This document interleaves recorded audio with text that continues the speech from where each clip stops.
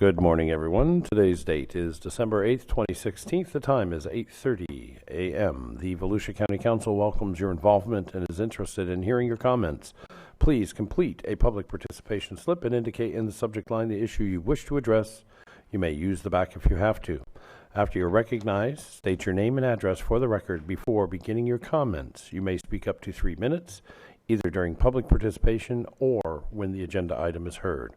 The County Council does not answer questions or requests during public participation.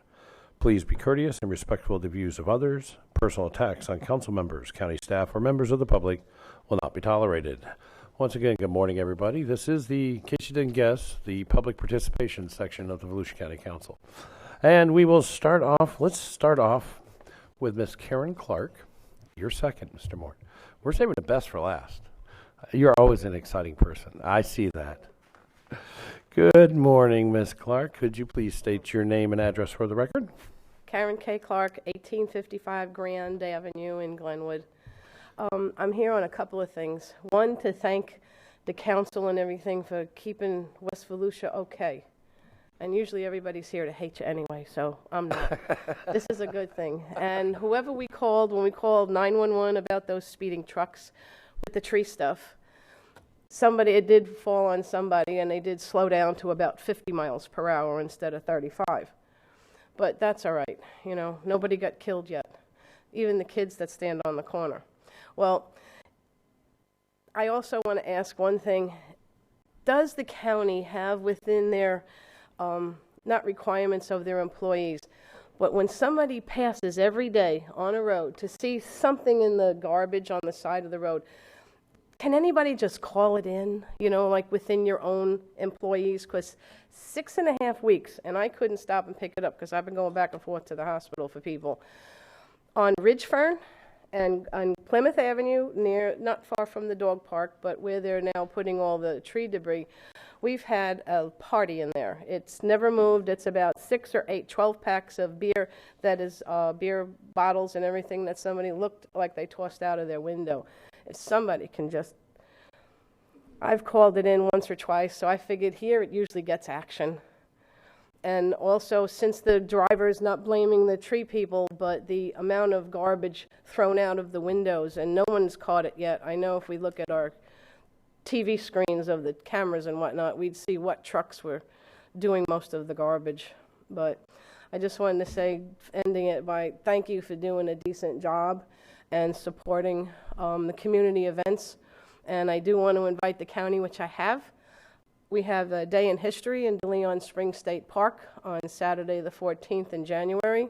We do have some groups from Volusia County government being represented there. And any event that we run there is always free to public government and charities. And we've actually been in the black. Last year we pulled in $265,000 into the park. And yeah, it's really, we're one of the first parks to actually operate in the black. So, yeah. That's not DeLeon Springs. DeLeon Springs State Park. Oh, okay. Yeah. And we have that big event. So if you know of any group, do your networking. They're all invited. I run the event. So what's the name of it? It's a day in history on January 14th. I have Enterprise. I have all the different historical groups coming. Anything to do with history. Thanks. Cool. All right. Thank you. George, could you talk with Miss Clark? I'm glad you just showed up. About some trash issues over there in Grand Avenue, your Public Works section, right? And director to who to talk to, please. By George, she's right. She got action. Bang it. All right, now we got this newcomer here, Mr. Mort Culligan. You like that? Mr. Culligan, good morning, sir. For the record, you could please state your full name and your address. And I know you live in a beautiful, wonderful town, but if you could just give us the town name. Okay, all right. My name remains the same, Morton Culligan, on 66 Tanglewood Road in DeBary, Florida. Thank you. Anyway, I'd like to demonstrate, if I could, the original salute to the Pledge of Allegiance of the United States of America. It is this. The Nazis, the Germans got it from us in the 30s, and then we banned it later. That's how the Pledge of Allegiance started out. And there's not one word of truth in the Pledge of Allegiance. But it makes a nice prayer. At any rate, yesterday they had a little service about the 2,400 people killed in Pearl Harbor, and they should, because that was a tragic thing. But they said nothing about the 100,000 people we killed at Hiroshima. They said nothing about the 60,000 people we killed at Nagasaki. They said nothing about the 400,000 people we killed when we firebombed every major city in Japan. We flattened every major city in Germany, every major city in North Korea. We killed over 2 million Vietnamese civilians. That's how nice we are. We also killed 150,000 Iraqis, civilians that just happened to be in the way. It's called collateral damage. You got to remember, the United States is superior to all other nations. God only blesses America. All other nations must remain unblessed. That is how arrogant Americans are. Heil our weapons of death, heil our flag. But above all, we must recognize the fact that the truth is patriotic, far more patriotic than that flag. We must witness and question the new birth of patriotism in the United States. Not patriotism, patriotism. Our leaders urge us to hate China, hate Russia, hate North Korea, hate Iran, hate Somalia, hate Iraq, hate this, hate that. We hate illegals. We hate protesters. We hate liberals. We hate blacks. We hate browns. We hate all other inferiors. But we love that cheap flag made in China. And our new president does not like people to disrespect the flag. Now, maybe he'll send us all to disrespect the flag that we have the constitutional right to do. Maybe he'll send us to our communist Chinese, or our communist prison camp in communist Cuba that we imprison people in. We're a democracy, and we have a prison camp in a communist country. Maybe Mr. Trump and his buddy Mad Dog Mattis will send us there for disrespecting the flag. Now, this Constitution says I have the right to disrespect the flag. And I think the Constitution outranks the flag 10-1. So, I know Mr. Trump and a lot of Americans hate cheap Chinese imports, so I'm going to tear this cheap Chinese import in half because I have the right to do so. I have the duty and a responsibility to stand up for freedom as opposed to America's ignorance, arrogance, and tyranny. Thank you very much. Thank you, sir. Is there any? We're going to have a strong blessing after this when we open our meetings. Yes. Okay, just making sure we're going to set our things straight. Thank you. Is there anybody else that wishes to speak? No, sir. Thank you very much. Okay, with that, we will be in recess until 9 a.m.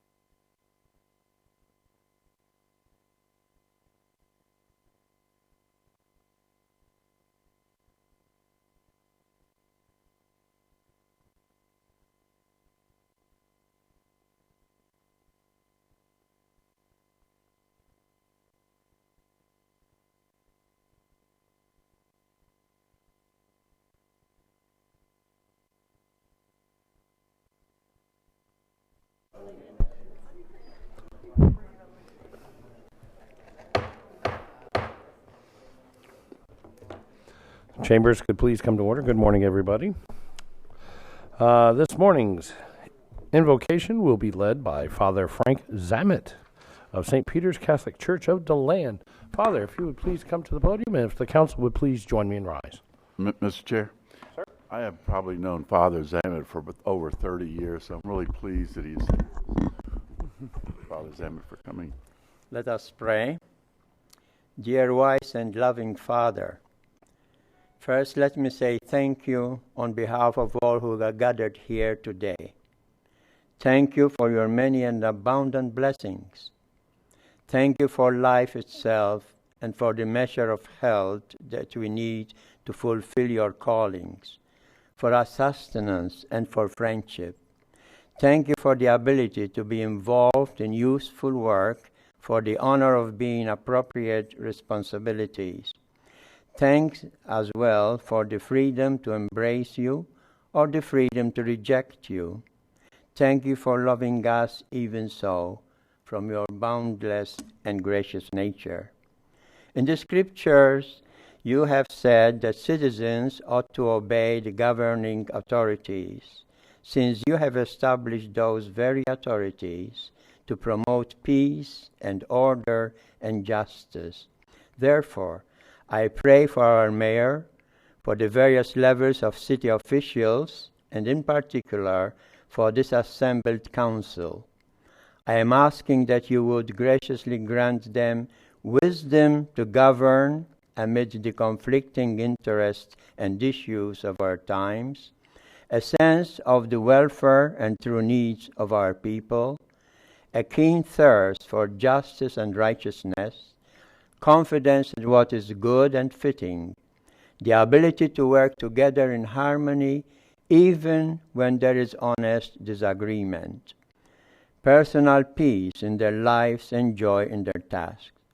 I pray for the agenda set before them today.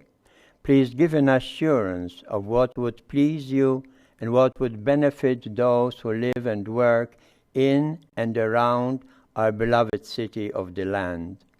It is in your most blessed name I pray. Amen. If everybody would please join me in the Pledge of Allegiance. I pledge allegiance to the flag of the United States of America and to the republic for which it stands, one nation under God, indivisible, with liberty and justice for all. Thank you. Please be seated. Uh-oh.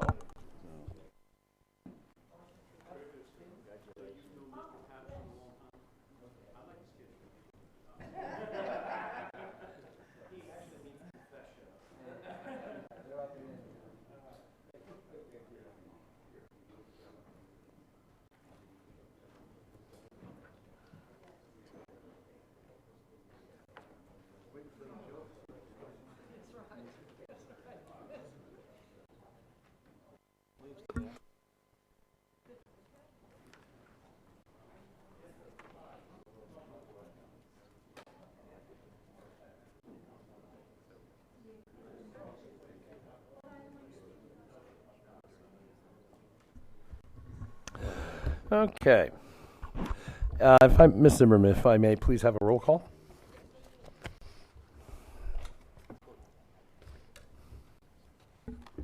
Mr. Lowry? Here. Mr. Patterson? Here. Mr. Wagner? Here. Ms. Cusack? Mr. Daniels? He is here. Thank you. Ms. Denny's? Mr. Davis? I am here. All present. Very well. And we will move on to the polling of the consent agenda items. Is there any public polling the consent agenda? I believe item 25 is being pulled for discussion by staff. I don't have any Staff is pulling slips. 25? Correct. If I had a pen that worked. That's for discussion. Okay. All right. Mr. Lowry. None. Mr. Patterson. Nothing. Mr. Wagner. Ms. Cusack. Mr. Daniels. I'm sorry. Okay, nothing. Ms. Denny's. Mr. Chair. And I have nothing. So we'll entertain a motion for all items. Mr. Chair, I move that we approve the remaining items on the agenda. A motion for approval of the remaining consent agenda items. I hear a motion. Do I hear a second? Second by Mr. Wagner. Is there any further discussion? Seeing none, all those in favor, please signify by aye. Aye. And all those opposed, so carried. That's a 6-0 with Mr. 6-0 Daniels vote at out of this the room. moment. Yes, ma'am.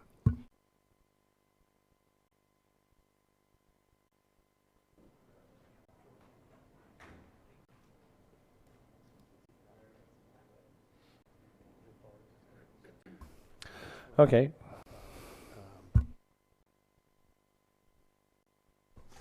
Okay, this is not on the consent agenda, but we are putting out notice that we are having a executive shade tree meeting for negotiations for the firefighters and battalion chiefs, and that will be done at the end of today's council meeting. So that'll be this evening. I hope it's before dark, because the horses like to eat before dark. Oh, it's all up to Josh today, Josh. A compromise has been reached. Okay, a compromise has been reached. Thank you. Okay, let's move on to item number 1, Hope Place update. Mr. Deneen, you have the floor. Thank you, Mr. Chair. As you know, we had gotten a request from the council to do an update as to where the project is. And Volusia is here, Mrs. Husseini is here to give us an overview. You can come to the microphone if you like. And she can introduce whoever she wants to have with her to speak. And what this really is an update to show how much work's been done behind the scenes to try and take that vision and make it become a reality. The thing that's really good about this and healthy, and I kind of enjoy, is the fact that taking a concept and bringing it to reality is no small task, especially when you're trying to do the kind of project that we're going to try and do. In addition to the overview that she's going to give us today, and I also have our engineer here, Jerry, to give any additional answers to any questions about what's going on in the process. And it's all good news today.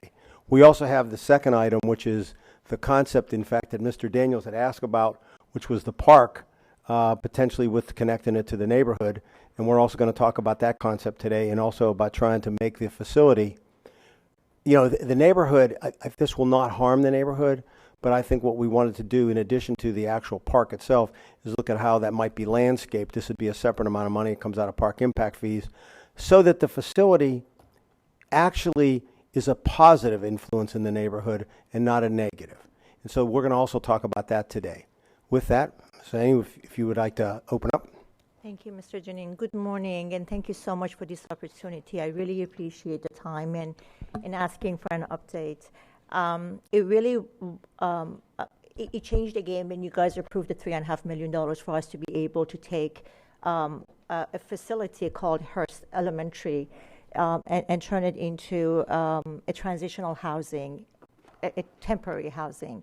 The very first thing we had to do is putting a building committee together. The idea was for us to build it as well, as cheap, and as quickly as we can, and then turn it over to Halifax Urban Ministries to run it.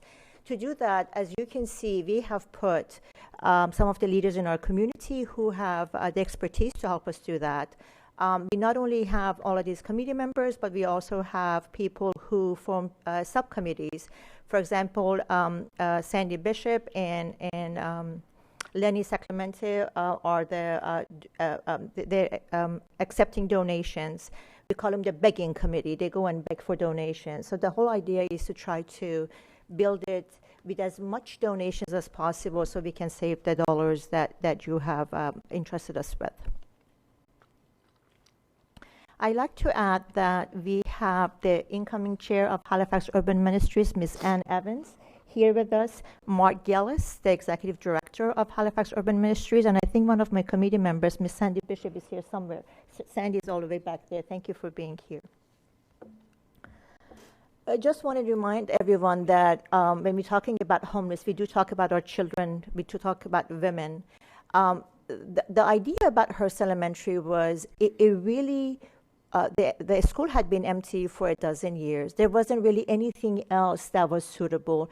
We would have saved a lot of money by just renovating it and making it into a transitional and temporary housing.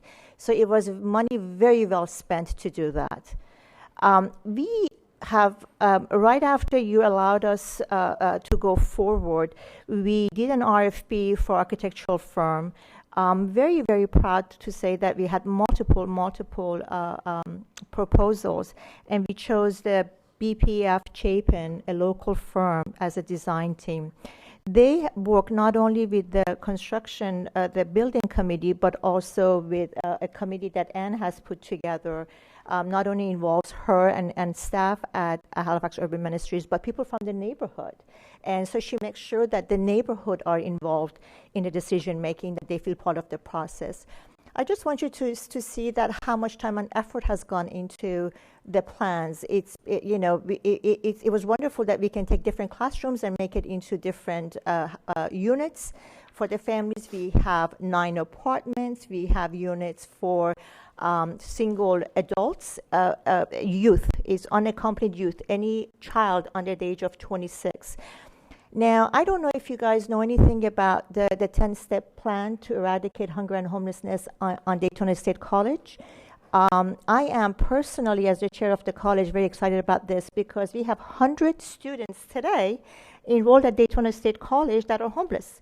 So can you imagine the opportunity we're giving them by allowing them to have a housing that they can continue their schooling and becoming contributing members of our community. This one shows you that the different quotas that we have for the boys, we have the same thing for the girls. There is a manager that lives in the same wing. There are partners' offices in the front, whether it's Daytona State College offering classes over there, or they have childcare or VPK, or different entities who want to actually offer services, but also renting space from Halifax Urban Ministries. So this has been an amazing project, well thought out. Everybody in the community is partnering with us. So the architect plans are 90% done. They will be done 100% before the end of the year. We have also already issued an RFP for construction companies, different companies, including companies from outside the area, sent proposals. But I'm delighted that we were able to give the contract to Underwood Construction, who gave us an $80,000 donation in services. So again, both architects as well as the construction company are local. I would like to also let you know that because you gave us the capital project funds, we needed to go out and make sure that we are able to raise other monies for the success of the project. So we went to City of Daytona Beach and asked them to please contribute to the operating fund of Hope Place.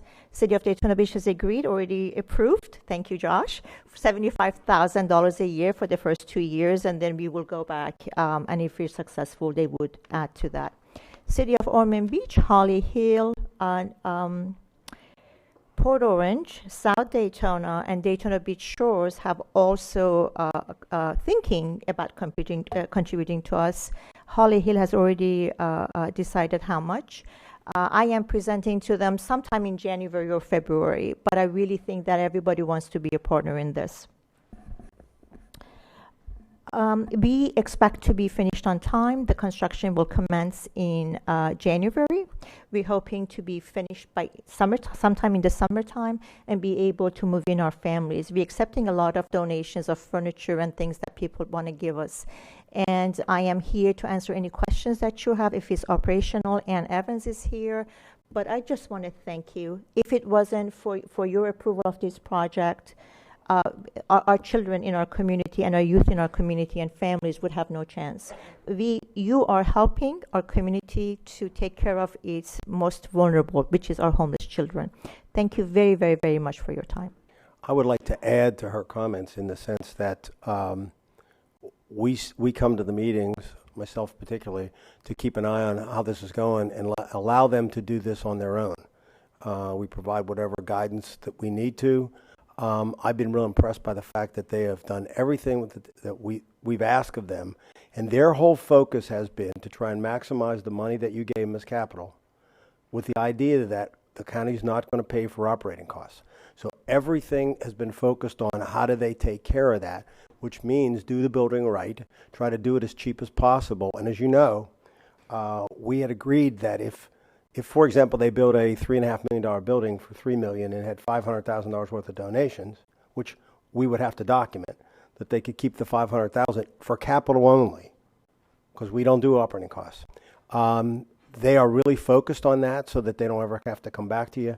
The other thing is that when Jerry did the estimates originally, we had a really, I'm really proud of Jerry and his team for doing the estimates, because I mean, it was all over the map at one time. At one time, they talked to me about coming at about $1.5 million, and we said that ain't gonna cut it. It's the only time I think I've ever upped the request that somebody actually asked us. But it wasn't. We knew that if you had to do it, you have to do it right. And so what he did was he made an assumption, and what I asked Jerry and his team to do was give us a price that was not too low, but not too high. In other words, anybody could overestimate it, but we couldn't afford to do that because the council was going to be asked to give this amount of money. So he made logical decisions in there. One of the decisions that Jerry made was that there was question about whether the roofs on all the buildings need to be replaced. And there was a thought that at the age they were, that we couldn't take that chance. They're pretty expensive. And so he made the assumption that we would replace all the roofs.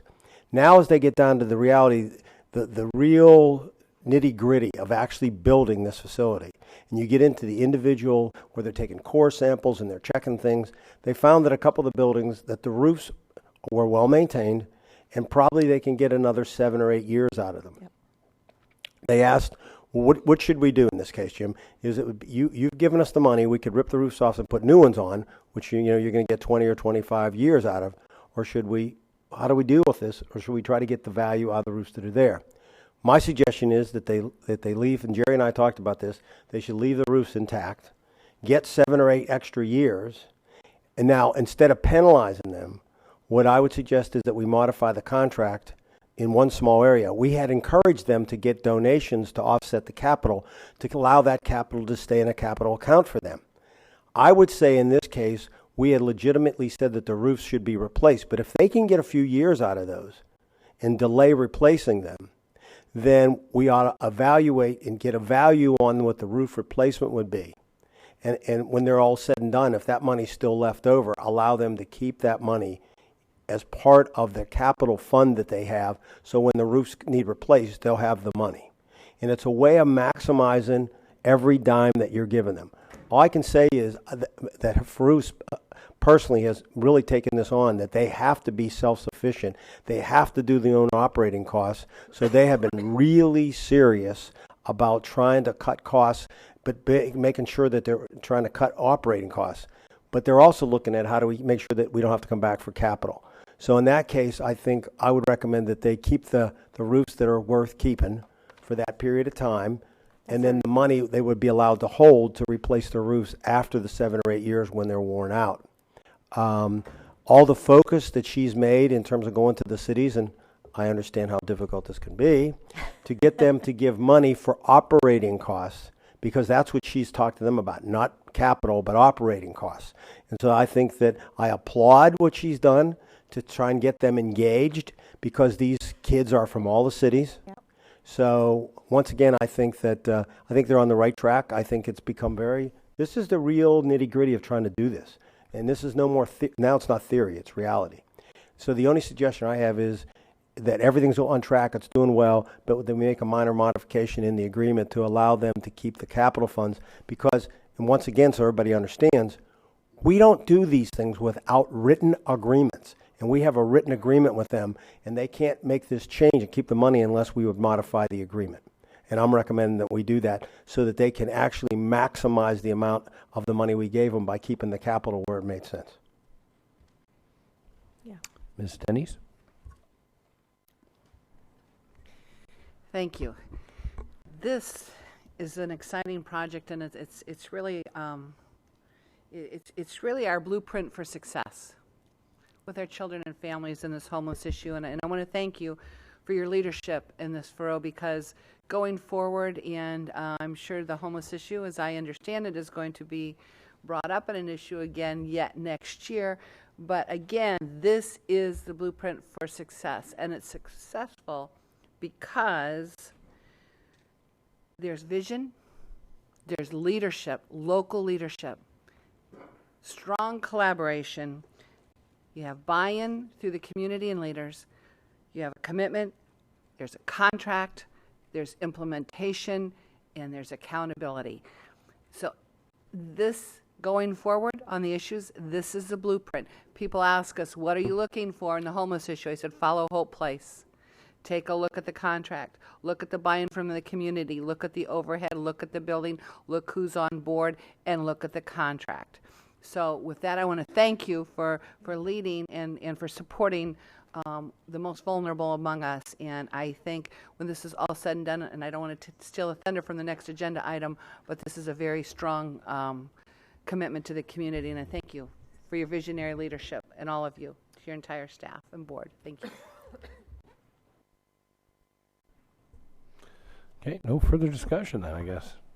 Oh, we've all been on board, trying to get this thing going and making it happen. I'm glad to see it going.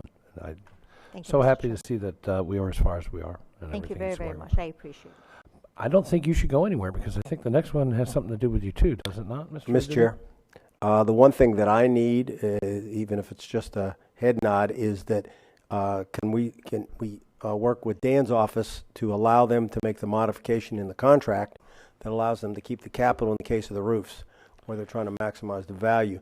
That to me is we should applaud that, because what they're trying to say is, well, we're going to try and protect the capital you gave us and use it as long as possible. And I think Jerry was right to put the roofs into the original project, but if we can squeeze 6 or 7 or 8 years out of the ones that are there, now they have to keep the capital in a capital account. So if the roof goes to leak, they have the money there and they can replace it. Okay, I think we should do better than a head nod. I will entertain a motion. I have a motion from Mr. Lowry. Do I hear a second? Thank you, Mr. Wagner. And you want the floor, sir? Just to thank you again for all your work on this. It's amazing what you've done, and in this climate, since I've been on the council for 8 years, homelessness has always come up, and the focus has been on a subset that is often not as loud as other subsets. And I think you've done an excellent job to help this community, and I appreciate the council's work and the efforts, but especially you as an individual for what you've been able to do. You're a rock star for the homeless community, especially the families and kids. Thank you. Okay, no further discussion. All those in favor of said motion, which would give Mr. Eckert the ability to discuss and modify the contract so needed with Hope Place, am I correct? Well, what we're asking for is direction so we can bring back a draft for you to approve at a subsequent date. Okay. So there's the motion, seconded by Mr. Wagner. All those in favor signify by aye. Aye. All those opposed? You're in the wrong building. So moved. Thank you. Thank you, Ms. Husseini. All right. Is Ms. Husseini going to stay here for the next item? Is she up there too? Item 2? Actually, Tim's going to do next, but it wouldn't hurt her to stay there because... we like having you around. We just don't want you to leave. Okay, cool. This relates to the building. Not only is Mrs. Saini happy about this, what she's really happy about is that she's not paying for it. Out of the 3.5. This was actually park impact fees. Tim? Morning, Mr. Chair, Honorable County Council members. I'm Tim Bailey, Volusia County Parks, Recreation, and Culture Director. Today before you, you have the conceptual plan for the recreational area at Hope Place. And I'd like to just spend a little bit of time going over some of the details on that conceptual plan. On the bottom right-hand corner, you'll see the first stop would be the playground. There's an existing playground out there currently. It's not in a safe condition. That playground would be replaced with a new playground with a port-in-place safety surface. It would meet all safety standards, current safety standards. And then right above that is the multi-purpose field and ball field area. Looking for a little direction from the community on which they would rather have, whether it be the ball field or the multi-purpose field. Not sure we can get both of those assets in there in the space that we have available. And then just to the left, you'll see two basketball courts. There's a pad there that's existing. It would need to be modified and added to create the 56 by 90 feet that we need for each of the courts. There's some sidewalks leading over to the basketball court as well as a pavilion. And then just to the left of there is the community garden. Those will be raised landscaping beds for both the Hope Place residents as well as the community to partner in developing some garden materials from that particular location. The goal here would be to meet with the public and get their input on the conceptual plan. I think, as Mr. Deneen said, this would be a positive impact to the community, as well as an opportunity to build goodwill to establish what they're looking for out here in this recreational area. This was our conceptual plan, but as we meet with the public, they might have some additional ideas, and we would listen to it and modify the plan as necessary. The whole project here would be funded through the Northeast Quad Park impact fees. So there wouldn't be any general fund dollars allocated to the development of this project. It would all be impact fees. That pretty much covers it. Okay. Any other discussion on this matter? No other staff? Is there any count? Ms. Kuzak?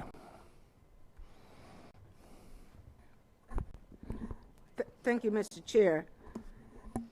I was wondering if there is a listing of the persons that are involved in the design of this park.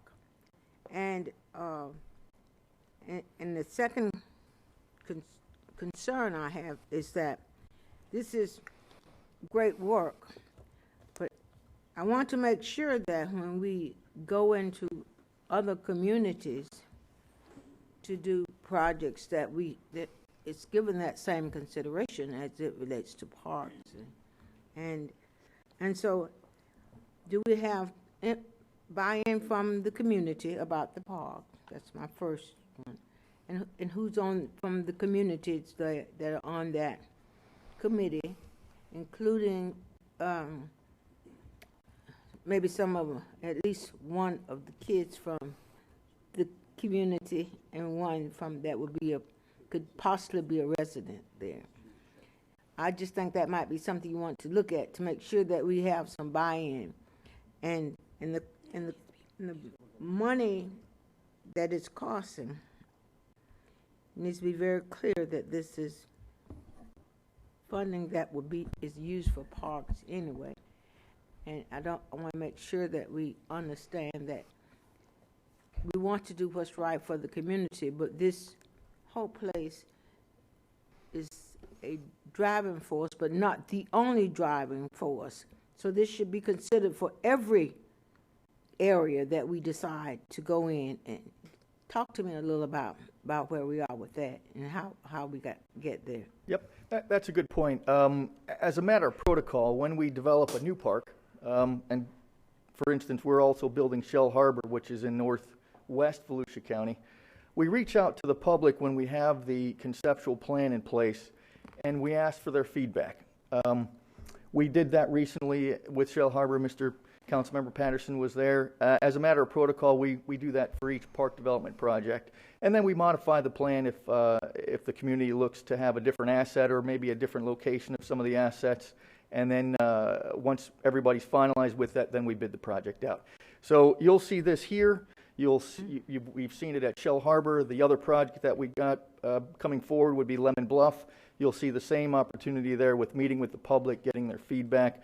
We'll notice the area, make sure everybody's promulgating the meeting and the date and the time and the location. So folks will have the opportunity to comment on the plans. And that's the same protocol that we're looking for here. If I can add to this, couple things. One thing on this plan I want you to notice, because it's left off of here, and that's why I noticed I was asking staff.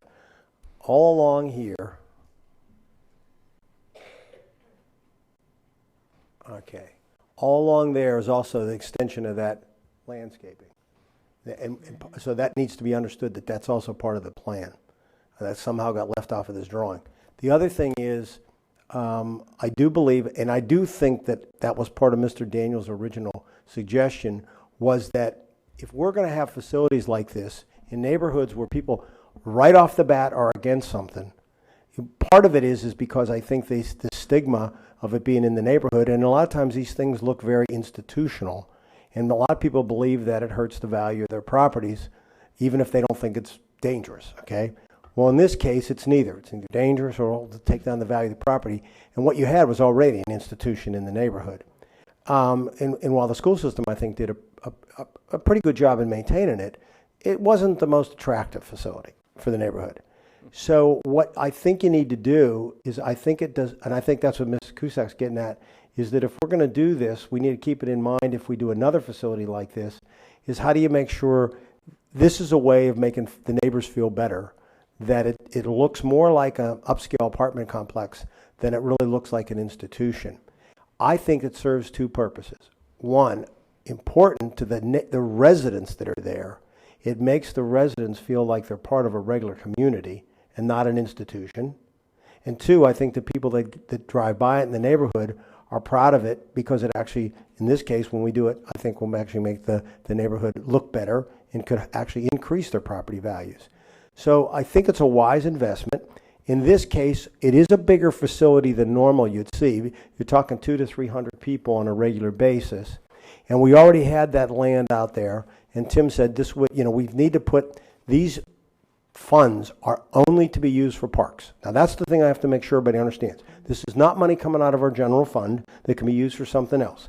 This is one-time parks money, park impact fees that were collected in this area, and they have to be used in this area. So what we did is got a win-win situation where we now have a focus because you're going to have all these people. It's better for the residents, and it is better for the neighbors.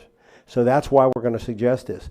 I think what Ms. Cusac's getting at, and she and I talked about this, is that if we do another one of these of some type in another neighborhood, in addition to the building, we ought to be looking about how it fits into the neighborhood and how people that both use it and the neighbors have to go by think about the image of it. I think it's a smart thing to do, and I think it helps soften the blow of people accepting these kind of uses in their neighborhood. So to me, it was a win-win because we had the park impact fees for this area, and I think we need to take it under advisement if we get asked to do another facility, because I think as Ms. Cusack and I talked, this thing is not ongoing cost to a certain degree. It's really one-time capital costs. The fact that in this case it's a ball field, we'll maintain the park, well, we would maintain it anyway. So that's not a big deal. The thing with the garden in the back, that's a whole nother thing. That has a lot to do with the residents that are living there and trying to become more self-sufficient by growing their own vegetables and et cetera. I hope that helped, Ms. Cusack. I think that addressed your concern. Thank you, Mr. Deneen. That addresses my concern. It also tells the citizens in Volusia County where we are trying to go and why we are doing what we are doing. And so I think it's important that everyone is abreast of what is going on here and how we are going to get there and how we plan to make sure that we are not setting a precedent against any other communities, that there will always be room for more. The other thing we did was we wanted to show this to the council first before we took it to the neighborhood, so that you know what we're taking to the neighborhood. And I hope Mr. Daniel feels that this addressed what his issue was of trying to balance these two things out between the neighbors and the people that are going to use the facility. And, I think just my last comment is that I would really hope that you can have some input from the kids that will be using that playground. Okay. Thank you so much. It's well done. It's well put together. This is a role model for us and makes everyone win. It's a win-win situation. You look at just the pictures, the photos we have here. It just tells us that there is no little using big eyes. It's all of us working together to make it work for our community. Thank you so much. It's well appreciated. And, Thank you, Mr. Chair. thank you, ma'am. Ms. Farouk? I just wanted to address two issues, Ms. Cusack. One thing is that I really appreciate what the county manager and his staff are doing, because the land itself didn't cost the county any money. The land that the Volusia County gave, to the county, and the county leased it to Halifax Urban Ministries. Now the county is leasing that back. So it's just such a win-win-win situation, because not only they're making that available to the residents of Hope Place, but they're making it available to the community as well. So I just wanted to let you know that the land was available. So it's a perfect location. And Ann, can you join? Ann Evans is on the operations committee, and she has already pulled in the neighbors, and she has already discussed the park. So I thought maybe for a minute she can tell you what the neighbors think about the park. Good morning. My name is Ann Evans. I'm the incoming chair of Halifax Urban Ministries. Right after you approved Hope Place this spring, we reached out to the neighbors, and we actually reached out to some of those people who stood up here who were violently opposed to the project. We gathered about 8 of them together at Hope Place. We walked them through everything that was going on. When they left, they were volunteering to help work with the residents. They were volunteering to do anything they could to make the project work. They're very anxious to see the plans for the park and to participate in some of its development.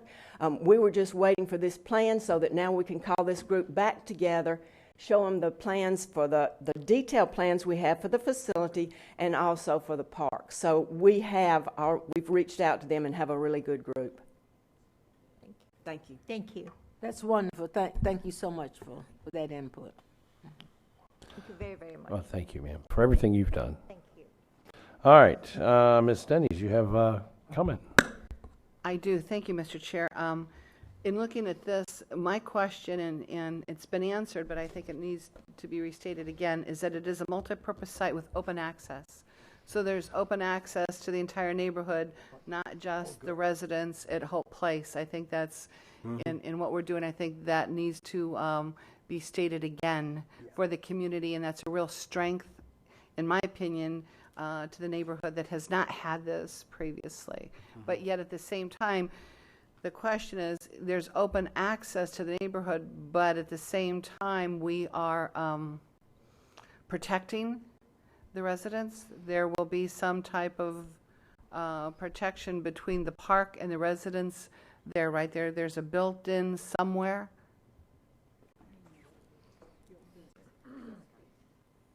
Hi, Donna Butler, Community Services Director. Hope Place Building Committee just met last week, and there is a plan to completely envelop the living area of Hope Place in a pretty decorative fence, but also safety for on both sides. Exactly, thank you. And then that will match the decorative fencing that we're putting along the exterior with the landscaping. Very good, thank you.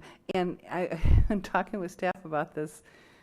This is, again, another reason Blueprint for Success. It's another agenda item, but here's the Blueprint for Success, is that HUM will hold an on-site meeting to receive public input on this plan. That's all I'm saying, Josh. I'm hearing you, I'm listening to you. That's another Blueprint for Success on the buy-in from this community, and how we, I know you are, so are we, and how we get there. But seriously, congratulations. I think this is a great project. And the other contrast to this, Mr. Manager, we talked about the off-beach parking that was so successful when, where was that one? Down in Ponce Inlet. I've got too many names and places in my head. But when we did the one down in New Smyrna Beach, I took them to the site in Ponce Inlet. So I will tell you, anything that the county does in neighborhoods and meeting with the community is overwhelmingly embraced. And by the, it's something new, so it's unsure. It's just, they've never gone here before. But once it's completed, just like some of these off-beach parking areas that we've done, the citizens and the neighbors in the community are so thankful because it has improved their value. It's increased their land value. So this is a win-win, I believe, going to be in the same way for that once it's done. So thank you. Mr. Daniels. Thank you, Mr. Chairman. I'd like to thank the manager, and I'd like to thank Tim Bailey for the job that they've done on this. This is exactly what the residents of the area told me they wanted. I had a steady stream of residents coming through my office very angry about this facility going in, and I was telling them, look, the facility is going in. What do you want? What would make it better? And what I kept hearing is there's a lot of kids in that neighborhood that have nothing to do. They have no place to play. They're just sort of wandering around pillar to post. Good kids, but nothing to do. And that if you had some sort of area like this where they could play ball, they could, basketball courts, playground, that kind of thing, that would really make a big difference to them. And you have achieved exactly what they told me that they wanted. I think that when you hold the meeting and you show them the plan, I think they'll be very happy with it. I think it's exactly what they want. You guys did an excellent job, and I really do appreciate it. Thank you. And Mr. Patterson. Your light is on. You now have to speak. Okay, go ahead, turn his light up. All right. Wonderful job. Thank you, sir. Yes. Once again, I think Miss Denny said it best here when she says, you want to know what we want to see? Right here. There's your plan. You guys are doing it. Great job, Tim. Farouk, wonderful job. Everything is just going very, very well, very, very smoothly so far. And look forward to seeing the completion of this project. Look forward to it. Yeah, you just said thank you. Okay, well, thank you. All right. Anything else? Any other further discussion? Do we need any action on this? Just to move it, just to make sure everyone's in agreement, we're going to move it forward to the neighborhood, that's all. Move it forward? Any objection? Without objection, move it forward. Okay, there has been a request, and this is a request from the county manager because we have a lot of people sitting around waiting today. And of course, we tried to be a efficient motion body here. And we got a lot of people here waiting for ordinance 2016-23, amending section 20-121 of the beach code to allow surfing adjacent to a pier. That's item 5. Item 5. You made me look again. I was reading it. But thank you. Is there any objection to 940. going to item 5, then item 4, and backwards to item 3? Is there any objection? Sounds good. Mr. Wagner, you have objection, or just want to make comment on when we open this? Yeah, no objection. I'm going to talk after Jim. Okay, you just want to be the first one up. Okay, so we will now jump ahead here because I know a lot of people are waiting to get back to work, and they have other things they'd like to do today. So we're going to move ahead to item number 5, open an order of business and open a public hearing in ordinance 2016-23, amending section 20-121 of the Beach Ordinance Code to allow surfing adjacent to a pier. Ms. Seaman.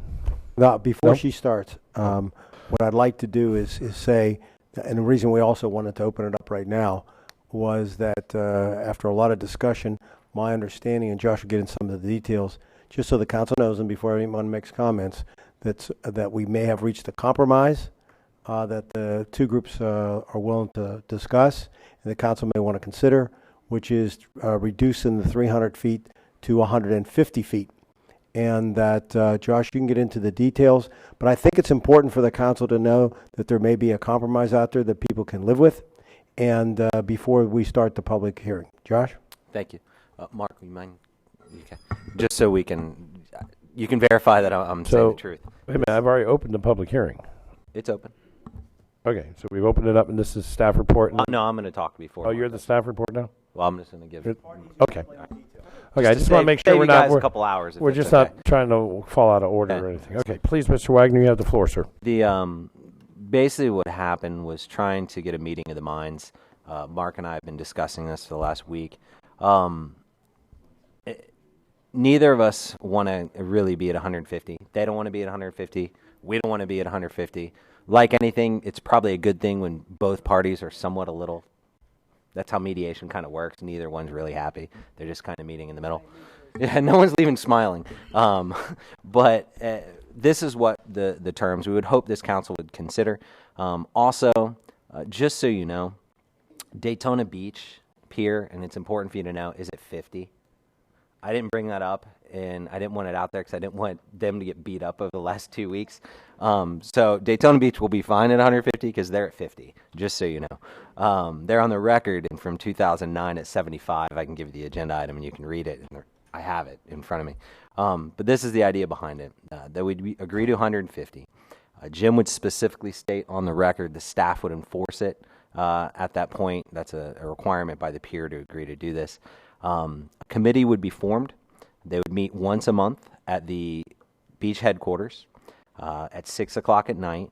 I didn't go over time with you, but 6 o'clock gives it time to get from work. It'd be open to the public. There would be an equal member committee group. I would ask that Mark and I co-chair. We would select the members on the committee group, but also at the first meeting, we would have the surfers and the fishermen also elect at that meeting their own representatives, so we're not stacking it with people that we just think should be on there. One of the examples specifically that this committee and the council would ask of this committee to do is that, as an example, go to Cocoa Pier, which has no surf zone, no non-surf zone available, on a day where there's waves, and this committee as a group would go there and study it. They would look at real statistics that beach services can provide over, safety issues, and really, over a 5-month period, study it with the goal from the surfers to come down to a smaller point, and with the goal of the fishermen and the pier to be heard. I think that's pretty clear of what that would be. We would ask, as part of our requirement, is that the council agrees today, and this would be because there's a lot of people to be heard here today, that this council, and there's 4 members that will remain on this council, that you would make sure that in May, the second meeting in May, that you would agree that an agenda item of this committee's report would be heard. Because the reason for that is I'm going to ask all the surfers, and Mark is going to ask all the fishermen, that we don't have a 2-hour meeting right now, that we save it for our committee and really hash it out, because there will be 5 months of public comment. The reason it's 5 months is because if you just have the one the first time, you're just kind of a bunch of angry people. The second time, you're going to have less angry people. The third time, you're going to start having some real reasonable discussions. It's normal. I went through it with the bridge, which is honestly the same thing. It lessens, and you get to a point where you can only yell and be angry so much. Eventually, people really start working together, and they get used to being with each other. It works. So those, Mark, unless you can see, those are all the things that I saw that we agreed to. And then I'm going to ask the surfers and give them my reasons why I think this is the right thing to do and for the council to do. This is not the 13-year-old punk surfer Josh that's still pissed off. This is the 39-year-old council member that's trying to do what I believe is right for the people I represent. You just took away my Jennifer Garner reference in 13 going on 30.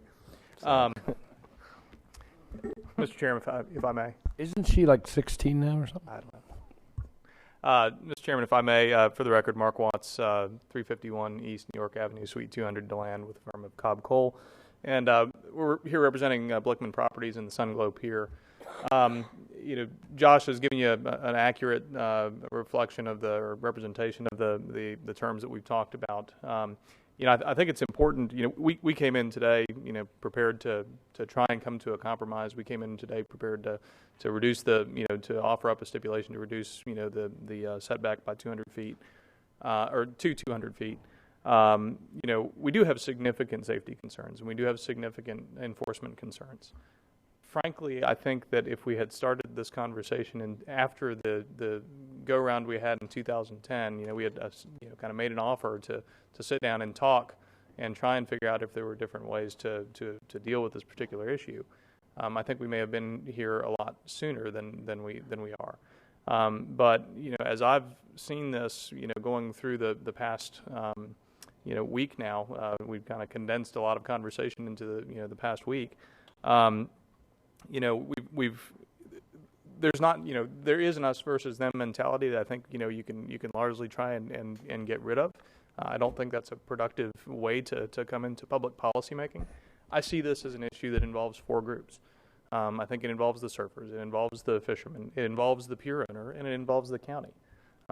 Each of us each of those groups have distinct interests that need to be heard and respected. So I think that the compromise approach that we're willing to agree to gets us to reduce setback, to settle some of the concerns, and having a group look at this in more particularity, I think is a good thing. Perhaps we can come up with even better solutions. Maybe not. We may not agree on anything. But the key, I think, from our client's perspective, is the county committing to enforce that. Because what we don't want to do right now, we've got buffer. At a 300-foot setback, there's some cushion before we start getting into conflicts between fishermen and surfers. And I think the key is the county's commitment to come in and enforce that 150-foot setback. So with that, I agree with what Josh had stated. Thanks, Mark. I appreciate that, and I agree with everything he said. Obviously I disagree on the safety, but that is the point of this committee. And I think as long as the council has both of us as the chairs, and we can say, hey, part of this committee, we want to go, the COCO. It needs a requirement of the committee to do it. I mean, I don't want to just, part of this working out this agreement is that both parties act in good faith.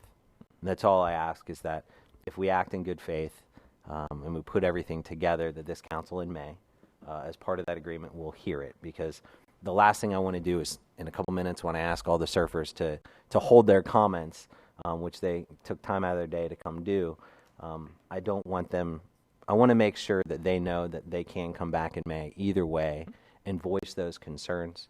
And that's what it sums it up. As far as the reason why I'm doing this, at a fairness to this council, I think I know the reasons. I've lived this for 30 years of surfing. You won't know some of the things I know, and I have to respect that. And I think doing this and giving you 5 months of data and really analyzing this, and rather than just one meeting, makes sense. And then as far as hoping this council takes this, this is reasonable when both parties are agreeing. I don't see any reason why it shouldn't be a unanimous vote when everybody is agreeing on something, and I hope that the council will do that as well. As far as the surfers, the reason I did this is I've been on the council for 8 years.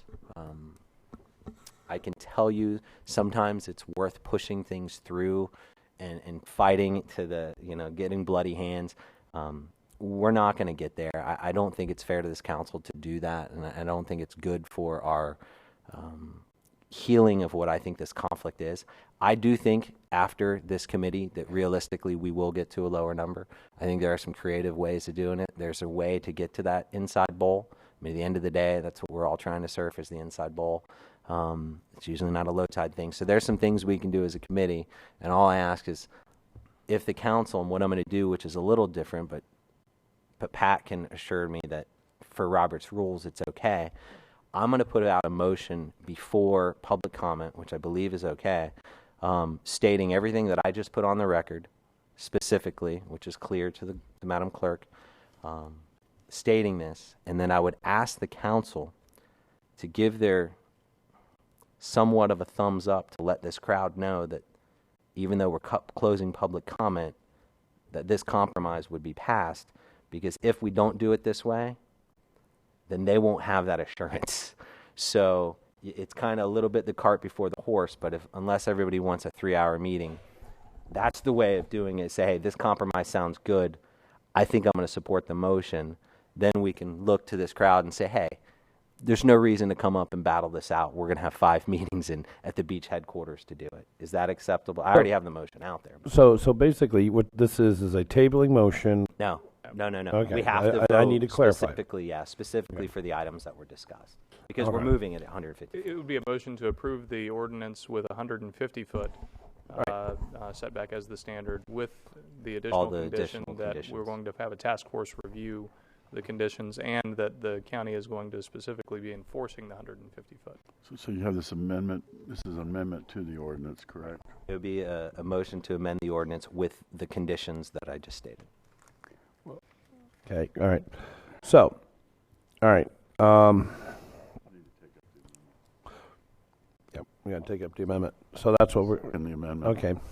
So for the record, Mr. Wagner, I already have a second for the amendment by Mr. Patterson. Please reach... Chair? Yes. I don't think we need to... The attorney has something. You're waving. Yeah. Oh, there you are. You're way down there in the bottom. I didn't see you. I'm sorry. Yes, Mr. Mr. Chair, here, I think the amendment to the ordinance would be for the 150 feet. Right. The rest would not be incorporated in the ordinance. It would be a part of your record. It will be novel. This is what's being discussed is creation of a sunshine committee. So it will be novel for us to give notice for a public meeting on the Cocoa Beach Pier, but that's what's being asked. Just it has to. To be fair, it has to be open. We don't want to hide. But the committee will probably have to travel there separately, given the fifth district case on school districting, which Mr. Watts is acknowledging his familiarity. Oh, your fault. Huh? Thanks, Mark. I don't know that he was involved, but I think he's familiar with the case. And I think what's being said is that the manager is giving his professional commitment to you as the chief executive officer that he will enforce it, not that you're creating some separately legally enforceable obligation to enforce the ordinance by mandamus or the like. Right.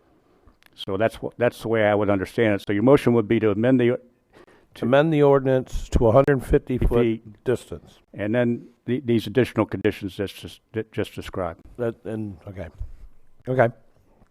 So now we have to take a vote. Robert's Rules of War requires us to take a vote on the amendment to make sure the amendment is part of it. One motion. That was the original motion, sir. Just the original motion. So we can just vote on it as a motion. Okay, I thought we had to, because it's an amendment to the original. Mr. Wagner's moving the motion, the ordinance as modified to 150 feet with these additional conditions that are separate from the ordinance. So this is the original motion. Okay, okay. And to be a little... The motion and the second both agree with that, so. And Mr. Chair, if the second part of that, the peer is agreeing to it, and I'm putting on the record that Daytona Beach has specifically told me that they were okay with 50 feet. I'm giving you my word. I had that conversation with Mr. Chisholm. But I just want everyone... No, it's not part of the motion. I just want them to know... Yeah, I just want to let them know that Daytona's okay with this. Do you know what I mean? I don't want them to think they're voting against Daytona Beach. Do you know what I mean? That's why. Yeah, the council. I just want the council to be okay, that realize Daytona's okay with this, is my point. Okay. And they're on the record in 2009 being okay with 75 feet. Sure. And I'll reach out to them as far as committee. But as far as public comment, if it's okay with the council, the cart before the horse, unless you want to have everybody talk, we kind of need to... People can withdraw talking if they Yes, you can withdraw talking. Now, where are all my surfers that have these little yellow slips? Just raise your hand real quick. I think there's some fishermen here as well. And or fishermen, whoever gave me a yellow thing here. Okay. Okay. On the floor. Let's take action on that. Okay. Well, okay. Are we done with the staff report? Okay, we're going to close the staff report and open up the public participation section. I have already opened the order of business. I'm going to continue on with this. Here's the deal, guys. You now know that this has been an ordinance change. It's 150 feet, not the 25 feet. Fishermen are happy. Surfers, I'm seeing a couple, and I notice, recognize they're going, yeah, that's where that works. That works. You do not have to speak today. There will be meetings, 5 meetings between now and any particular time. The first meeting would be January 17th. One meeting until the second meeting in May. And to where you can be a part of that meeting and have your, and try to work this out to however you want to work it out. Okay, so you don't have to speak today and we can move forward. Okay, because the sooner we get done with this, the sooner we can move forward. Just give a thumbs up. If you don't want to speak, just give me a thumbs up and I will, but you're part of the record here. So I'm going to go right down here. What? Yes, ma'am. for clarification, is it possible that we can have those folk that, who are in agreement that a fisherman, Yeah, you just stand up and say, I agree with this, and sit down. the surfers, Yeah, they so can that we stand would up. have, if they all consent? You see, I want to make sure that we have everybody at the table. Oh, yeah. The fishermen as well as, and the surfers. Oh, I want everybody there. Okay? So if I'm going to call your name, stand up, just say, yes, I don't want to speak, I approve, or if you don't approve, you can come up and speak. But I have to give you the right. Just ask those who want to waive their time to speak, just waive. Right, and if you want to waive your time to speak, just waive. William O'Connell. You want to speak or you want to waive it? Karen Clark. He is he's a self. What are you? Just citizen. Doesn't matter. Karen Clark. Karen? Okay. Thumbs up with her. William R. Barnetti, is that you? You good to go?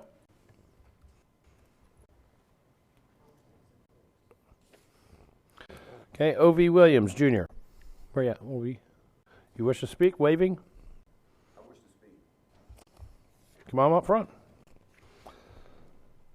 Mark Watts, you've already spoken. You don't get to, you've already had your 20 minutes. I'm good with it as long as it's enforced. He is Mr. Williams. I know.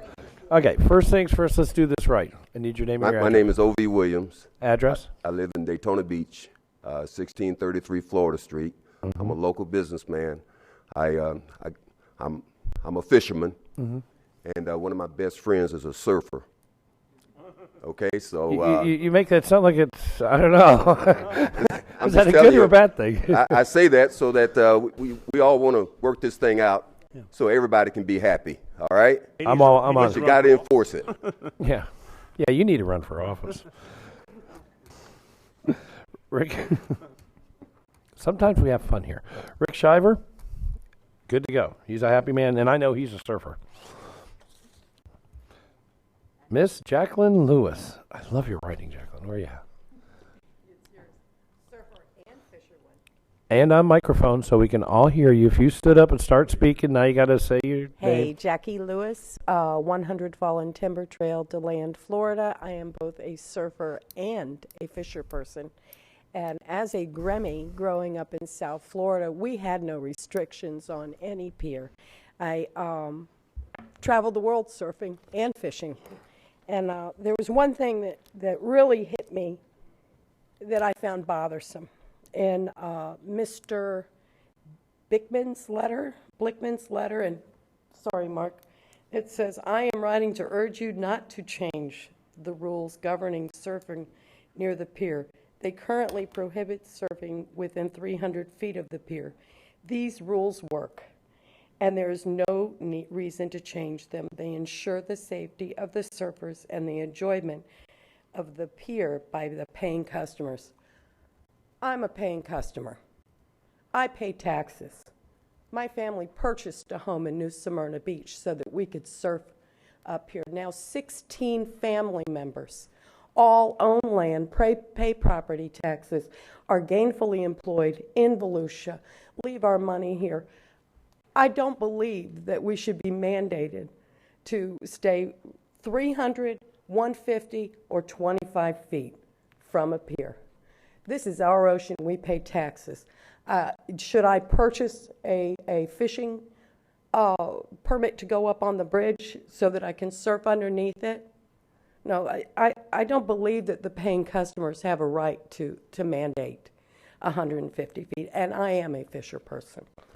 I would hope that, I'm glad that y'all have come to agree, but I think that you really need to focus on the fact that all Volusia County taxpayers are customers.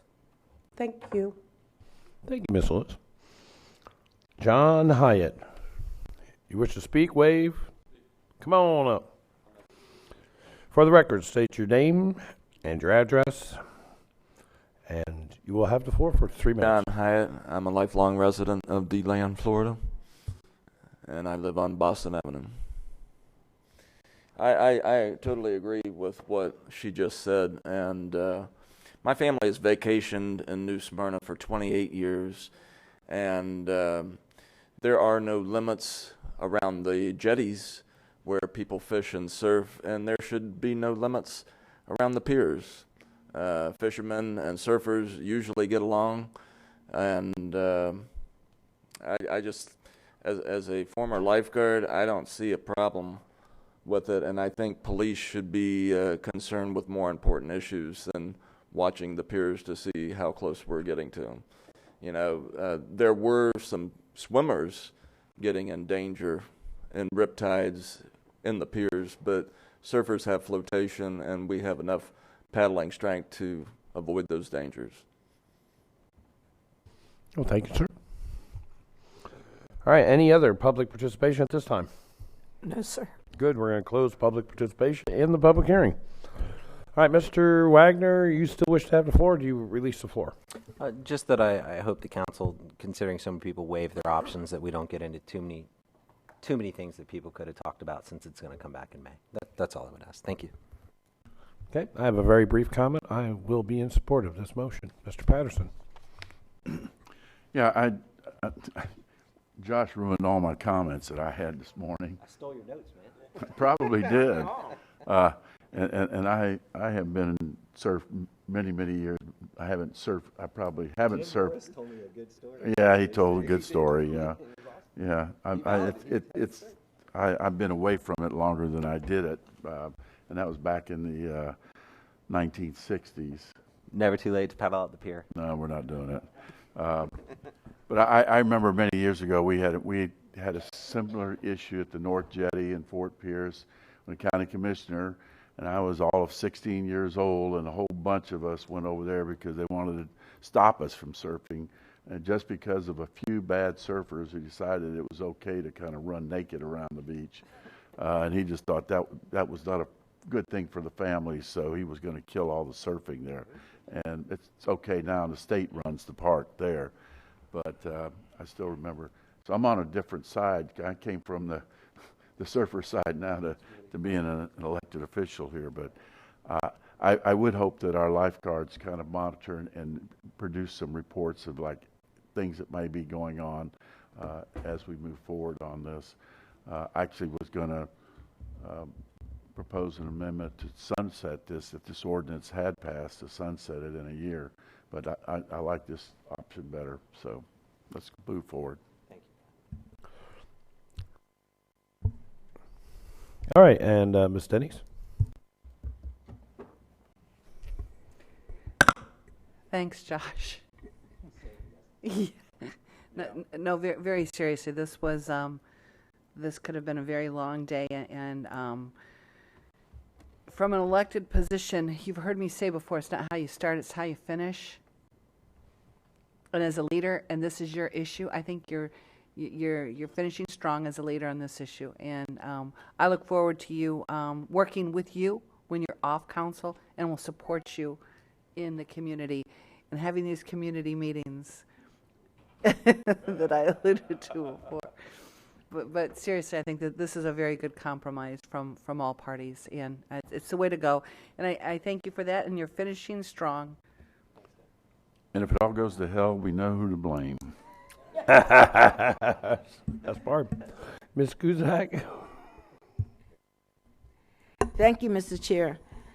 I just want to say to all of you here that this Volusia County beach line belongs to all of us. And I think to be successful in any venture, you must have input and participation. So I'm glad that Josh, as a 13-year-old, was irate and couldn't deal with this, but as a mature, effective, elected official who happens to be a surfer and maybe a fisherman, has reached the maturity that says, let's talk more. And so I'm with you, Josh, and we'll make sure I'll be here in May. And I can assure you, I want you to know that I will push this to make sure that what you have agreed to today will be followed through. And I hope that all of you here understand how important you are to us. And we want to do what's best for all of us. So thank you all for being here. Thank you, my dear friend. You are a successful businessman, but you are one hell of a elected official. And I applaud you. Thank you, Mr. Chair. That was pretty high praise from that woman. We have it recorded. It will be online. Mr. Watts, would you please stand up, sir? Come to the podium. I don't want anybody to feel that you weren't a part of this whole situation. You and I talked the other day. And you said, no, don't do this, don't do this, don't do this. I said, well, we need to have that discussion. The best you could do would be to ask for a table and then maybe work it out. I'm glad we were able to work it out before we had to do a table situation. Yeah. I think since 2010, I think is what I told you, we've been prepared to have the conversation. Yes, you did. And I'm glad we stopped, kind of backing up 5 yards. And I want to give you credit because it takes two to talk. It takes two to do the deal and make it work. Well, my clients are actually the ones that deserve the credit for listening and being willing to come in and agree to a midpoint. So I credit Ray and Luke from the pier and Dan Blickman. They're the ones that I think have been willing to compromise. And again, the enforcement is a key part of it. They don't want to be caught on it. But if I'd known Josh was going to get all this praise on it, we may not have agreed to anything. Boy, I'm glad you didn't know. Thank you. Well, like I said, it takes two, and thank you to you and your clients for working with Mr. Wagner and making this happen. So, unless there is further discussion, we will call the question, which is motion for the amendment to the ordinance of 150 feet. All those in favor, please signify by aye. Aye. And all those opposed? Good. 7-0. It passed. And all you surfers and fishermen, make sure you keep up with Mr. I don't know. I'd find out. I'll give you his email address later. Mr. Wagner, if you need it, or call the staff. Mark and I will work on preparing the meeting. We won't talk about any specifics because of the sunshine issues, but as part of that. And might I suggest? Right. Jamie, I can do that. Coordination, not discussion of the actual meeting.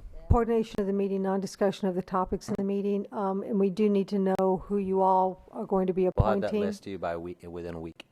All right. All right. And might I suggest to both parties involved here? You got fishermen, you got surfers. What about people that are neither? A totally unbiased opinion. That may help you. I mean, that can look at things a little more objectively. They need skin in the game on this one. Yeah. Yeah. No. We need interested parties. Sure. With all due respect. Okay. Yes. Yeah. I'd still think it. I think I qualify probably as the one who's neither on a regular basis. Yeah. So. Cool. All right. Thank you. Thank you. Members of the council, Mr. Chairman. Hi. We're going to move backwards now to item number 4. Open up a public hearing. Mark, thank you.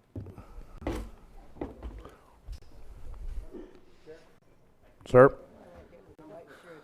No, we're just going to go 4, then 3. I'm just going to go backwards. Let's not confuse anybody anymore. Okay. No, we're doing number 4. No, I have to be here for this one. Okay, hold on. Do you need a... No, he's trying not to make a motion. Do you need a break? I will move for a break. Okay, we're going to take a break. We'll take 10 minutes. We'll be back here at 10:30. So we are in short recess.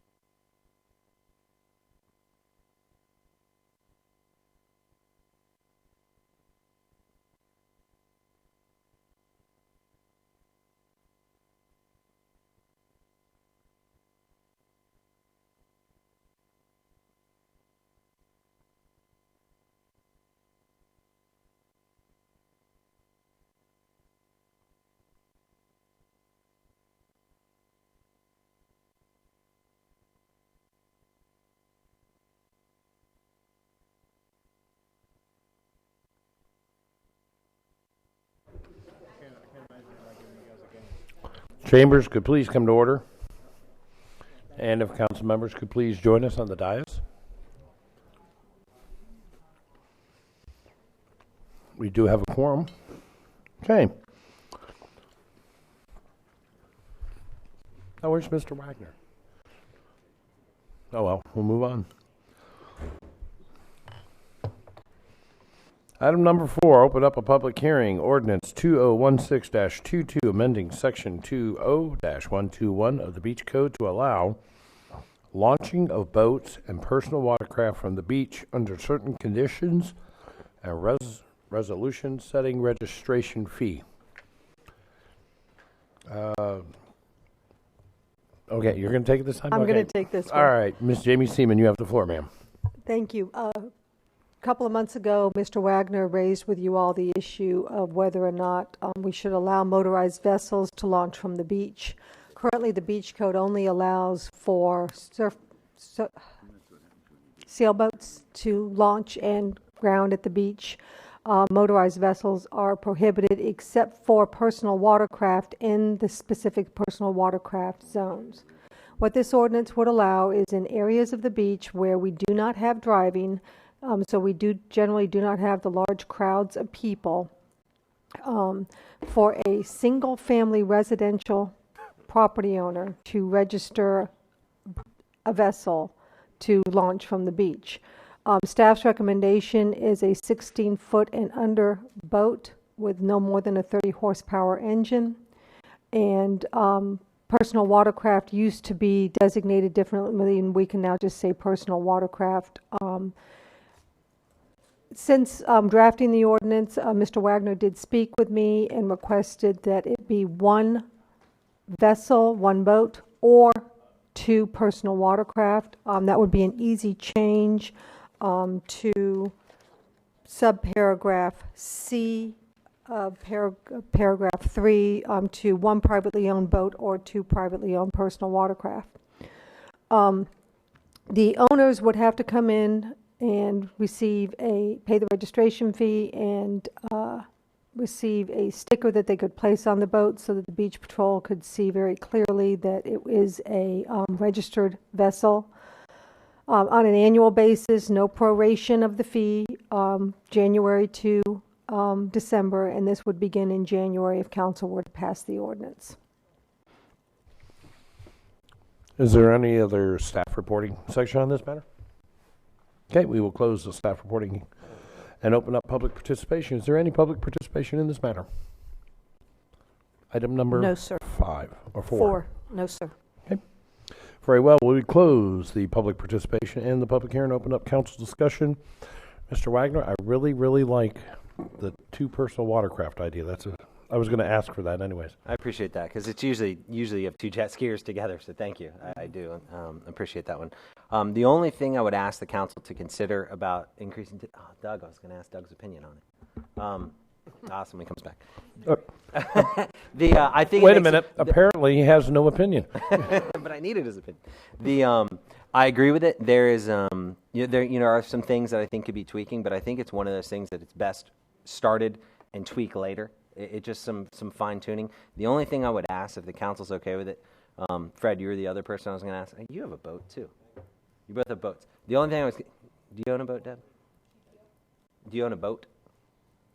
Because both these guys own one. The only thing I would ask is, I've been researching the boats, and Dan doesn't like the name because they call them that. I didn't realize there was a bad thing with pangas. I always go to like Spanish countries and they use pangas because those are what you usually have on the beach. Most of the ones I find are 18 feet with 40 horsepower motor.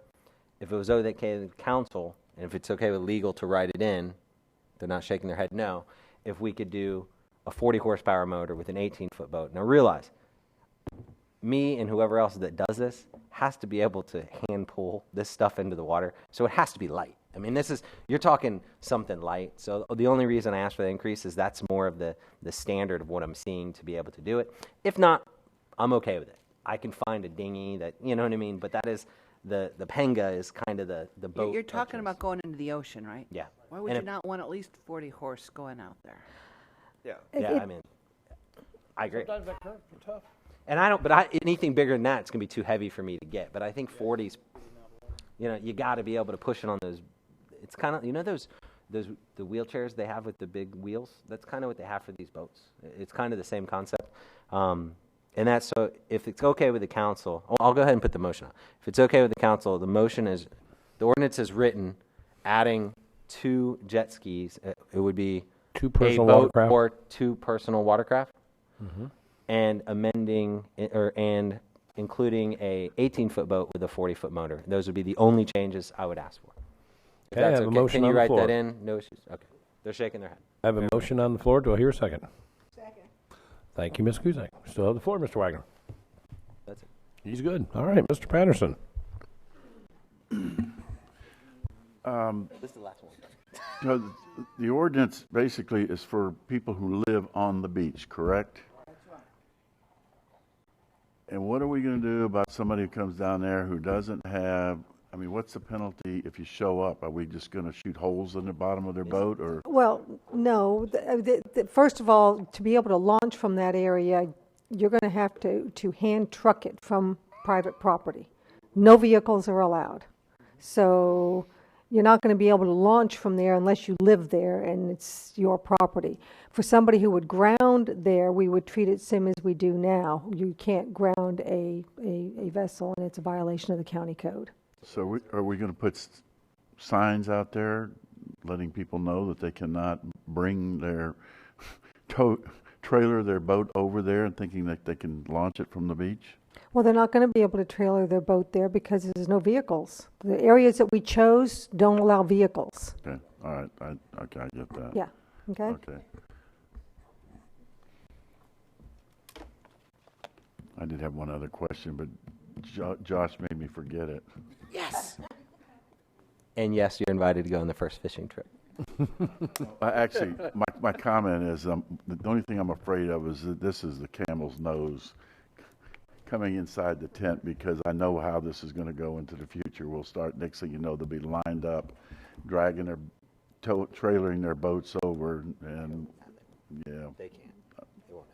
It won't happen. I promise. Just go to the boat ramp and come out the old-fashioned way, out through the inlet. Ms. Denny's. Thank you. Well, first of all, I can't do that because they don't have a trailer there to get there. But that's okay. I'm not concerned about that. But one thing we have done, council, today with these two ordinances, we've increased access for surfers, and we've increased access for our residents to have access to use personal watercraft and boats. So this council, yet again, is increasing access for across the board for our surfers, while protecting the fishermen and the existing businesses, and increasing access for those residents that can do so. So I think this is a big day. Deb, you want to hear something funny? Sure. I didn't mean to interrupt you. The surfing part of me is to surf closer to the pier. This is to fish our inshore reefs. I don't know if anyone knows this. I live right by that inshore reef. This is so I can go fish there with the kids. So they're both, it's an interesting ones. One is a motive for surfing, and the other one is a motive for fishing. Okay, so if he's going on, I get the jet skis. When you get the jet skis, You can only have one or one. You can't have all three, right? You could have one boat or 2 jet skis. 4 residents, 1 boat, or 2 jet at a skis. time. No, period. Registered per residence. Oh, okay. Oh, that's wrong. I agree with you. I'm okay with it if you want to amend it. It doesn't hurt me. I'm gonna. Go. I didn't want to ask. Why so do if we you want to want to discriminate among? Yeah, well, it's like this. Today you want to take the kids out fishing, and tomorrow you and the wife want to take the kids out jet skiing. So what do you got to do? I mean, It's called use and enjoyment of your property, and with the direct access, I'm totally comfortable with allowing either two jet skis and a boat with up to a 40 horse. I am good with those restrictions. I want to open up the beach and access for our citizens. So I will amend the ordinance to include 2 jet skis and one boat. and Change the word "or" to "and." Yes. Okay, there's a motion for an amendment to change the wording of the ordinance from 2 personal watercraft or a boat to two personal watercraft and a boat. Do I hear a second?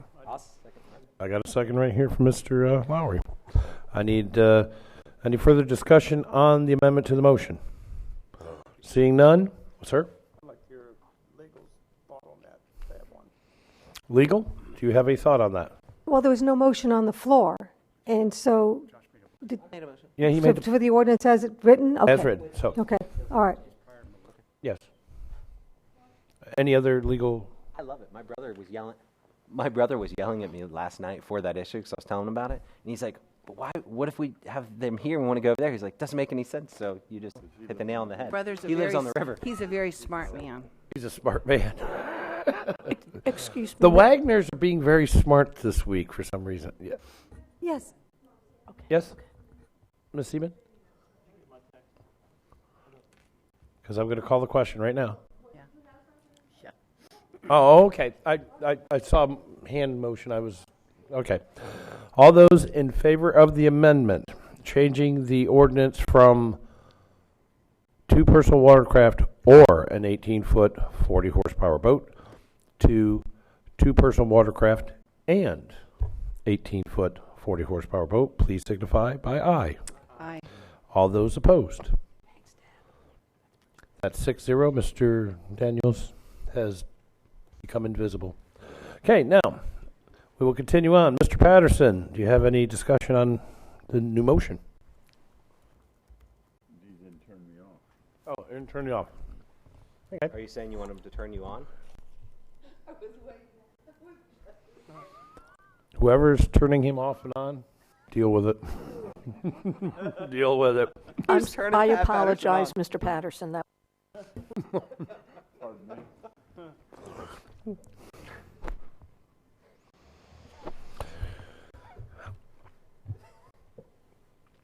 Okay. Well, yes, it's getting a little out of control. I'm going to turn my light off because we just answered my comments when I was going down the and or. Mr. Deneen, would you like to take this home? Just one final comment. On this item, because we have never done this before, that you're probably better off starting the way we are. And then we would let you know through beach safety whether we're starting to have issues and if it needs to be modified. We don't think it will be, but I think that when you try something like this new, we'll know on a day-to-day basis if we start running into a problem or there's an issue, then I'll bring it back to the council. I think that's the way I think we should proceed. I like what you've done already, but if we need to make a change, we'll let you know. Sounds good to me. All right. No further discussion. All those in favor of ordinance 2016-22 with the amendment of replacing the word and from the word or when in reference to personal watercraft and beach boats. All those in favor, please signify by aye. Aye. All those opposed. So carried 6-0. Oh, 7. Oh, you showed up. Hey, Mr. Daniels. You appear and disappear so quickly. All right, I see that. He's here for the vote. All right. Thank you, everyone, for that. I'll make sure not to do anything silly. Is the check in the mail? I'll have to find the boat now to register it. No, you gotta find a boat. I just need your address. That's all. First fishing trip, right? No, she gets jet ski. Yeah. I think she just said, have your people call her people. I'm not sure. Going to item 3, ordinance. Open up public hearing in reference to ordinance 2016-21, amending beach code section 20-6 to clarify preemption of municipal ordinances on the beach and approaches to public accesses and structures. Ms. It'd be me, Mr. Chair. That's going to be you. And for the record, Mr. Eckert. This is Dan Eckert, the county attorney. Mr. Chair, I was the scrivener of the beach code when it was drafted in 1987, at which time Mr. Wagner was about 10 years old. I don't think he was born. And at the time, the approaches were not beach accesses were not nearly as prevalent as they are today. Because of the largely of the piers, I think it's fair to say, and because you have zoning on the upland property that would extend onto the beach, where the beach is where the property owner owns to the mean high water line, we did not preempt the municipal zoning or building codes. However, the county has authority over the approaches, which include any pedestrian or vehicle approach from the beach to the nearest north-south road, and you issue use permits, for example, within the rights of way, which were formerly municipal rights of way, and you are responsible for the environmental permitting that takes place. This would clarify that while you're still private approaches would still be permitted by the city, which has the upland permitting authority, even though it crosses over onto the to the beach, so long as it doesn't interfere with access. That the publicly owned approaches would be whether a vehicular one or a pedestrian approach would be subject to the county's building code, and the permits would be issued by the county building department, so that if there ever were a structure constructed within a right-of-way over which you already have jurisdiction, your building official would issue the building permit, and it will allow the county building official to issue permits for those approaches, pedestrian approaches, that are in need of repair that were discussed before you in the last meeting. There's good reason to do this, I believe, because first of all, I think it's more consistent with the charter, that the county would be the official that exercise its jurisdiction to the extent that the charter, I believe, envisioned. Second, I think it more holistically evaluates the necessity for ADA access to the beach, which is evaluated on a program basis rather than on a structural basis. And third, it puts all this within the purview of one building official who can exercise the jurisdiction uniformly.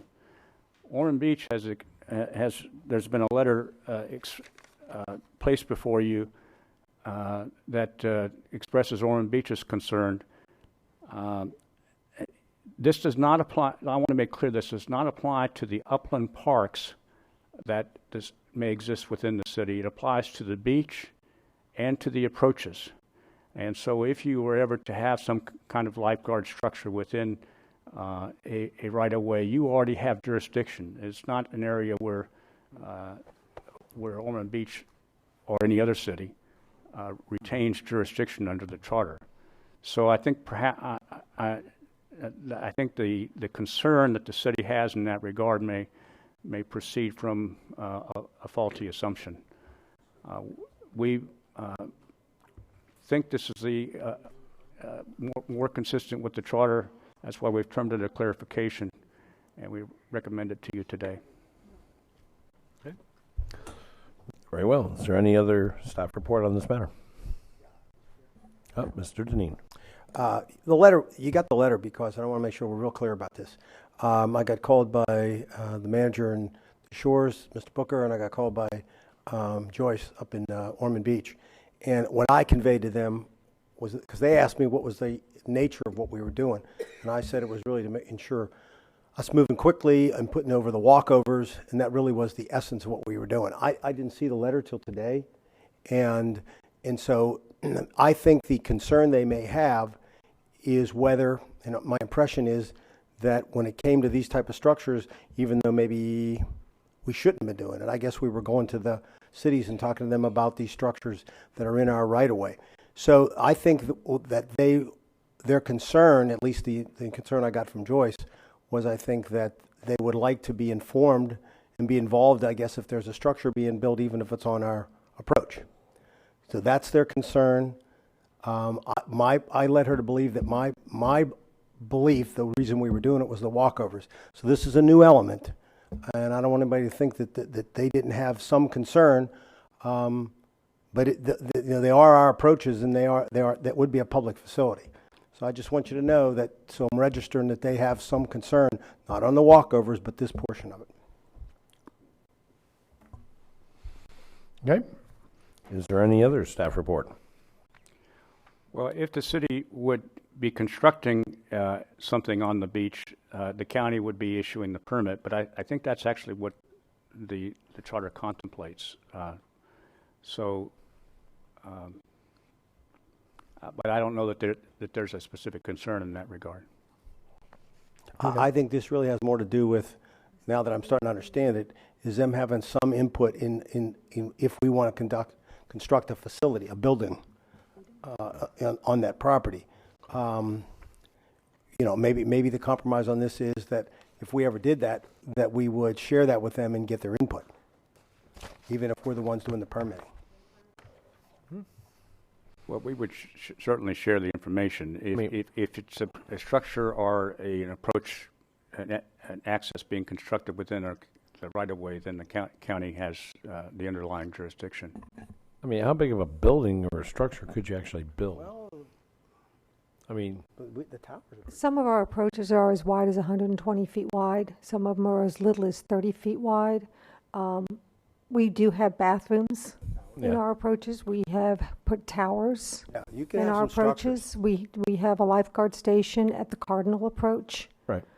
So depending on the width of the approach, we do actually put structures that support the beach. Okay. But all of that jurisdiction was transferred to the county in 1986. Right, with the beach So code. I think it may be people that are not familiar with how much authority the county took when the people voted for the county to take over the beach. I guess what I'm suggesting maybe is may clarify that if we are going to do that and build a structure, that at least at a minimum we would get their input before we finalize that, so that they could have some input into it. I don't see a negative or downside to that. If you were building a structure in one of those cities, I think at least getting their input and letting them review it. I don't see a downside for us, because you still have, if it's a necessary public facility, we still have to build it. But I can see they're concerned, and maybe we ought to state somewhere that we would make sure that we would let them know and get their input. And we would also, in most cases, we would be hooking to their utility. So we would have that communication. If you're going to build a bathroom, we're already going to have that communication. Our tower, the big monster towers, control towers, we would probably have utilities to that also. We are moving kind of away from that model, if you'll remember, with our portables anyway. So I'm not so sure we'll have issues, but we certainly would work with them, and we would have to work with them when it comes to utilities. Okay. Any further staff report on this matter? Okay, we're going to close staff reporting section. And we do have public participation. Mr. Gimbert. Oh, okay. Mr. Gimbert, why don't you kind of make your way up here? You have a question for staff? And my guess is it probably has to do with the same thing. A couple days ago, I asked legal specifically, and I talked to Greg about this, and I wanted to make sure, Greg, I did talk to him, that in no way this would put us in a situation where we could give up a beach access beach access ramp, and just give it to the city, work with the developer, and just stop that access point, and that it doesn't pertain to. This does not affect state law, and it does not affect provisions of the beach code that provide for vacation of access. None of that's affected. This has to do with the issuance of the building permits. Okay. Basically. I just wanted to make sure, Greg, I wanted that on the record, as I told you I would. So I thought it was a great comment. Are you going to speak more? Okay. All right, Mr. Gimbert. Dan, thank you. Sorry about that. 255 Euclid Avenue, Daytona Beach, Florida. On behalf of Let Volusia Vote, thank you, Josh, for raising the question. I don't believe Mr. Eckert has satisfactorily answered the concern. To your question, Jason, how big a structure could we build on a beach approach? I think the Hard Rock Hotel proposal shows you just how big of a structure could be built on one of our beach approaches. This ordinance seems to be a solution in search of a problem. To my knowledge, there's never been a denial of a permit or any bucking by any city of any beach walkover the county has ever suggested. There seems to be no basis for this to happen. Now, what could possibly happen in the future? Maybe a city to hold you to a higher standard than your current wooden walkovers now? That would actually be kind of nice, but I don't foresee that happening either. I can't conceive of what the real need for this ordinance is at all based on the current or past situations. It's baseless. So when we look at how could it be construed by future councils, or more importantly by the courts, while the citizens gave you management of our beach and of the beach access, those approaches behind the seawall are cities. That's city property, and I don't believe that the designation between the two is yet to be litigated. So in the future, should we find ourselves in a position where the county is trying to, what I would characterize wrongly, give away another one of our beach approaches to build a structure bigger than a bathroom to a private developer, and we were in the world where a city said, no, we don't want to do that. That's our beach approach for our citizens and all the citizens of Volusia, and they went to challenge you on that. I believe this ordinance is an unnecessary impediment to getting to the real answer of where the legalities of that lie. So I'm going to ask you to consider pulling this ordinance and voting no on it based on the vagueness of the litigation, the vagueness of the wording and the answer by Mr. Eckert, and the very plain demonstration of no need for it. Thank you for your consideration. Thank you. Is there any other public participation? No, sir. Very well. We'll close public participation and the public hearing. And for the record, I do believe the Hard Rock was on private property purchased. It was not county land. So moving on. Ms. Denny's. Thank you, Mr. Chair. I think there's a uniform code. Is that accurate? Yes. It's clarifying and creating a uniform code, correct? Yes. Yeah, I think this is the right thing. And with the city's concern, well, that's permitting issues. I don't want to go down there with New Smyrna and our boardwalk, but we work with the cities, and when they have requirements, the cities have requirements to us for permitting when we do projects in the air. Like Smyrna Dunes Boardwalk, I think we're up to about $20,000 in permit fees to New Smyrna Beach. Something 35 or 40. $35,000 to $40,000 in permits to the city of New Smyrna Beach. So there's a collaborative working relationship that we understand. We didn't push back. We didn't go to the city and say, hey, this is our boardwalk. This is on the ocean, and we're going to challenge it. There's never been a challenge there. So that being said, I think a uniform code is the right way to go with this. And with that, I'm going to make a motion that we adopt ordinance 2016-21, amending the beach code section 20-6 to clarify preemption of municipal ordinances on the beach and approaches for public accesses and structures. Thank you. Okay, motion by Ms. Denny, second by Mr. Patterson. You still have the floor, ma'am? You're done. Everybody's disappearing here. Mr. Reckenwald. Just clarifying that there one glaring need arose just from our presentation last week when we're asking our coastal director, who's a professional engineer, and our professional engineering staff and our building official to then have to work with multiple officials to try and repair these ramps in a timely manner. It's, we're trying to streamline the bureaucracy and have it all under one official. They're all capable, and they all go under the Florida building codes. So it just eliminates some necessity, especially in a case like this where we have damage from one end of the county to the other, and we'd like to be able to do it in an efficient and quick manner. And that's the need that this really addresses most of all. And Mr. Wagner? George just said it. Okay. You just said it all. Okay. Any further discussion? Okay. Hearing none. All those in favor.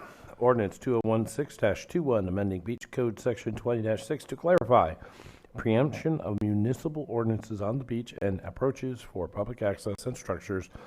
Please signify by aye. Aye. And all those opposed. 7-0. All right.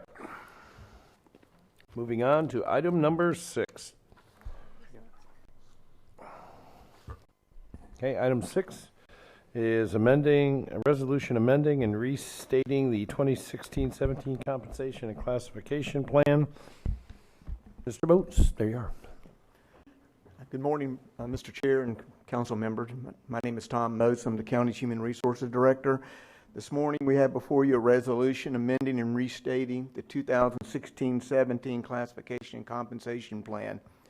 If you recall, on November the 17th, staff brought forward and the county council adopted and amended and restated the classification and compensation plan for non-bargaining unit employees. The plan amendment was in anticipation of the Department of Labor's rule change that was to be effective December the 1st. Prior to that, this amendment superseded the October 20th, 2016 amended and restated plan that had revised pay ranges and granted a general pay increase. The November amendment reclassified positions for eligibility for overtime to comply with the Department of Labor's final rule. Subsequent to that, on November the 22nd, 2016, the United States District Court, Eastern District of Texas, ordered a nationwide injunction against the rule.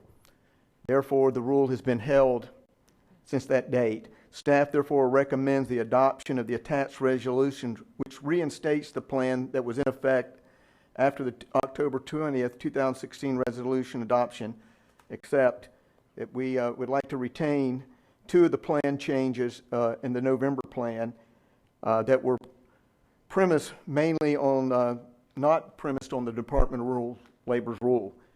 They were based on the job duties.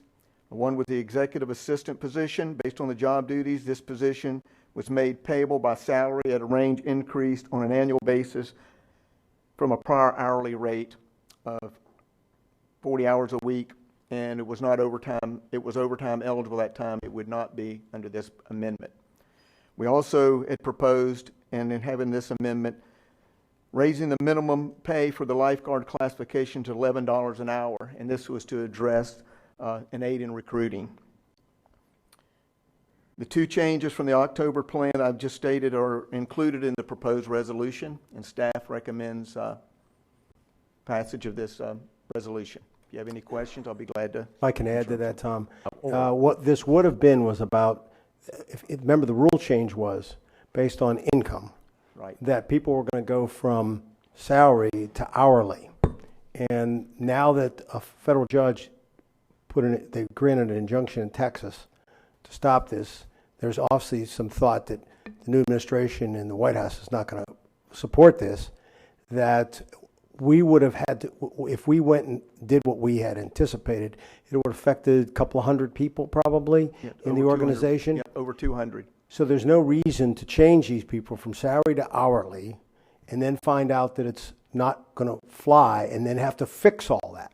So except for those couple minor changes that we want to keep, we're going to put it all on hold and find out what the law is going to be.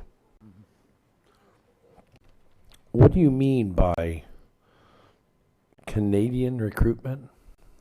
Pardon? You said Canadian recruitment in reference to... No, to aid in recruitment. Oh, sorry, aid my southern accent. To aid in that's why I was asking, what the hell's Canadian recruitment? My goodness. I understood every word you said. He was rambling. Well, seeing as how you understood, you have the floor. Mr. Chair, I move the resolution amending and restating the 2016-2017 classification and compensation plan. Now, y'all should not be picking on them damn Yankees from Tennessee now. No, you are one. So. All right. I have a motion for approval. Second. Thank you, Mr. Lowry. Further discussion? Seeing none, all those in favor, please signify by aye. Aye. All those opposed? So carried. Thank you. All righty. Move on to item number 7. Resolution opposing truck service plaza on Interstate 4 in Volusia County. Yeah. Help us.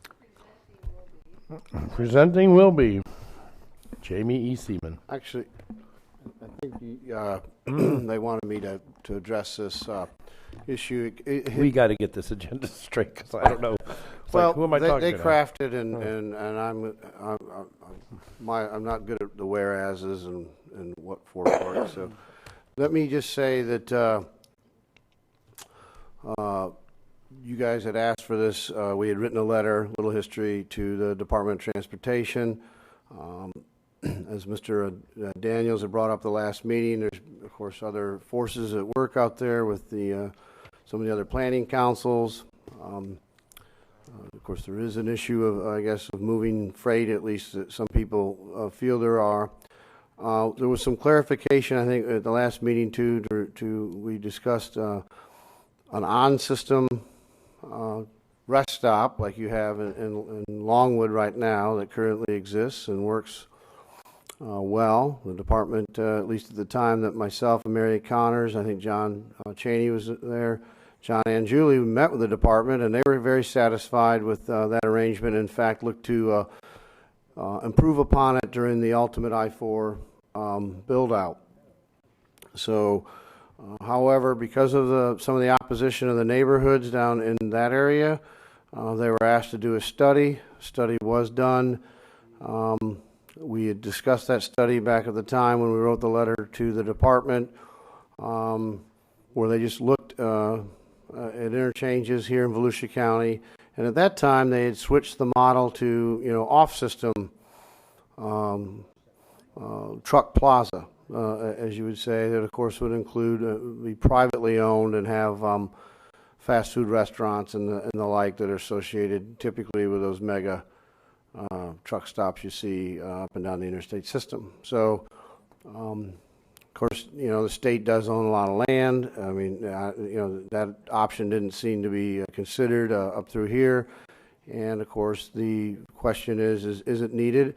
And maybe a further question was brought to my attention, and will it be needed in the future? Because, with technology and things that are, upon us, will the nature of freight and trucking change over a period of time? And do you want to be locked in with that now? So I think that the resolution is well written and speaks to the concern that we have, that we retain that authority to plan and kind of look at our future the way we would like to envision these interchanges.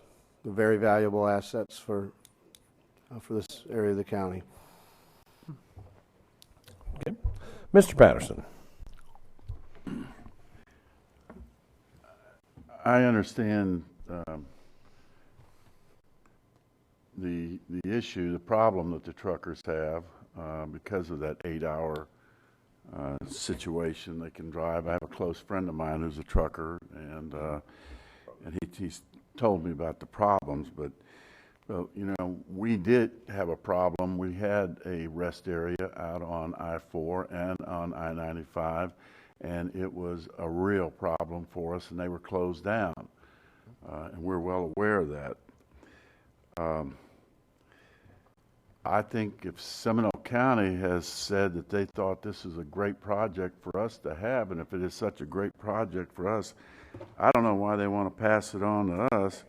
If it was such a great project, they could go over to where the AAA building is and put a plaza there if they want all that economic development.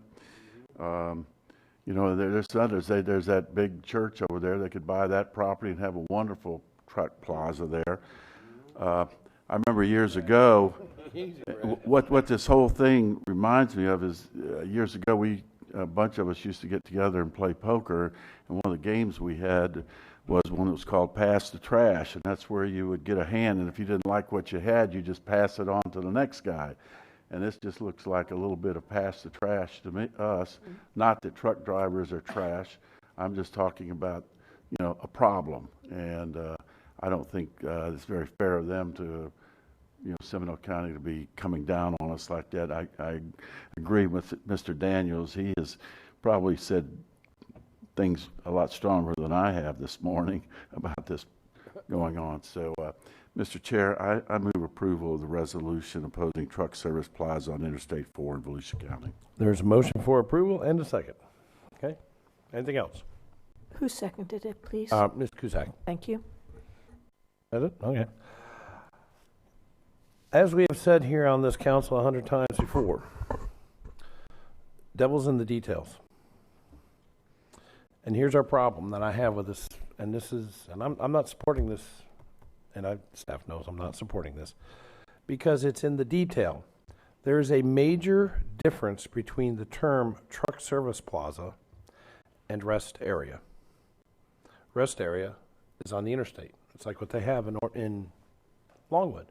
Truck service plaza is a private entity, a private business that is built on their private property and is generating revenue. $50 per gallon, $50 per truckload of fuel.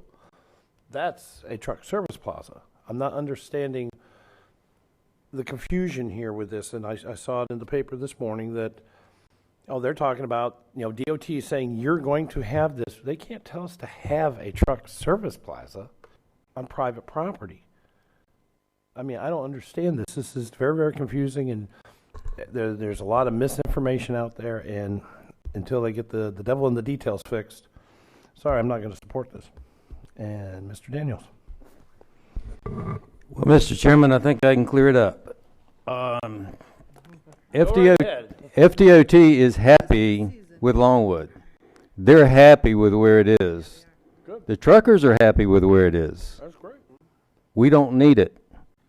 It is Seminole County that wants us to take it because they want to do something else with the property. Mm-hmm. Truckers are happy. DOT is happy. There is no need.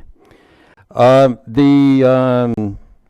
Patterson referred to my comments in the paper, and indeed some of those came out of the East Central Florida Regional Planning Council, which gets back to my point that I've made a couple of times before. We got to start going to those meetings because that was, those meetings get fairly intense. Usually they're between Seminole County and Orange County, but this time it was Seminole County aiming their guns at us, and we need to be there and participate in those kinds of meetings. A truck plaza is a real problem because what it does is it takes up a lot of space. It's, you've got maybe, from what I hear, the proposals have been as many as 20, 30 acres of asphalt and a little an oversized minute market. And if you got 20 or 30 acres of asphalt, 20 or 30 acres of semis pulling off the interstate to a truck plaza, you're not going to have anything else at that intersection. You have ruined that intersection. You're getting no office buildings. You're getting no good retail. You're getting nothing. You're getting absolutely nothing at that interchange. We have few enough on I-4, and I-4 could, within the next 10 or 20 years, be one of our best places, one of our highest revenue producing places. There should be office buildings there. There should be retail there. And indeed, the land is growing in that direction and with nice subdivisions that would support that kind of development there. We don't need to be ruining our intersections with a truck plaza. The proposal has, the truck plaza is Seminole County's proposal. It is not DOT's. They don't care. They're happy with Longwood. I'm happy with Longwood. We all ought to be happy with Longwood. That ought to be the end of it. If something else comes up, something else does, but no truck plaza at an intersection really ought to be our fundamental position. Thank you. Ms. Denny's. I agree with what Councilman Daniels just said. There's only one thing I think of, Mr. Chair, when a truck plaza or a truck stop is blight, and the very thing that we're trying to fight against. This is just not what we want. It's not what our citizens want. It's certainly not the direction we want to go for the future of what we want to look like. Is your mic on? My light's on. Okay. Can you hear me? Yeah, I just can't. I hear you this way. I can't hear that. So I agree with Councilman Daniels. That's all I'm going to say. I agree. Send it back to Seminole. Leave it in Seminole. If it's so great, such an economic generator, they would have kept it. Mr. Patterson. Yeah, I forgot another comment that was really important to me and to my neighborhood. Out in the State Road 44 area, at that area in there, one of the sites that they're looking at is over by the fairgrounds, and my fair and people are really concerned about this project being near the fair.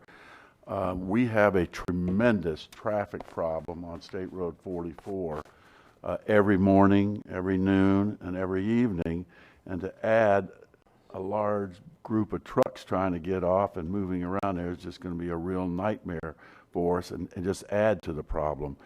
We've been trying to work on a project of, moving 44 over maybe to Beersford and that, and I thought we had it solved back in the early 90s when I was on the chair in the MPO, but it kind of died, and now we've been working on trying to get that project back on track.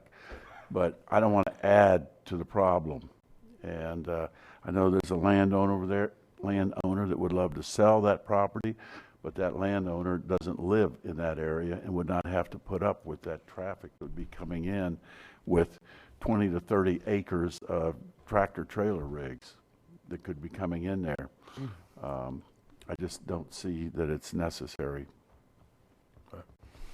Ms. Kuzak, if before we go further, I just want to make sure that we recognize that we have not had the public participation. I was just going to make that. Well, since I have the mic at this time, ma'am. I will go on and say the reason that I second this resolution was simply because of traffic concerns getting in and off of the interstate. There would be a problem for truckers. It's a problem for the neighbors that live in that area, as well as the traffic that goes in and out of the fairground. So it is not a good fix for what we are trying to do here in West Volusia, it's not the best utilization of that particular piece of property that will impact us in years to come. That is the reason why I support this resolution. Thank you, Mr. Chair. Thank you, ma'am. Okay. Mr. Ravenstrother, where you at? And then we're going to have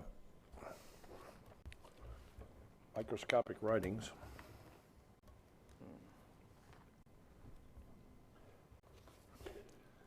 Mr. Perry, P-A-R-R-Y. Good morning, Mr. Chairman. I'm Raymond Strother. I live at 2624 Winterset Oaks Drive in DeLand. Okay. That's right next to the lake itself, but it's the other subdivision there. So overall, I represent the Winterset Oaks Homeowner Association. And what I would say to you, I've heard Mr. Patterson and I've heard Mr. Daniels say we were satisfied. Let it stay in Seminole County. I'm here to echo the same. I will ask for your support, and I'm here to support it. I know my neighbors. I spoke with them. They are very concerned about the issue, and they would like for it to stay in Seminole County as well. We understand, and we heard that the traffic may be an issue. We also realize that pollution will be an issue. Also, those truck plazas. I've traveled up and down the highways 95, and I've crisscrossed this country over my career. I only stop at truck plaza if I have to. That's the last place I stop when I'm traveling. Not that there's anything bad, but it's just not a place I desire to stop. I know that activity goes on at those places that's unwanted, and it brings in other things. If you want to lay it out, it bring in prostitution. It bring in merchandise being exchanged, maybe not purchased, things of that nature. So those truck plazas had various reputations. I know from my experience, that's not favorable. So I support and oppose the resolution, same as you, and suggest that we keep it where it is. And that's all I have to say at this time. Okay. Thank you. Thank you, sir. Ms. Perry. After Ms. Perry is Christine Livings. Where are you at? Good morning. My name is Astrid DePerry, 113 Lake Winnimisset Drive. I'm here to speak today on behalf of the Lake Winnimisset Civic Association. Our membership is deeply concerned about this proposal, and we would strongly urge you to pass this resolution. I'd like to just say I agree with everything I've heard, and I would like to particularly echo Mr. Patterson's remarks about our efforts to try and find a solution to the terrible traffic situation on State Road 44. I'm hoping that this council will continue to have an interest and work with us to work on a resolution to this. And I thank you very much for all the good work you do and hope that you support this resolution. Thank you. And Levings? Where are you at? Ms. Levings? Oh, okay. Right. Sorry we got long on that. Okay, Mr. Lowry? I'm not going to belabor the point, but I support it as well.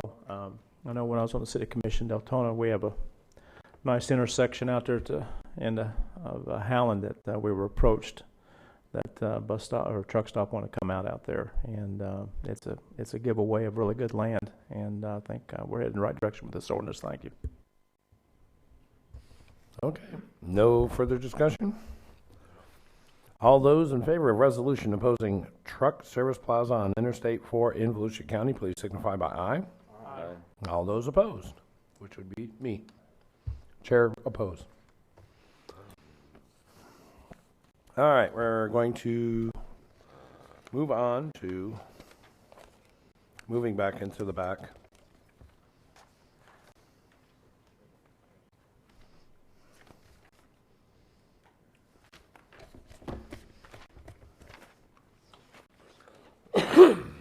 Mr. Manager, do we have to do this executive session this evening, or would you like to take a break now for 30 minutes and go do it before lunch? Microphone, please. Actually, I would prefer that we do it now before your lunch period, because I only need about 15, 20 minutes, and we can convene right in the back here. So I'd prefer we do the closed session for union negotiations for battalion chiefs now. Okay. How long will it take to do item 25? Just for discussion, staff. Oh, just a couple of minutes. All right, staff. Item 25. Come on up. This was such a positive that we wanted to have Mike highlight, and I'm real proud of what he was able to do to get additional money for a grant. And it affects, obviously, how we run our water system and keep our rates down. And so we thought we should, once in a while, even when it's on consent, you need to highlight things that you've done that are really in the best interest of the public. As soon as he finishes, we'll meet in the back room then. Okay. Here. Is that for Mr. Patterson or myself? Mr. Patterson. You have the floor, sir. For the record, your name and positions. Yes, Mike Ulrich, Water Resources and Utilities Director. Mr. Chair, we all set, so. Council, I'm really very pleased to present this agenda item today. It's recommending approval of a First Amendment to St. Johns River Water Management District cost share agreement, which was actually originally approved last December. This amendment provides for an additional $2 million for our advanced wastewater treatment project, which is already underway and in process. And so I just wish to give you a quick details of the funding, if I will, as well as just a quick project status, and also just reflect on a few of your milestones over the last couple of years. So with regards to the funding, you'll see that the First Amendment provides for an additional $2 million on this $12 million project.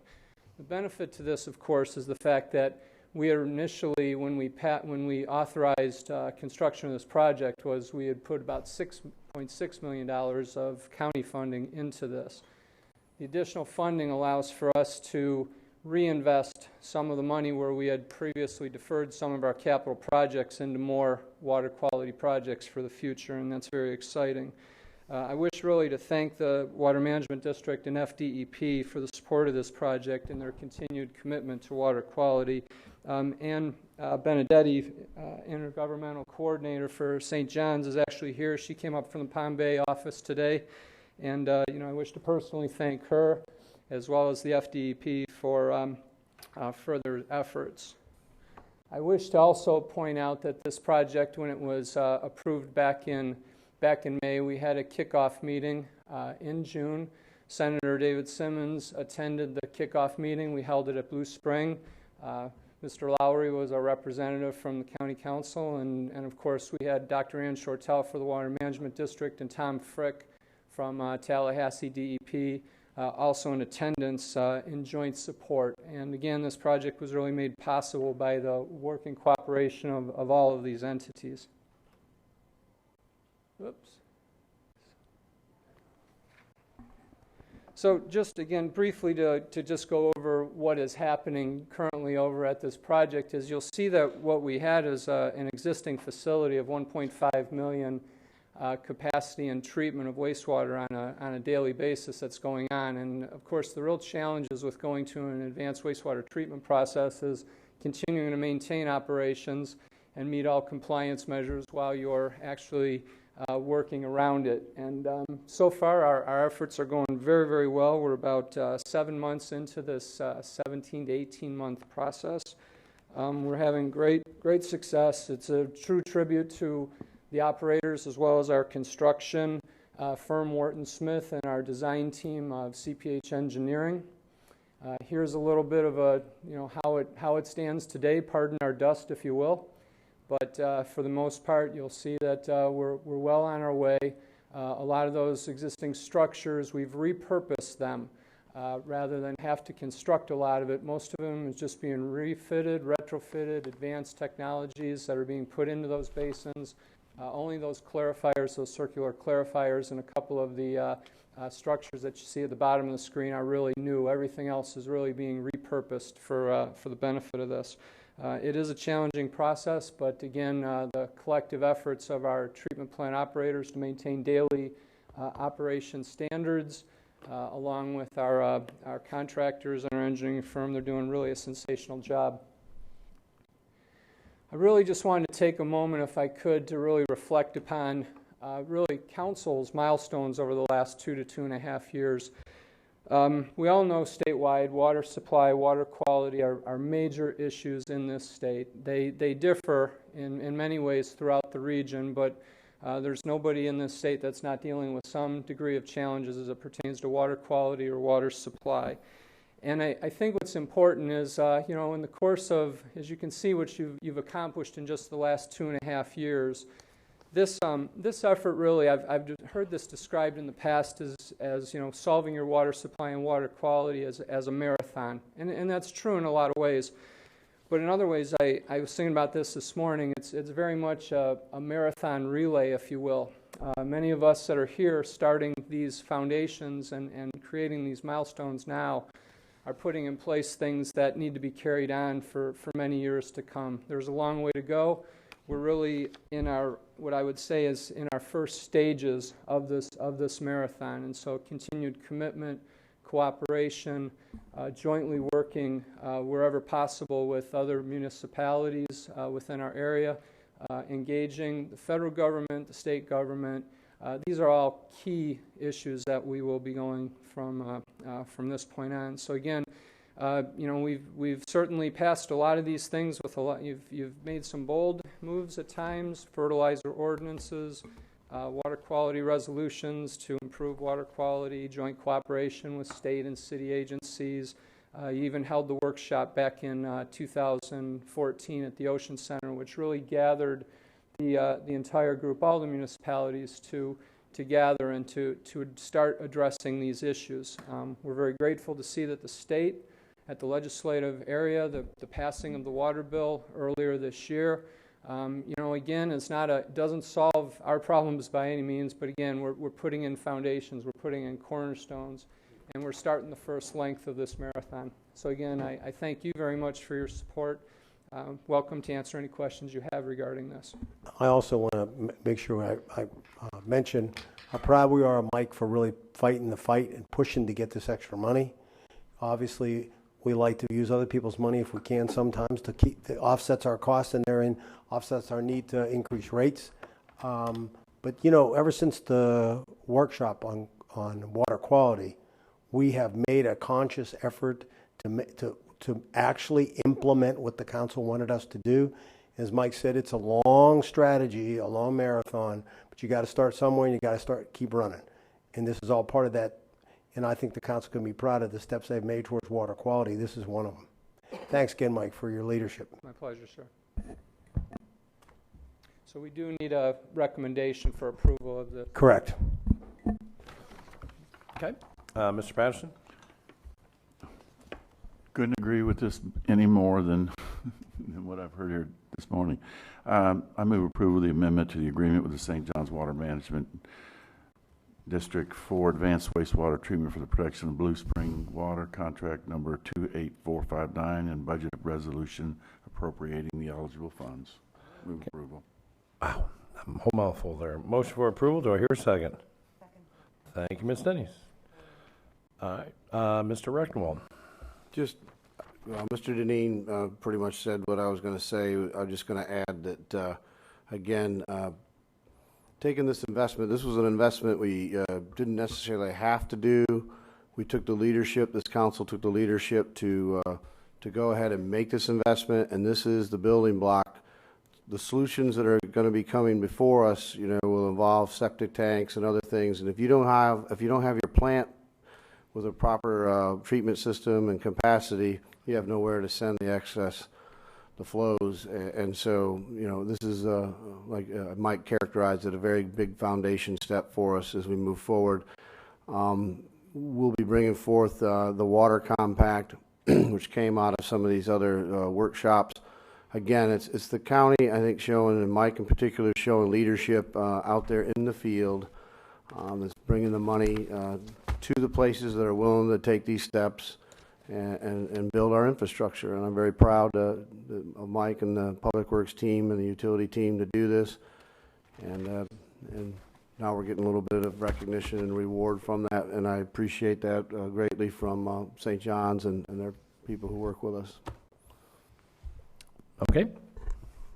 Seeing no further discussion, all those in favor of... There it is. Want me to get that for you? The computer.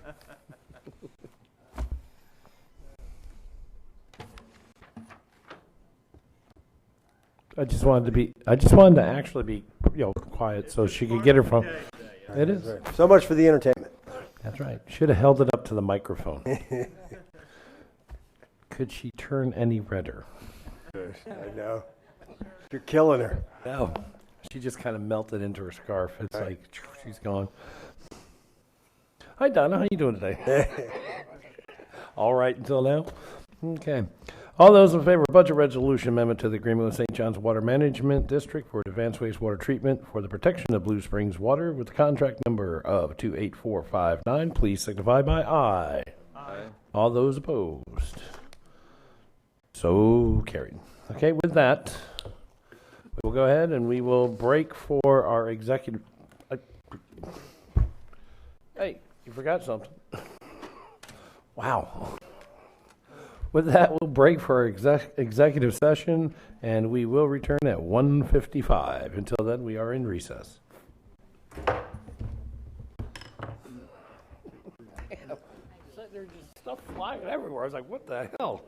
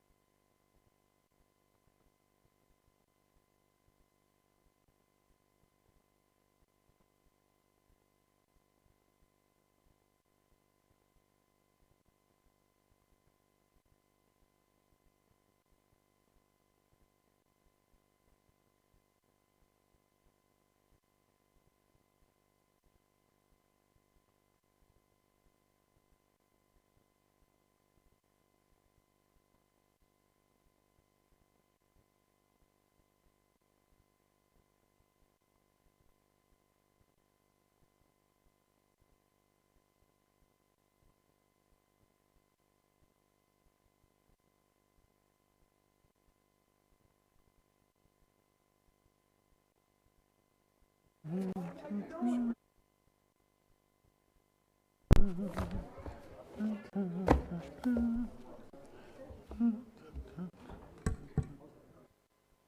that you humming?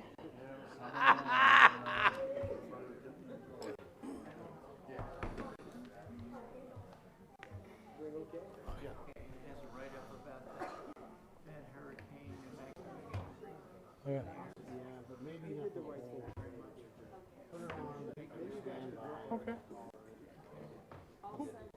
Can I get to keep this or read it? Okay. Let her know when. Okay. I'm waiting for Jeff. I know. You gotta wait. Are we ready, Jeff? Ready? Okay. Chambers could please come to order. And to do that loudly. We have a special thank you to Mr. Patterson for his musical interlude as we were waiting for the system to come up. All right, let's move on here to opening order of business. Open a public hearing and a staff report on the resolution proposed vacation of a portion of the plat of Quail Hollow on the river, which is located in map book 32, page 88 in DeLand. Judy Grimm and Kenneth Porter and Gerald Britton. Mr. Britton, you have the floor. Thank you. Good afternoon, Mr. Chair, members of council, Jerry Brenton, County Engineer. This is a fairly typical request for a vacation of a couple of drainage and utility easements. The property, as you said, is over in Hontoon area on the river. It's composed of 3 lots.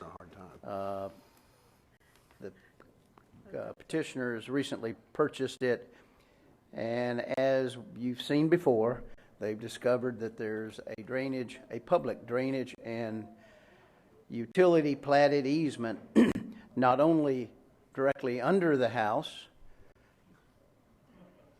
but there is another one between the adjacent 2 lots where they want to put a detached garage. So without the one under the house is to clear up their, the title work on their property.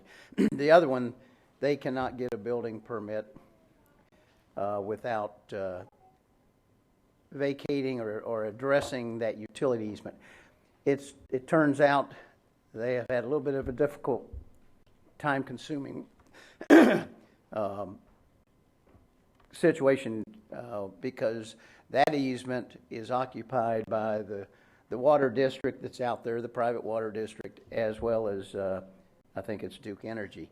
However, they've worked it out. Duke Energy, they have a private easement has been given to the water district and to the utility company, and subject to council's vacation of the public drainage and utility easement. From a public standpoint, these are on all of the lots in the whole subdivision, and in these instances, other than the utilities that are in place, there's no other reason to retain them, and staff recommends approval of this vacation request. Okay, very well. And any other staff report on this matter? Seeing none, we will close staff report section, open up public participation. Is there any public participation? No, sir. Very well, we will close the public participation and the public hearing and open up for council discussion. I do believe this would be in your district, Mr. Patterson. Mr. Chair, I move approval of vacation of a portion of the plat of Quail Hollow on the river, map book 32, page 88. Move approval. There is a motion for approval. Do I hear a second? Thank you, Mr. Wagner, and there is a second. Do I see further discussion? Seeing no further discussion, all those in favor of the resolution for the proposed vacation of a portion of the plat of Quail Hollow on the river, located in map book 32, page 88, DeLand area, please signify by aye. And all those opposed, so carried, 7-0.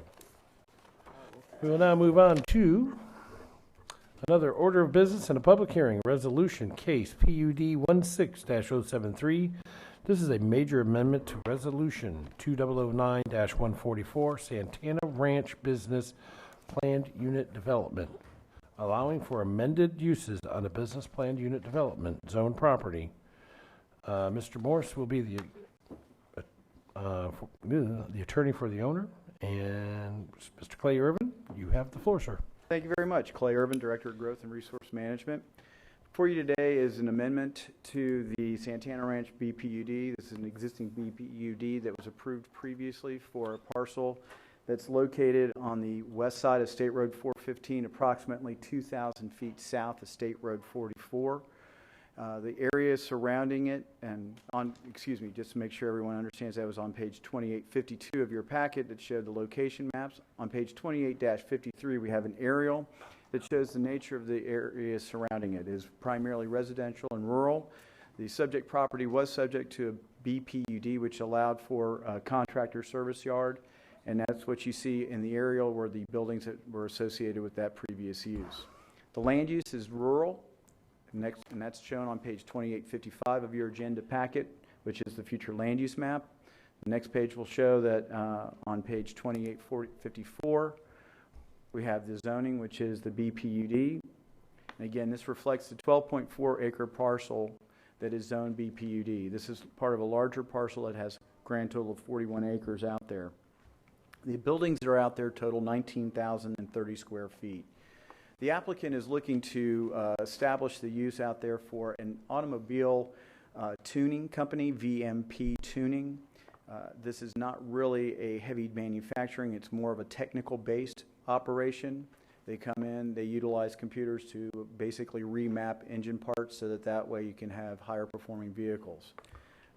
They plan to utilize the existing site as is. They understand that any future changes to the site would require processing both an amendment to this BPUD as well as a final site plan.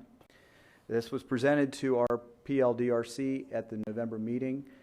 During that time frame, Mr. George DeLeo, who resides at 4010 Sebring, was in attendance and identified a concern with the proposed amendment. His main concern was, first of all, changing the BPU in any way, and second of all, his main issue was whether or not they would be doing any kind of racing or any kind of competitive track work out there. We have on page 2850, John, if you could go to the letter that we received from Mr. Morris, where it was identified that the site would not be used for any racetrack use and that it would be solely for the operation of VMP. This is again in your packet. And in it, what you'll see is competitive automotive sport events, whether or not for profit, are prohibited. And this was voluntarily proffered by the applicant so that way they could address the concerns that were identified by the adjacent property owners. The PLDRC unanimously recommended approval of the project. Staff has identified 3 conditions that are in your staff report on page 28-3. We would recommend approval of this subject to those conditions. If there's any questions for staff, we'll be glad to answer them. Thank you very much, sir. Is there any other staff report on this matter? Seeing none, we do have public participation here. We'll close staff report and open up public participation. Do you wish to speak, Mr. Morris?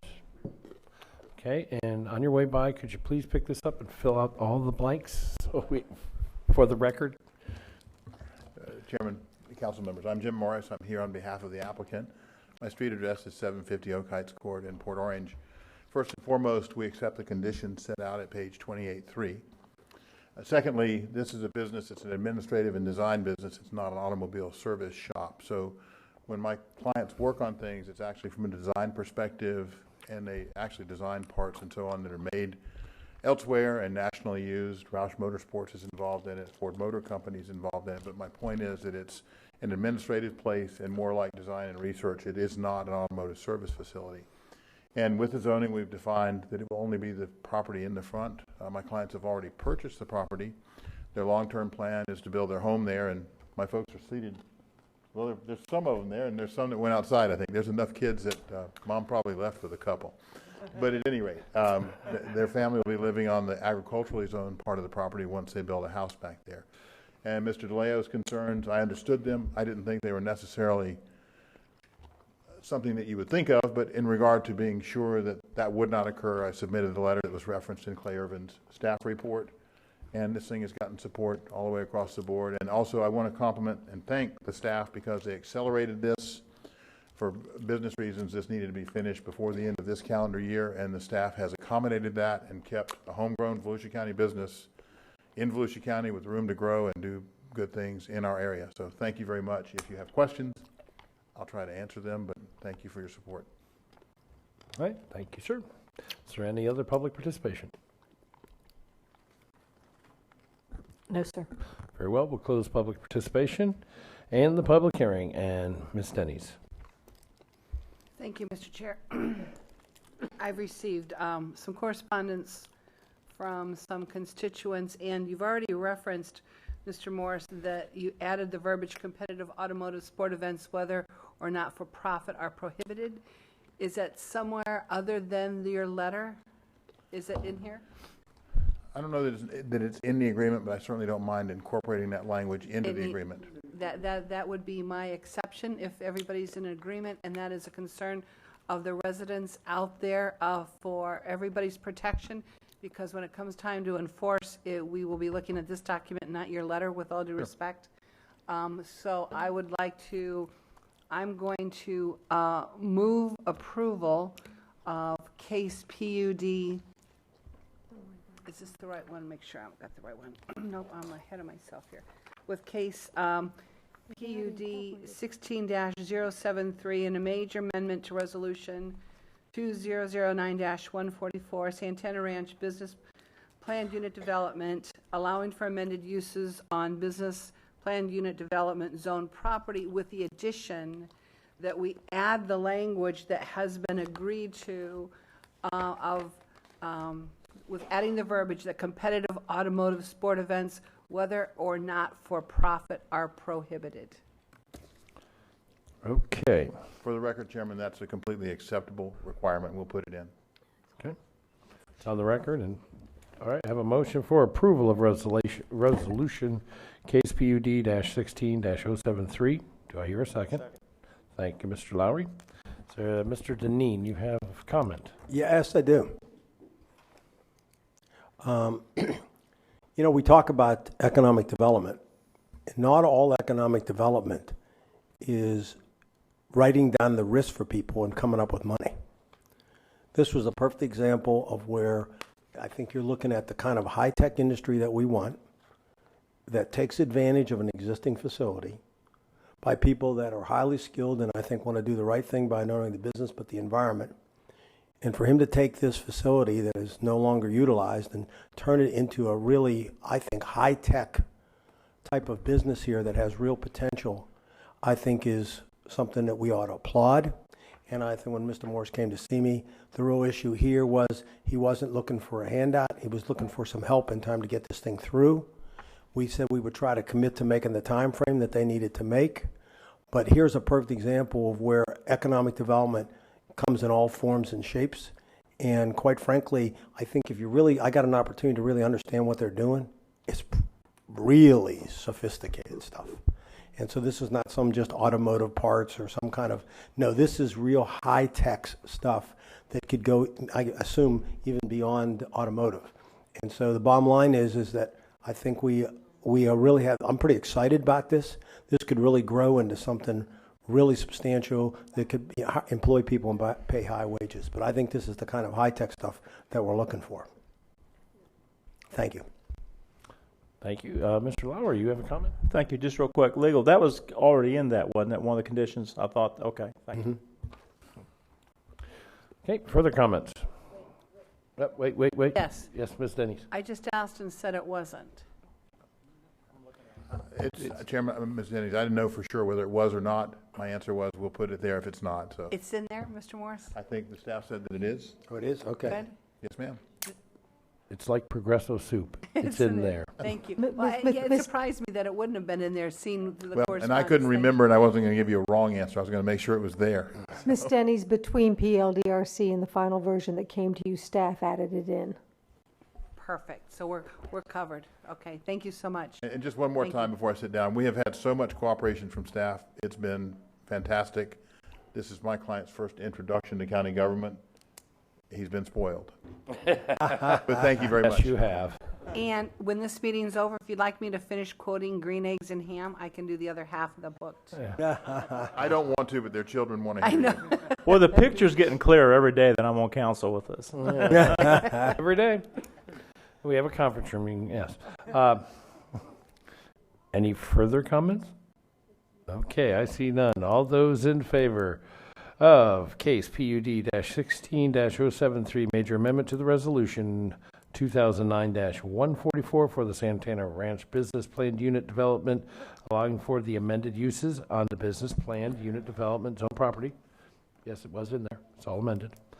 Please signify by aye. Aye. All those opposed. Mr. Chair, can you Yes, tell me ma'am. who seconded the motion? We didn't hear it over here. It was Mr. Lowry. Thank you. It was Mr. Lowry. I think it was Mr. Lowry. It's always Mr. Lowry. It's Tim. Okay, we're going to go to item 29, resolution. Oh, Mr. Morris, if I may, get the rest of the information. It's like Paul Harvey says, the rest of the story. Yeah, well, you got the votes, but no job is complete till the paperwork is done.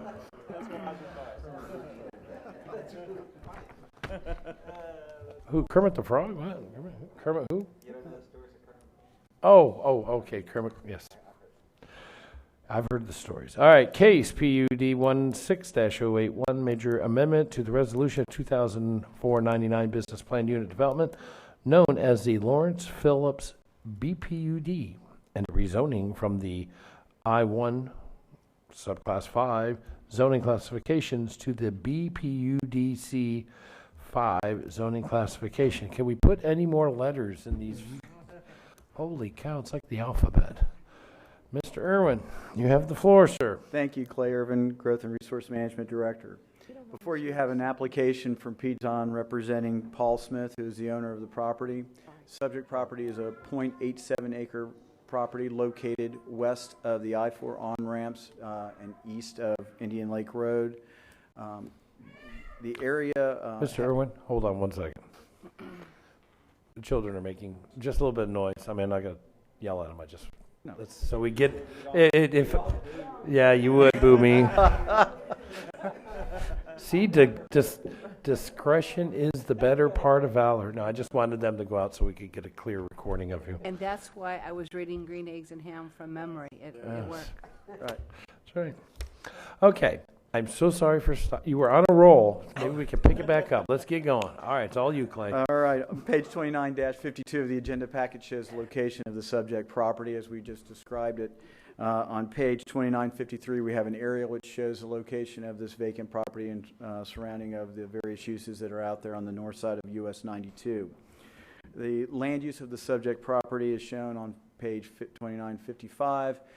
And as you can see, it's allowed for industrial and mixed use over in that area. And finally, the zoning itself is BPUD and has an industrial zoning right now because the BPUD has lapsed. What this does is reinstate the BPUD that was previously approved.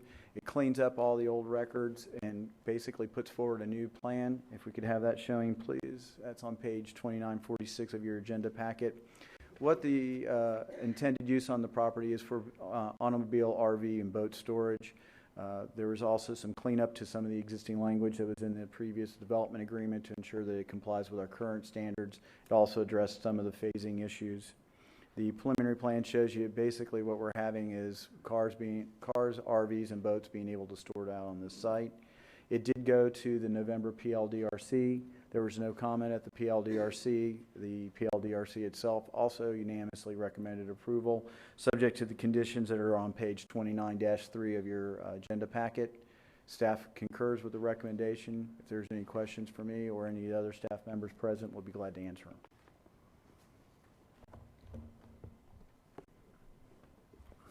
Very well. Is there any other staff report? Seeing none. We'll close the staff reporting section of this and open up public participation. Peter Zane is on. Mr. Zahn. Sorry, Mr. Zahn. Mr. Chairman, members of the council, Pete Zahn, Zahn Engineering, 244 South Palmetto, Daytona Beach. I believe I did fill in the paperwork. I'm glad You now did that a I good, did. you did, I give you an A for effort on that. Excellent job, sir. Got a good staff report. I'm just basically here to answer any questions if you have any. Okay, thank you, sir. You might want to have a seat in that front row then, just in I'll case do that. there may be a pop quiz later. All right. Any other public participation in this matter? No, sir. Very well. We will close public participation and the public hearing and open up council discussion. This goes to District 4. You have... Mr. Chairman, move approval. Motion for approval. Do I hear a second? Thank you, Ms. Kuzak. Got it? Okay, cool. Further discussion? Seeing none, all those in favor of resolution for the case PUD-0160-01081, major amendment to the resolution of 2004-99 Business Plan Unit Development, known as the Lawrence Phillips Business Plan Unit Development, and rezoning from the I-1 zoning classification to the Business Plan Unit Development Classification 5 zoning classification. All those in favor, please signify by aye. Aye. All those opposed? So carried, 7-0. Okay, now we're going to move on to item number 30. This is open a public hearing, and this is the resolution for our second public hearing for the designation of a Florida brownfield area for property in the Osteen, on the east side of State Road 415 near Lenardi Avenue. Mr. Carl, you have the floor, sir. Thank you, Mr. Chair, members of the council. Rick Carl, Director of Aviation Economic Resources. I'm here with Pedro Leon, who's spearheading this particular applicant. Michael Schnapps-Tyler from Cobb and Cole is representing the applicant. This is a second final public hearing. Your staff recommends that you conduct the public hearing and approve the applicants.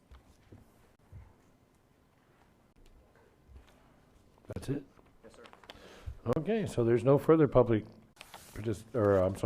staff report.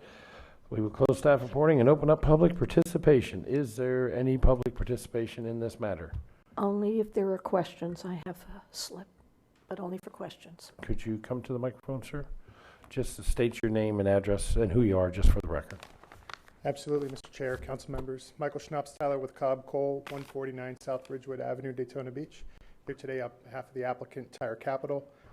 Just want to thank staff for their help. This is another one of these economic development items that needed to move forward before the end of the year. Very excited to be here. Thank you. Okay, and I'll need you, just for the record, just you got to fill that out. Okay, and with that, we will, any other public participation?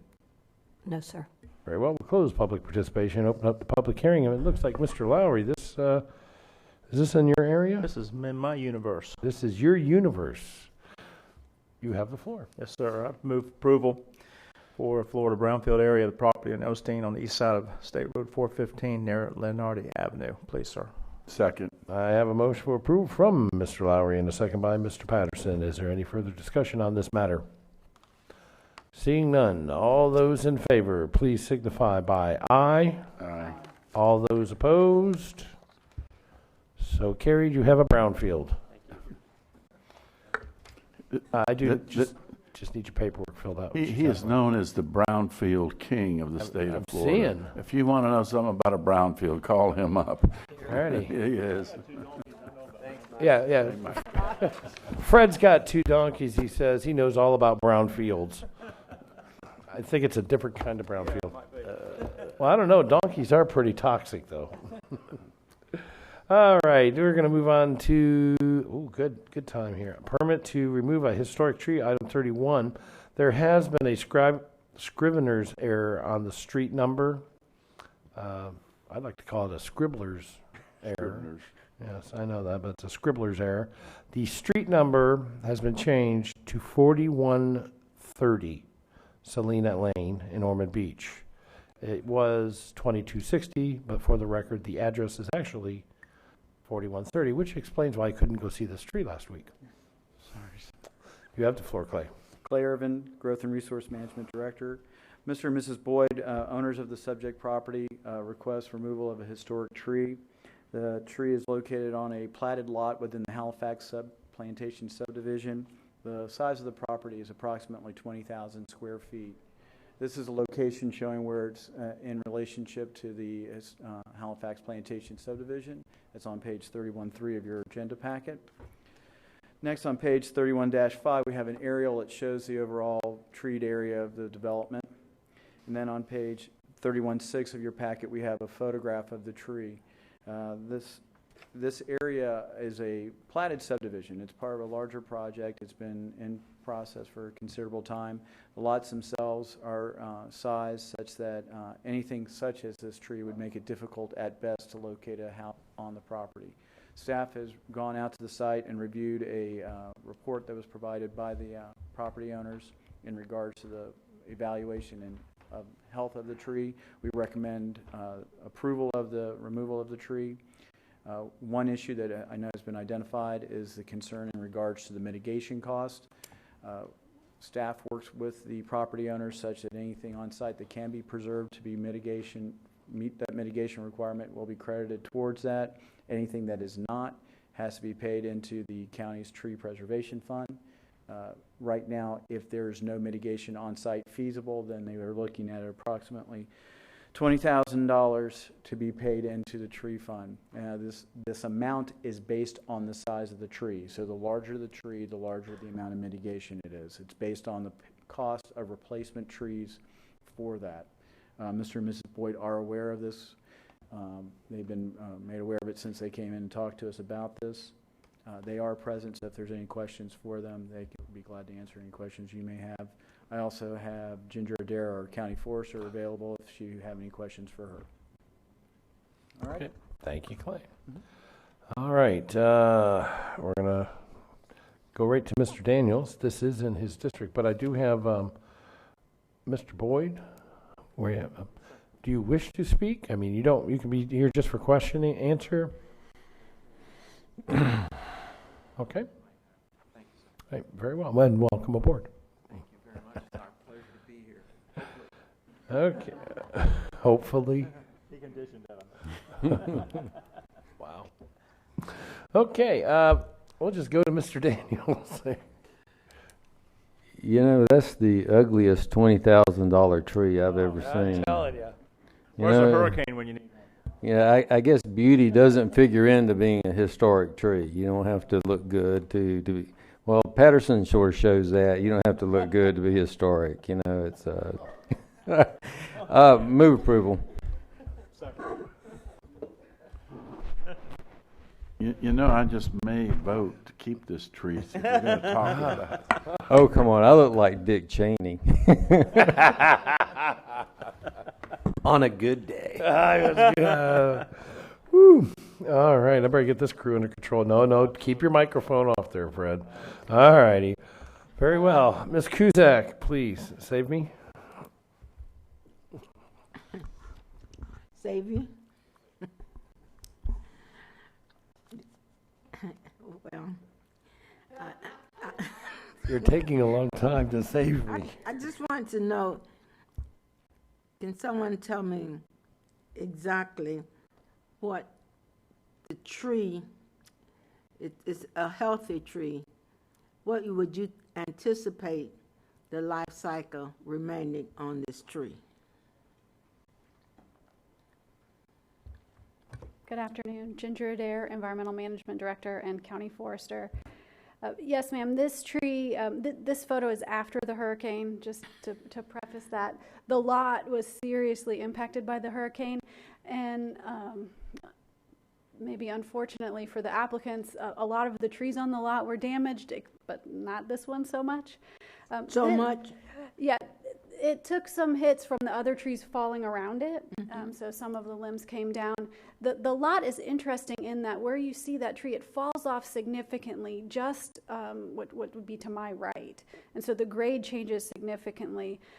That tree, absent any development, would probably stand there for another 30 years or so.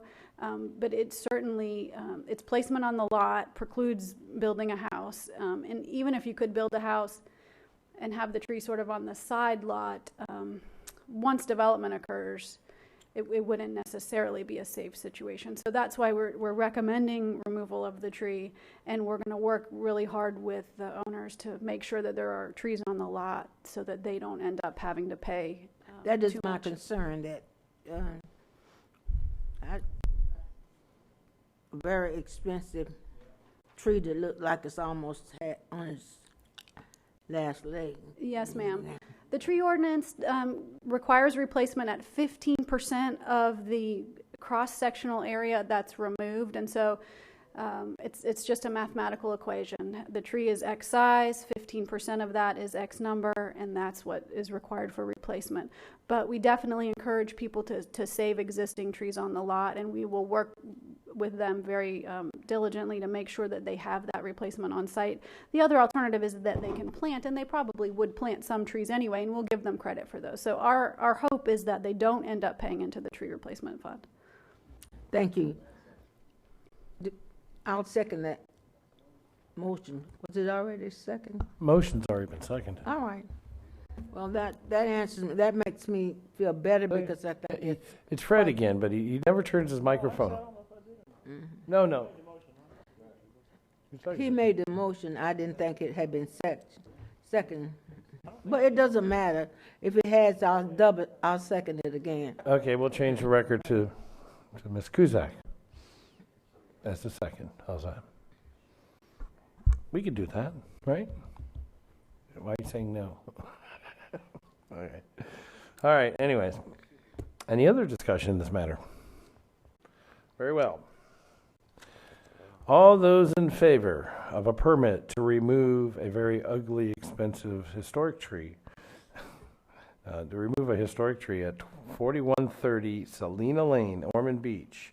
All those in favor signify by aye. All those opposed. So carried. I hope we find enough trees. $20,000 is a lot of money for that tree. And I'm sorry, it ain't a pretty tree. Yeah, well, we're going to help out on that. For sure. Yeah. I mean, that tree makes me look good. Well, we're related. Yeah. Mr. Chair. Yes, ma'am. Just to remind you that we all represent these districts.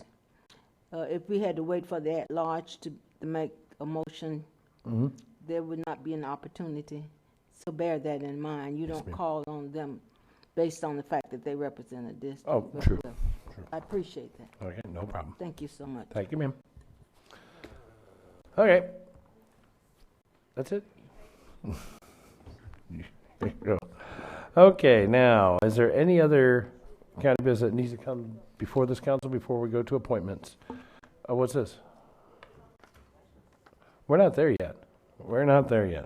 We're at the point of item 32, which is appointments to West Volusia Tourism Advertising Authority. And Ms. Marcy, speak first. Yes, sir. Yes. Thank you. Because we haven't had a late application, should the council decide to nominate for appointment, I would like it subject to the background checks coming back clean. It's just a suggestion.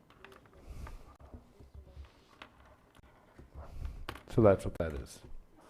We just have, now both of them, well, I mean, Susan Elliott's had a background check, right? Yes, sir. Okay, she's clear. Yes, sir. It's this other individual here, or my paperwork is, their background check is not back yet. Yes, sir. Correct, sir. Okay. So, well, let's see. District 3, we'll just start right there. District 3. Thank you, Mr. Chair. I am going to nominate Bryn Rollins. She called me last night. I spoke with her, had a nice conversation. I think she will serve very well, seeing her history and her family's history in the area, and she is the one indeed contingent on a background check. But yes, I nominate Bryn Rollins for the West Volusia Halifax, West Volusia Ad Authority. I got too many acronyms in my head right now. I know. Okay. Get that one. I'll get that one. Okay. And that's in the lodging category. Lodging She's in the category, lodging yes, category. ma'am. Okay, I seem to have... Mr. Chair, I'd like to say something. I Please. know this young lady. I know her father very well, and she's going to be taking his place on there. And she's quite accomplished as a actually Coast Guard licensed guide. She probably could give Fred Lowry a real fit on, in a bass fishing tournament. And if you've ever been out to Highlands Park fish camp out there, they do a lot with that lodging tourism. They do have that, plus they lease space for boats, plus take a lot of people out. So they really understand the fishing tourism side of that. So I'm glad that you made that appointment. And, in speaking with her last night, what encourages me too is it's a generational business. They know the area. They're secure here. She's young, and that's what we need in these ad authorities, is some new young blood, but those that understand and know the rich history of the area. And I think she's a perfect fit. I agree with you. And I don't know her that well, but I'm very impressed from what I've read and spoken with her. Okay, and that's Bryn Rollins, right? Yes, sir. Okay. Nomination for Bryn Rollins has been made by Ms. Denny's for the West Volusia Tourism Advertising Authority. All those in favor, please signify by aye. Aye. And all those opposed? So carried, 6-0. Mr. Lowry had to step out for a moment. Okay, now we move on to District 4. Mr. Chairman, I am going to defer my nomination in favor of my successor. My successor can make the nomination when she takes office. That's the first year. Thank you. Very well. So you are asking a motion for a continuance? Do I hear a second on the motion? Second. Okay, Ms. Denise is the second. I wonder what would happen if we never got a second. You'd have to pick somebody. That would be interesting. Okay, so there's a motion. Yeah, you'd pick Patterson? Well, I was hoping that Sue Elliott would be. She'd been on there, and her husband had been on a couple of trips, so they missed 2 meetings. But she represents agritourism. She and her husband. I know them well. They grow grapes and they make wine, and they've done a lot with the agritourism, which is what the state of Florida has been promoting. So I hope your new one has a chance to have a chat with Elliott. Actually, the Elliots are a wonderful group of people out there. They give actually lessons on how to make wine. Really? Yeah. So anyways, all right, we have a motion for continuance with a second. All those in favor of granting a continuance for District 4 nomination to the West Volusia Tourism Advertising Authority, all those in favor, please signify by aye. Aye. All those opposed? So carried. Item 33, appointment to the Halifax Area Advertising Authority. This is District 2, 3, and 4. So we'll start off with District 2.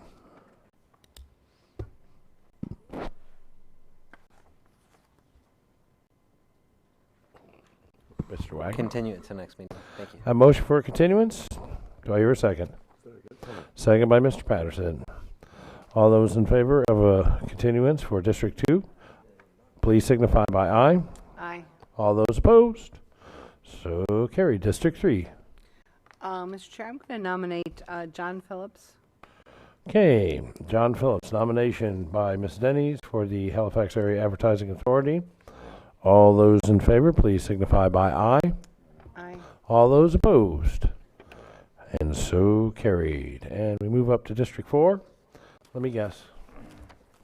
On this one, I have a question. I thought what we were doing is just putting people back on who had missed too many meetings, and that their time was going to be up in March anyway. Is that true or not? Yeah, you can. I also thought that there might be, because of the storm, these are people who were affected by the storms where they were, like Libby Gallant. Well, if the person's only going to be on till March, then I would reappoint whoever District 4's nominee is, whoever it is. If it's going to go on longer than that, then I would reserve that to my...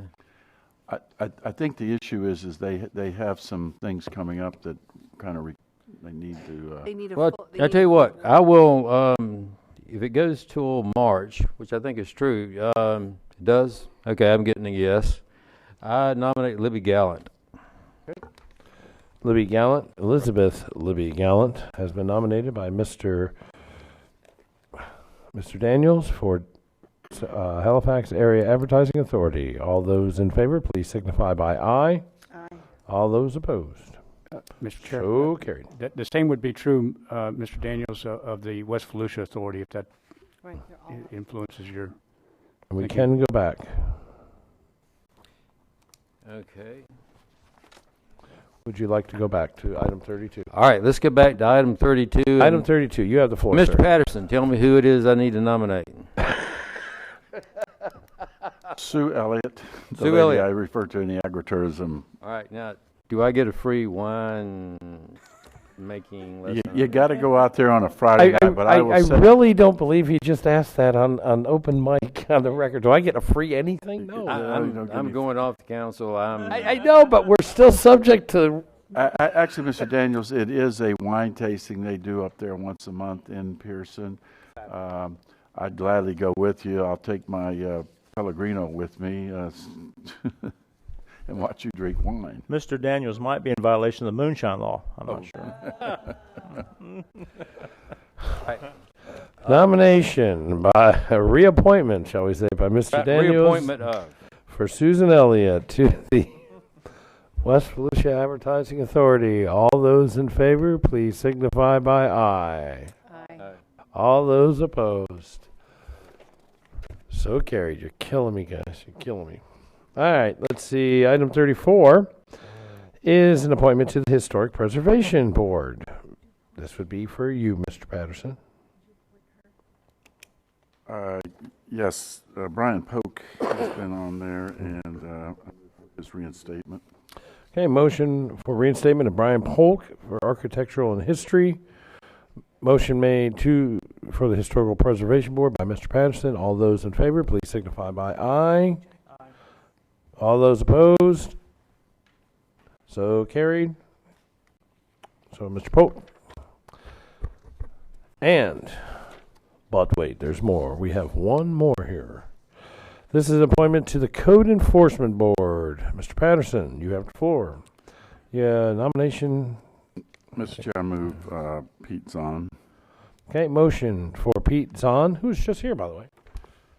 Pete Zahn for District 1 for Code Enforcement Board. All those in favor, please signify by aye. Aye. All those opposed? And so carried. Mr. Lowry. I need to ask one question. The people that we nominate for this, it's my appointment, but they don't have to live in my district, do they? Okay, I just want to be sure on that, because I know Mr. Runs just lives just north of my district. But anyway, I put forward the name Kenneth Runge, please. All right, nomination of Kenneth Runge for the Code Enforcement Board by Mr. Lowry. All those in favor, please signify by aye.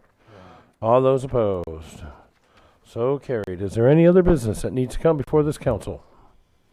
No, sir. Okay, I will start with the public participation, if I may.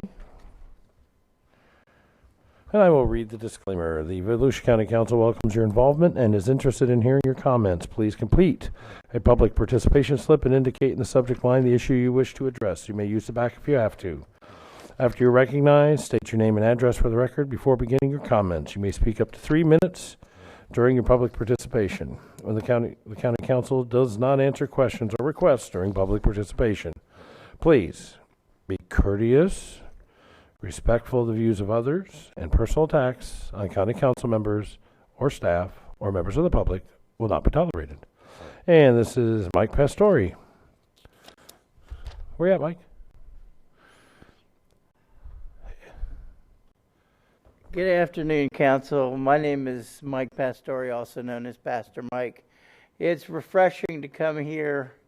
Yes, address? Huh? Address? Need your address. 08 Virginia Avenue, Daytona Beach, Florida. Okay. You have 3 minutes, sir. Yeah, it's refreshing to come to the County Council. I'm somewhat at odds with the Daytona City Commission. They have three sworn officers and installing metal detectors. Now, I wonder why that is.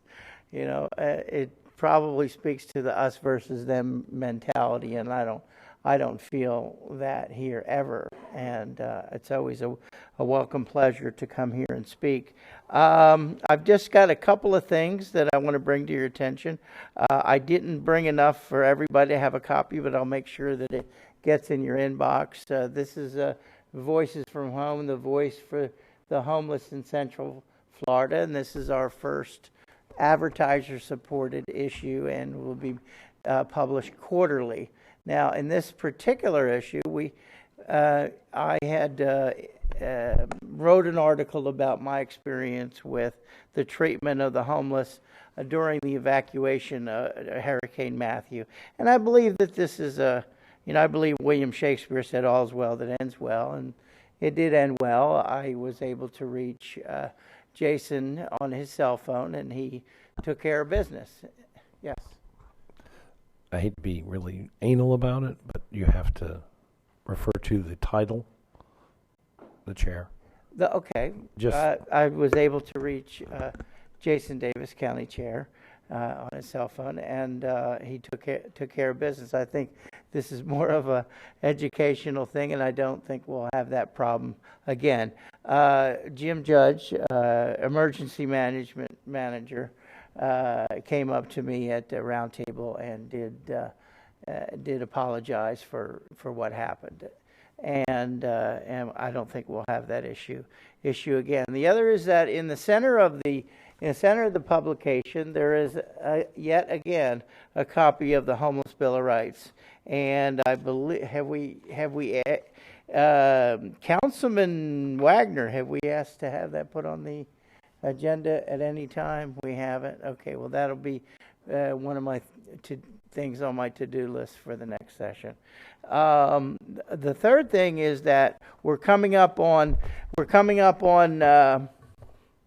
another discussion of a homeless shelter in the county, paid for with county funds, a land grant and $4 million, and Mayor Derrick Henry is of the opinion that since there's going to be somewhat of a changing of the guard, that he's going to be more successful with getting operating capital for that. And I'm here to ask you to consider strongly linking any land grant or construction financing to a short-term solution in Daytona Beach, because you are paying for a shelter right now. However, it is at the branch jail.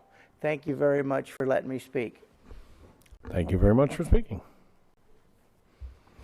Okay, is there any other public participation? Bing, bing, bing, bing. No, sir. Sorry. Okay, very well. Now we will get my glasses on so I can see what we're doing here. Okay. Now we will turn to the County Council for discussion on matters not on the agenda and committee reports. Ms. Days, you think I should go first on this one? Mr. Chair, I think it would be more than appropriate for you to lead your council out on this issue. Thank you, ma'am. All right, well, everybody here. I love it when we close at night. It's kind of empty here, but that's okay. We go out all over the World Wide Web. So, this morning, in our discussion, we had public participation here for those who did not know. And to be quite honest with you, absolutely disgusted, as many other veterans in this that work for this county have come to me and actually expressed my great resolve on not harming someone. This morning it was discussed in public participation about the Constitution and the right of someone to disgrace and desecrate the American flag. And it was right here in our chambers. Let us all be honest. It really is. It's just colored cloth. Piece of cloth. Or actually, that's so it was stated.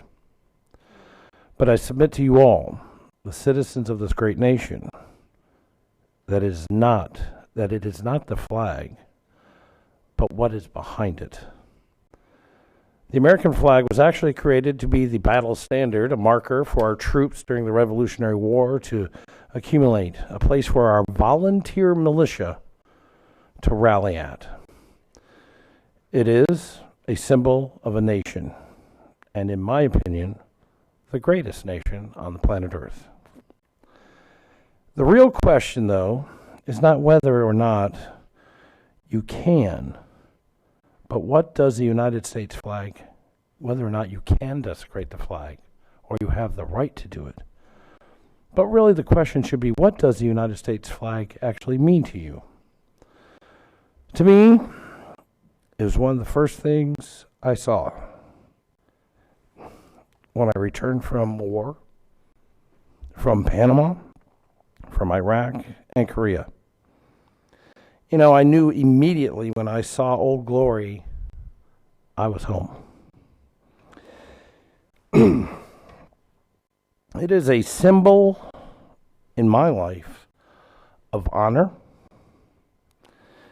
Everywhere one of our nonprofit organizations want to go in this world, somebody to give aid and give emergency care, what is the first thing they do? They raise the United States flag to let everybody know we are here.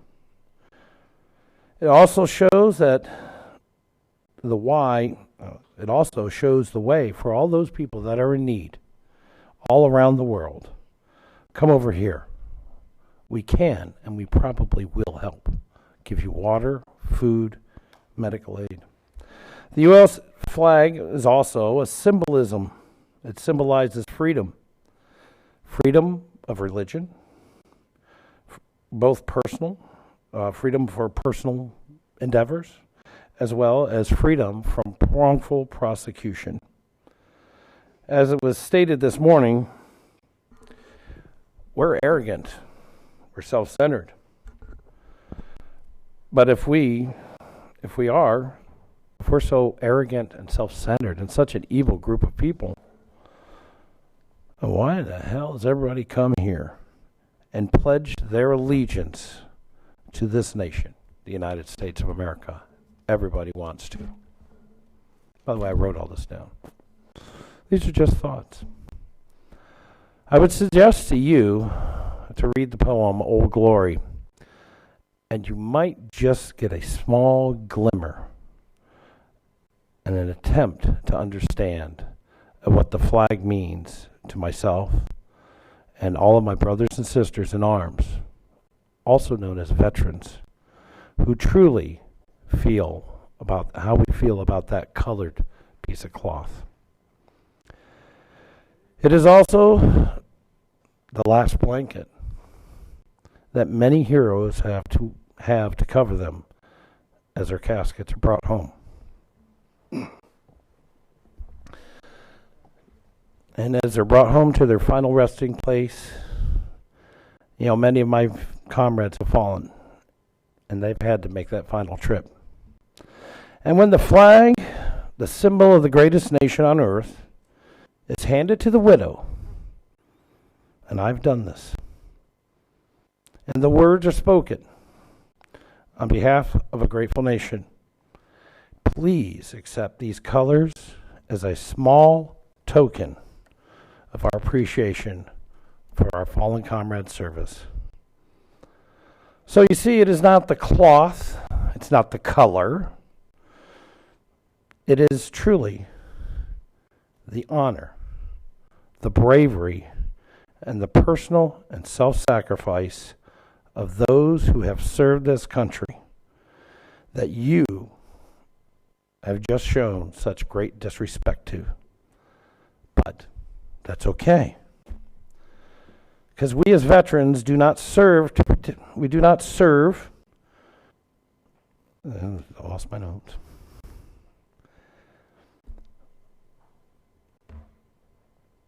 We do not serve and protect you for the recognition. We do not serve and protect you for colored ribbons and big bangly medals. We do not serve for anything more than the undying love of this great country and the hopes and the dreams that we will make the world a far better and safer place. As you see, when you disrespect the colors of our nation's standard, you actually have just shown such great disrespect for myself, Mr. Patterson, and all of my veterans, brothers and sisters, and to my fallen comrades who have paid the ultimate sacrifice. You also disrespected the Constitution of the United States and our great way of life. Personally, to anybody who wishes to burn the flag, rip the flag, desecrate the colors of this nation, I say, why don't you pack your bags and go someplace else where you don't have the freedoms that I fought for. It's been said many times, and many times, and I will say it again. I clearly do not agree with your right to destroy the colors of this nation, to disrespect my fallen brothers and sisters, or any other veteran, or any other citizen in this country. But I will, and always have, fight to the death for your right to do that. I do not believe that if you exercise your right also, I do believe this, also, don't be surprised if somebody wants to exercise their right to stop you. So that is my response to our little problem. Pardon about the emotion. Very emotional for me. With that, I have nothing further to say on that matter. And where's my little slip? I will now turn the floor over to Mr. Lowry. I'm first, okay. I don't have anything exactly, except I wanted to kind of tag on what you just said. I felt the same way. In fact, I knew what was coming, so I didn't even look up. But as a pastor, I filter things through the Word of God, and I thought the verse in Corinthians where Paul said, there's a lot of things I can do, but not everything's beneficial. And while a person has a right to do something like that, not everything that you do, that you might have a right to do is beneficial or honorable. And I think wisdom is knowing the difference. And that's all I have to say. Thank you. Thank you. Mr. Patterson. Just two things. One, I was at an event, and there was a developer who came up to me and started talking about how pleased, how proud he was to do business in Volusia County, that the development staff over there is one of the finest he's ever worked with. He's got counties he won't even buy property in, but he will invest in Volusia County, and he's done a lot of it. And I was really pleased. It was really wonderful to hear that working with our staff on development issues really was, he really just went on for quite a while. So hats off to our county staff. Nice to hear those things. The other thing is the pig. Young lady by Ms. Polk. Nice picture of a pig. Yeah, no, that's. He pointing at me. I won't say that. It wasn't me. I will say that much. Yes, Miss Polgar. It was her pig that we purchased. It was 230 pounds, and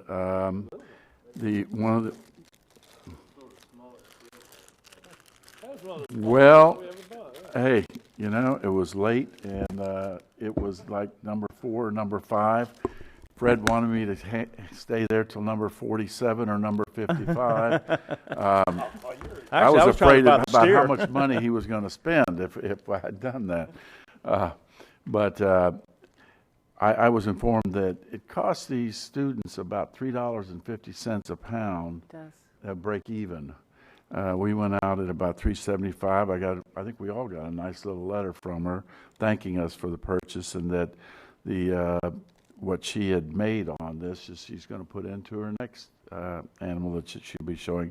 And this is a great experience for these kids at this Future Farmers of America bunch. I never was in Future Farmers of America, but I was in 4-H, and that was a big part of my life back there in the fourth, fifth, and sixth grade many years ago. Not that many, but enough. So, and I will say that I finally received everybody. Thank you for reimbursing me for the cost of Oinky. And I will say that the last person to pay me, I've got to notify the sheriff's department not to boot Deb Denny's car before she leaves. I take the boot off if they've already put it on. But everything, we appreciate that.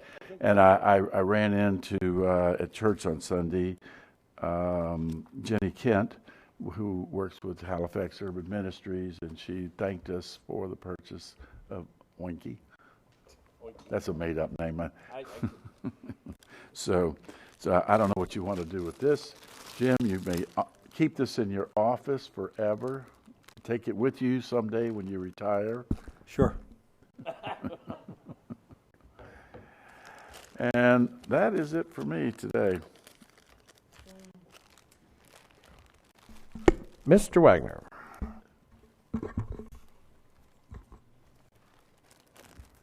The last meeting, it's at item 30, is the outgoing council program. A lot of us are going to have like family and stuff here. Do you think 11 o'clock is about 11? Are we going to do it before lunch? Because we don't have anything in the afternoon. It'll probably be. We do have an agenda. Trying to have a half day, and we were going to leave that portion at the end so that we didn't have it bounded by people wait. We didn't think it was good for any reason to have everything waiting. We thought that'd be the good last thing to have. So end of the day. I'm going to drop the mic and walk out. No, don't do that. End of the day, and it's a short meeting, so we could try to help you figure out the time. Okay. Well, I'll be able to figure it out. I'll shoot them.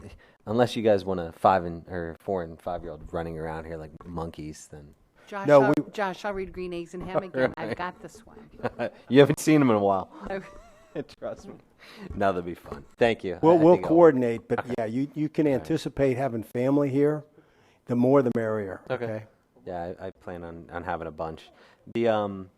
My comments next meeting will be different. This will be my last normal comments, I guess.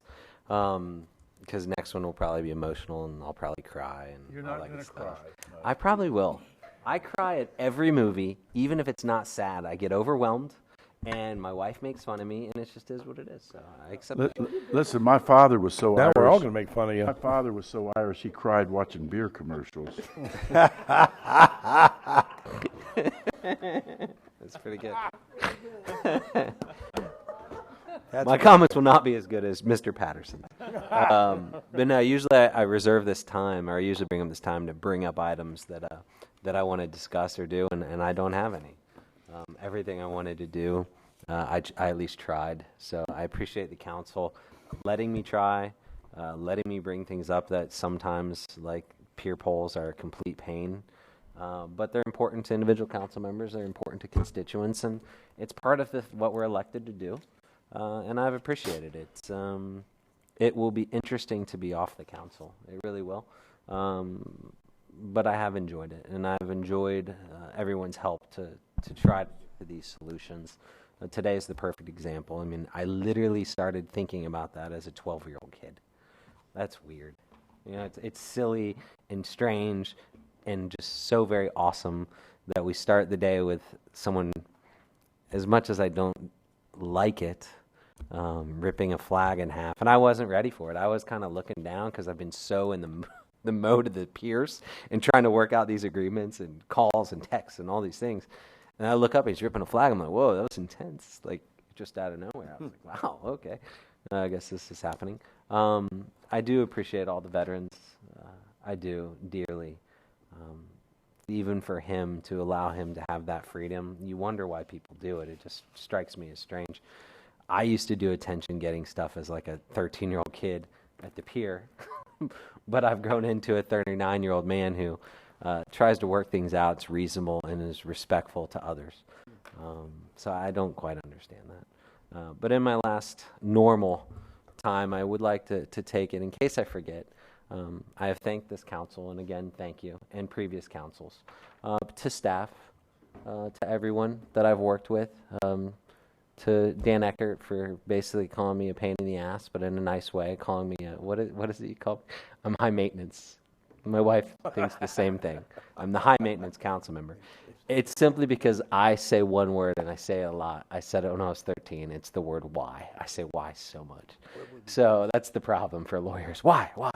And to staff, everyone from budgeting to every department, all of them. I think the emails I send and just everyone's responsiveness, making us look like superheroes. When things get accomplished, George, I send those all the time to you, and you help them find their way. So thank you for that. It makes us look good. Staff, Volusia County staff, makes Volusia County elected officials look good. Just like Mr. Patterson just said with the developer, it bodes well. I mean, we vote on policies and we set certain standards. But it's Jim Deneen and your staff, and I can tell you that has changed significantly since I have been on. I think a couple years ago, you got to the point where no director was a director that you got when you got here, right? I mean, that was only a few years ago that happened. So it's like a good football team that you got all the pieces in place that you want.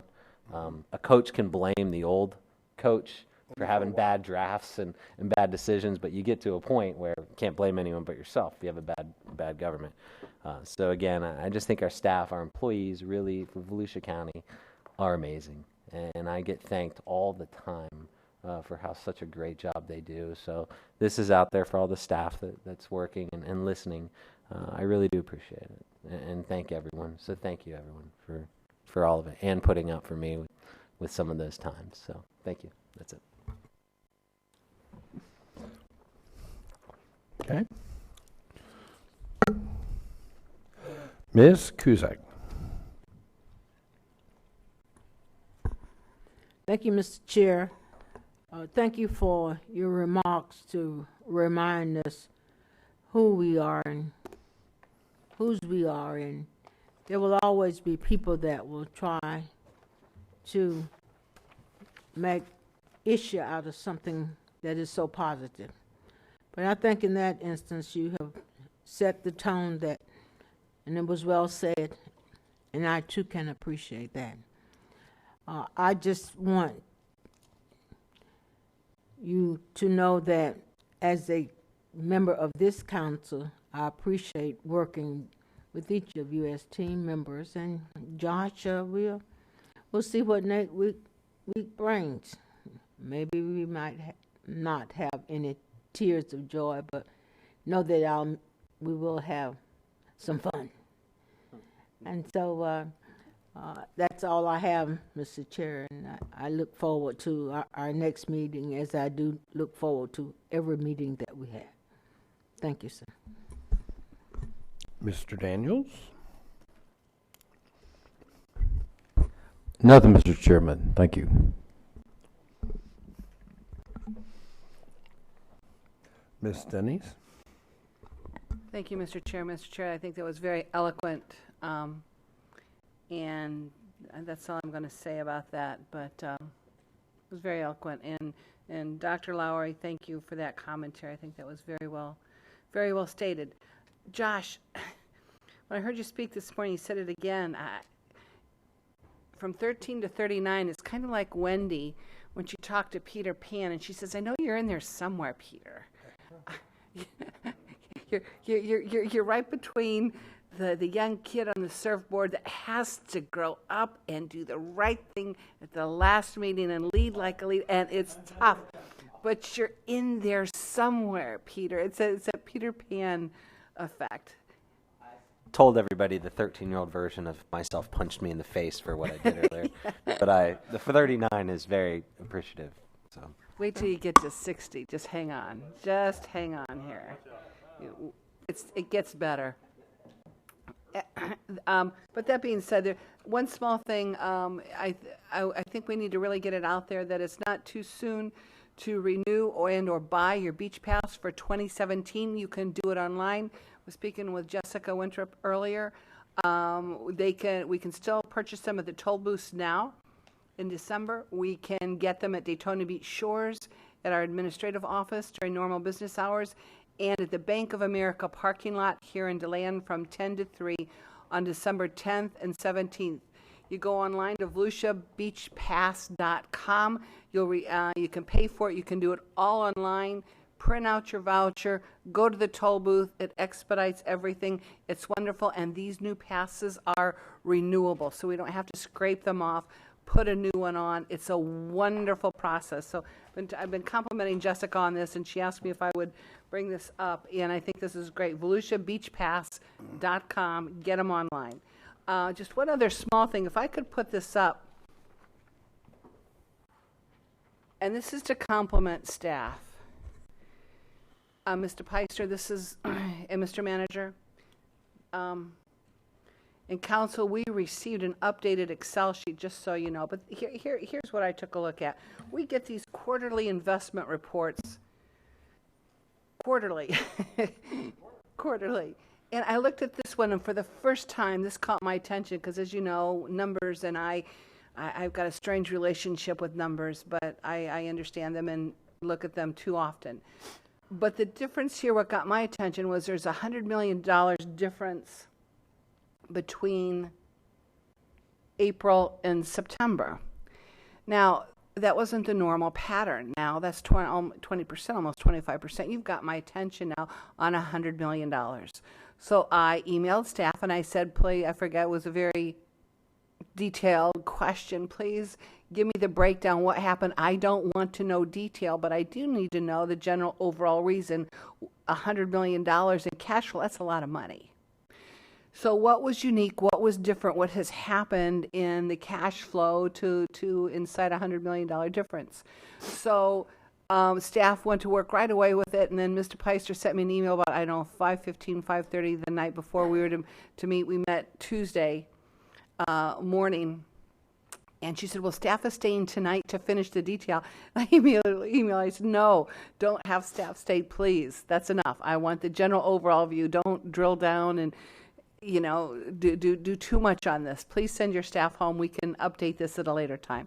But meeting with her, looking at this council, I am more confident now, and I mean this very genuinely, in how we operate financially. In looking at this, and I have asked staff, and they're going to, in our reports from here on out, on these quarterly reports, add some words to the numbers. I needed to be, because we all have different languages and comfortable in our zones, and that's understandable. But what was so intriguing about all of this is the differences, and you can see my notes here on the top one, the cash receipts, that was a drawdown that we already had in place, and then the second one was one Daytona and Tanger outlet.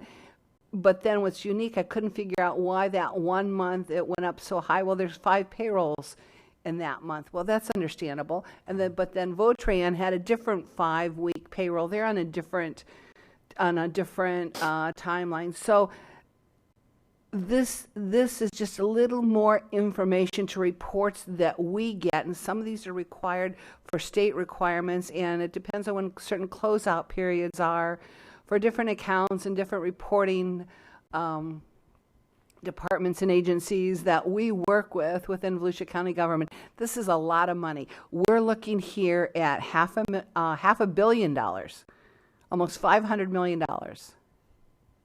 This is a lot of money in securities, in short-term notes, in cash, and I can tell you this is fiscally conservative, it's accountable, and it's strong. Volusia County is in a very strong financial position, and this going for what we have looked at, Mr. Manager, for 2018 to be debt-free in the general fund, it's because the accounting is just so clear. Mm-hmm.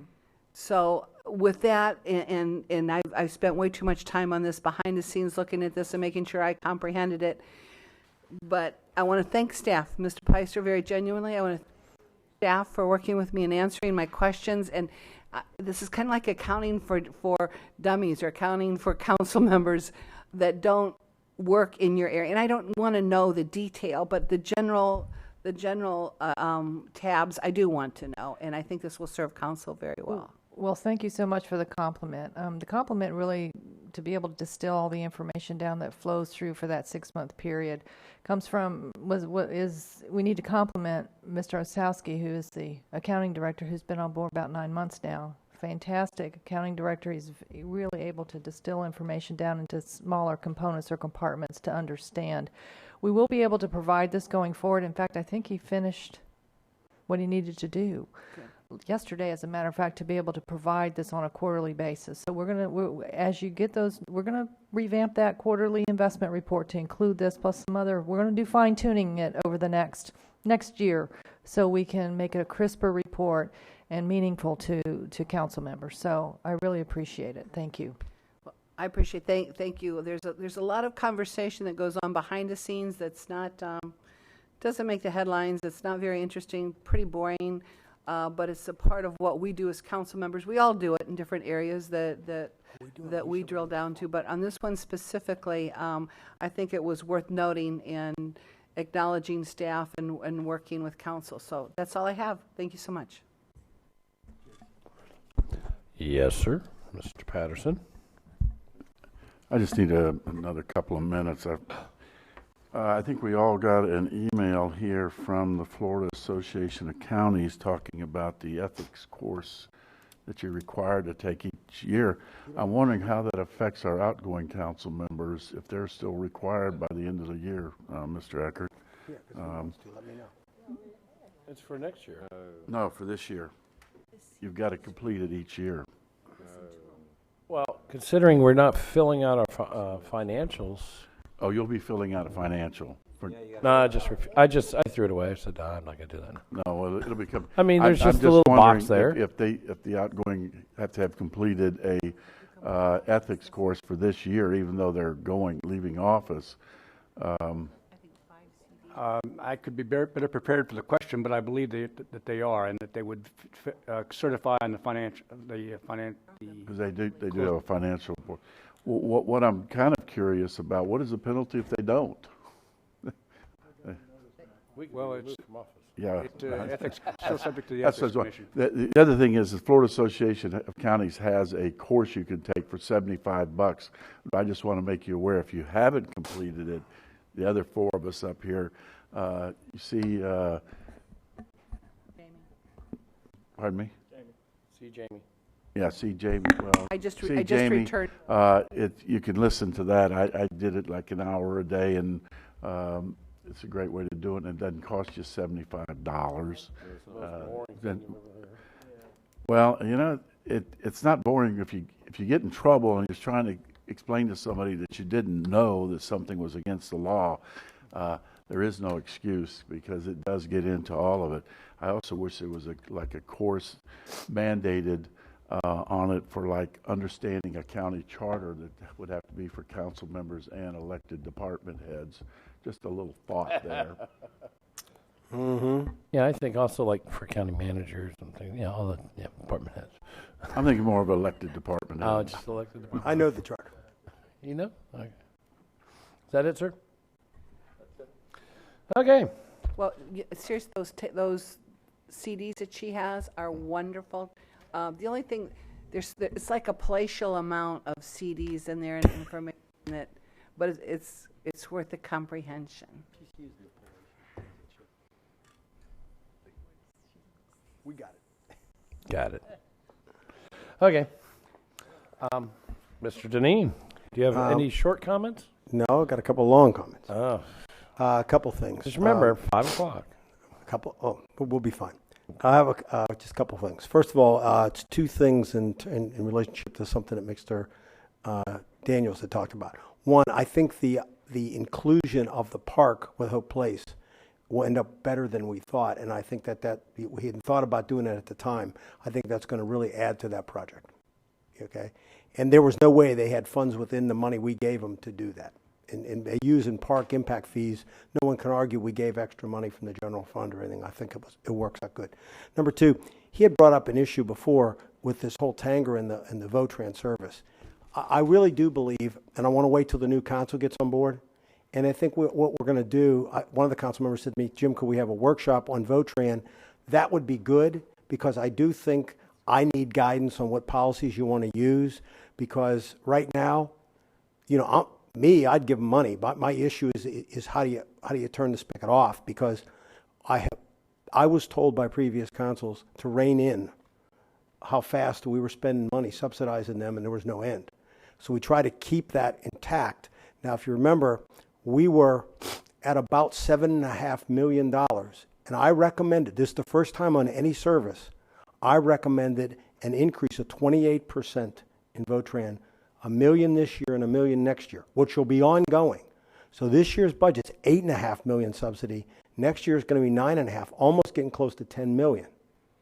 The request that we turned down, I could subsidize, if we did all the expansions, $20 million. And you know, there's no end to what you could spend. There's an end to what we can afford.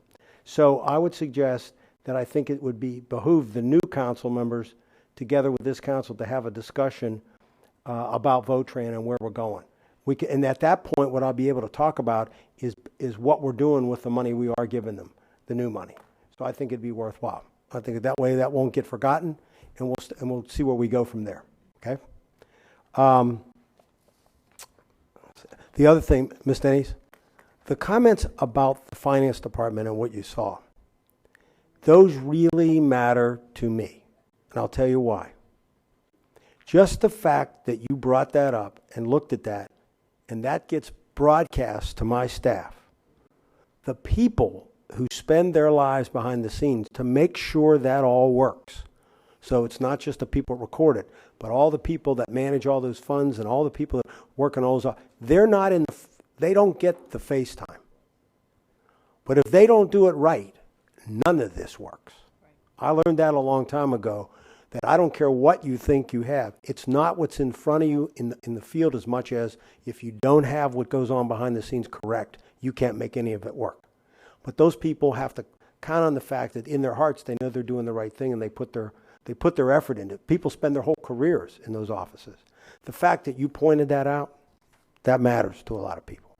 And as manager, it really matters, because ultimately, I think that's what I'm really responsible for, is making sure that you get to make policy, but I better make sure it works. And not just works for the short term, works for the long term. So I do appreciate that. That meant a lot to us, that you recognize that. Because the biggest issue I have in most cases with people who either get on the council or people that are out there, especially the naysayers, is if they understood the complexity of what we deal with, I think they would be a little kinder to us at times. Now, I got a couple other things. A couple things. A real cute one. Rick, you want to show them what we're going to do on these? He gives out Christmas cards at the airport. Go ahead. Thank you, Mr. Dean. Rick Carl, Director of Aviation. As you know, we're an enterprise fund at the airport, and we're a business, and so we send out Christmas holiday cards to thank everybody in the community for supporting us. This year we did something different. We engaged. Rick, have her put them on the monitor up there. Okay. Is there money in this card? No, sir. Tickets, JetBlue tickets? We sent out a call to 8 different schools in Volusia County to design a card, and we got, the only school that responded was New Smyrna Middle School, art class. So 25 student designs came in, we went over and we picked 4, because they were all so good, we picked 4. Emily Lasher Wright, the 8th grader, that's the girl with the teddy bear, that one.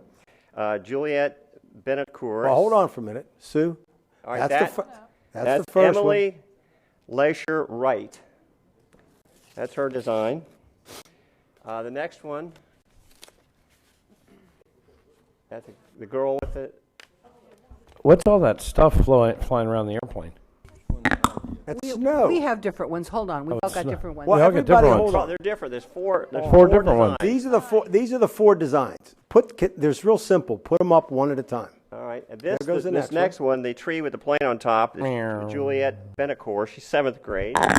That's one of my favorites. The next one is, this is the season's greetings. This is Kyla Kalker, 6th grade. That's cool. And the last one is the plane with the Santa on top.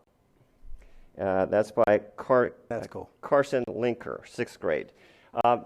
We thought it was so cool. We're going to try to do this every year. It's actually Pat O'Brien's idea, but we executed on it. So it just shows that we are all connected. We're all part of this community. And the kids that won, we're going to give them a lunch at the airport, an airport tour.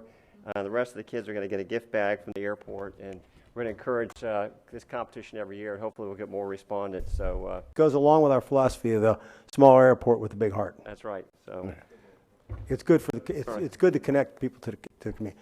Very good. Next, I'm asking John and Julie to give you a real quick update on where we are on debris removal. And lo and behold, we actually got in some comments from people who really appreciated what we did, and those were very appreciated.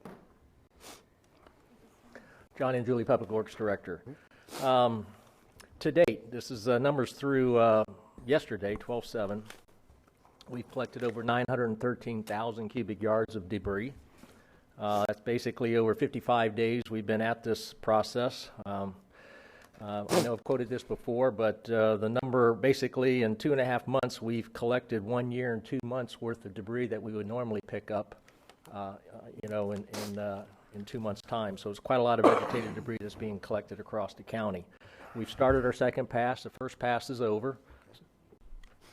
You have a question, sir? Okay. We started our second pass on November 28th. We got a little over 1,000 miles of county roads that we're picking up on. We're 55% complete through the second pass of the county-maintained roads. We have also been picking up on private roads and HOAs. HOAs should be completed. I think we have a couple of more to do, done. And we're still on the private roads. We're approximately 48% complete on picking up debris on private roads. Now, we're trying to maximize our reimbursement on private roads. Certainly, the county applied for a waiver. We did get a waiver. There's still some processes that we have to go through to get eligibility prior to pickup. So we are doing whatever we can to provide documentation to our FEMA representatives and getting a thumbs up, even if it's via email, and we're getting affirmative comments from those folks, and we're then scheduling those for pickup. Just a little analysis on the private roads. Just I know the council was anxious to get that started, and there was some potentially financial implications associated with that. Worst case scenario, if everything turned out to be ineligible, we're looking at an approximately $4.7 million hit. What we're trying to do, obviously, is to maximize that and minimize our input. What we're looking at, approved private roads, is about $2.6 million. Our contribution, the county will be up for a 25% share of that, which is $645,000. FEMA will pick up the balance of 1.9. So that'll still leave us about a $2.3 to $2.7 million adjustment that will come back to the county for unapproved private roads. These are just estimates. Like I said, we're trying our darnest to maximize our reimbursement. We're documenting. That's the FEMA mantra right now, and we're working closely with our FEMA reps to make sure we can accomplish that. If there's any questions, I'll be... Let me add this to John's comments. All right, here goes the question I have for the council. I asked George to talk to you about it one time, so I'm going to put it here formally in front of you. If we want to get paid, what FEMA's telling us, now other counties haven't done this, but what they're telling us is that if we want to get paid for the private roads that are not in HOAs, they want us to do at least a press release. I'm going to read it. This is what they would like us to say as best we can figure out and as nice as we can say it. It's to homeowners on private roads are asked to apply for insurance to cover debris pickup. The County of Volusia is nearing completion of Hurricane Matthew debris pickup on public roads and continues to remove debris from private rights-of-way. To date, the county and its contractor have picked up 1 million cubic yards of hurricane debris. To ease the financial burden on residents, the county is applying for reimbursement from FEMA for removal of hurricane vegetative debris on private roads. This is normally excluded from federal funds. FEMA is prepared to reimburse the county for eligible vegetative debris pickup on private roads. According to FEMA, homeowners on private roads who do not live in homeowner associations or mobile home parks and who have placed debris for pickup by the county must A, apply for insurance coverage if they have it, B, provide insurance information to the county, and C, reimburse the county if they receive payment from insurance or another source for the debris pickup. Individual homeowners have a responsibility to not receive and keep double benefits. Homeowner associations and mobile home parks are already providing the required documentation to the county. For more information, call Volusia County Public Works Division, etc. Now, FEMA wants us to do this. I send this out. We may get a backlash because I think people may read this wrong. Or we can do what, I'll be honest with you, you can do what some other counties do in Flagler. I talked to their administrator. They're not doing anything like this. They're just going to take their chances that they're going to make their case, and they feel that they're going to get paid without doing this. I talked to their administrator. Now, we have to decide if we want this to go out or not. It depends. The other issue was to send these people a letter. I knew if you do that, you're really going to have an issue. Now, whether we want to do this or not, I need some guidance. This is more a way of ensuring, right, Dan, that we'll get paid. Yeah, most people are not going to have this coverage. Most private, or if they do, it's going to have a deductible that is inapplicable. So this is only going to apply to a very few people. FEMA is a payer of last resort, much like Medicare and other federal programs. The requirement is one of federal law. They've asked us to provide notice to those residents to whom it may apply, so that they're aware of it, and so that if they do receive, that they apply for the coverage if they have it, and if they receive coverage, that they have an obligation to remit it. They can't keep the money for which the public service has been provided. It's a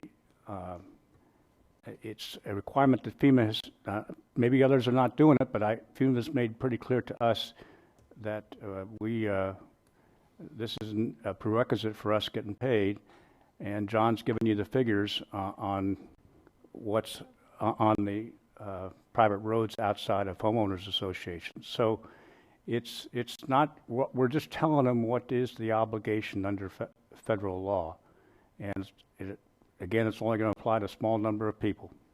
So I would ask that you do this so that your municipal service district fund stands in good stead. There's not many people is going to apply. You're just telling them what is their law anyway. What is the law anyway? All right, Ms. Cusack. Then Mr. Patterson. When we notify the homeowner as to how much it has cost to pick up their no strawberries, so how when you file for insurance, you got to give some kind of figure. So how are you as a homeowner supposed to know I think you could, what numbers to we can tell them what. If there's an inquiry, we can tell them what it costs us per cubic yard. So if, for example, if they have a $2,500 deductible, well, they have to have a lot of debris. I think it's that would be a couple hundred cubic yards probably. So that's a lot of debris. Many policies would not have this at all. Many would have a deductible that would be exceeded. The point is that the federal government says it assumes that if you're on a private road if you provide have insurance for this that you should apply for it, and that you shouldn't retain the benefits if there is insurance available. We're giving notice by the FEMA has asked that we give notice through a press release, at least. We've told them, because we've indicated we have a large number of private roads in this county. There's about 500 miles of private roads, 400 miles of which are outside of homeowners associations. But then there's a smaller number of zones now that they've indicated. I don't think it's going to have very much impact to the vast majorities, have no impact to the vast majority of homeowners on those roads, except to notify them what federal law requires of them anyway. And in that letter, you did say that this as being required by FEMA. Yes. We must Yes. inform you of da Right. da da. Right. I didn't hear that. Yes. Okay. We're saying that. Thank you. Mr. Patterson. This is beyond the dumbest thing I've ever heard in my life, and I'm speaking as an insurance agent now. Many homeowners have a 2 or 5% deductible, so a $200,000 home is going to have like a $4,000 deductible, or even a $10,000 deductible. And I'm with Councilmember Cusack and saying, agreeing with her on what her point is. I can name all the companies I have, about 5 of them, and I can guarantee you there's not one of them that pay for this kind. Now, if it was on top of the house, like a tree that fell on top of a house, they pay for the removal of the tree from the house, but after that, they don't pay for the actual removal of the tree from your yard. So, I don't know. See, if one of my clients called me, and I'm wondering if what FEMA is wanting is they want the agent to say, sorry, ma'am, you don't have coverage, or are they wanting you to get a letter from the insurance company declining coverage? And although these are considered as cat losses, which usually don't count against you, when you start getting a lot of claims experience goes up, you're running into problems with the insurance company. But generally with these cat claims or catastrophe losses, they usually don't count against you, but you start having other things happening. But I don't know if FEMA is saying it's got to be declined by the insurance company. No, I think they're saying if you have it, you should apply for it. Well, then you're filing a claim, and you would get a letter from the company saying, declining that. Well, I think if you were, as the agent, were to advise them that they don't have that coverage, then I think they've satisfied their obligation. Well, what a lot of people do is they just call their 800 number and file a claim and go from there. Now, a lot of them already have claims open, so they can ask the adjuster, hey, is that going to be covered, is one thing. But still, putting people through this is just ridiculous. It is just absolutely as dumb as dirt. I mean, it boggles my mind what FEMA is doing, because evidently they don't know a darn thing about insurance coverages at all. Well, that's my rant today. Yes, sorry. Sir. I understand we're playing by the rules of their game, and 75% reimbursement of that is a lot of money. So that's what's. Ms. Dennings.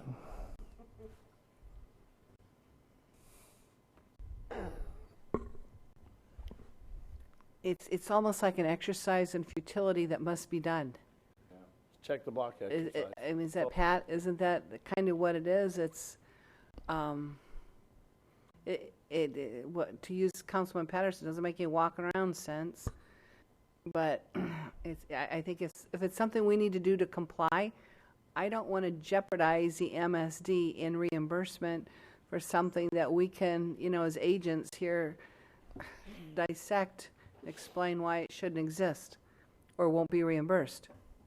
I mean, it just won't. So, Ms. Denny's, who gets beat up the most on this is us trying to explain this to people on these private roads.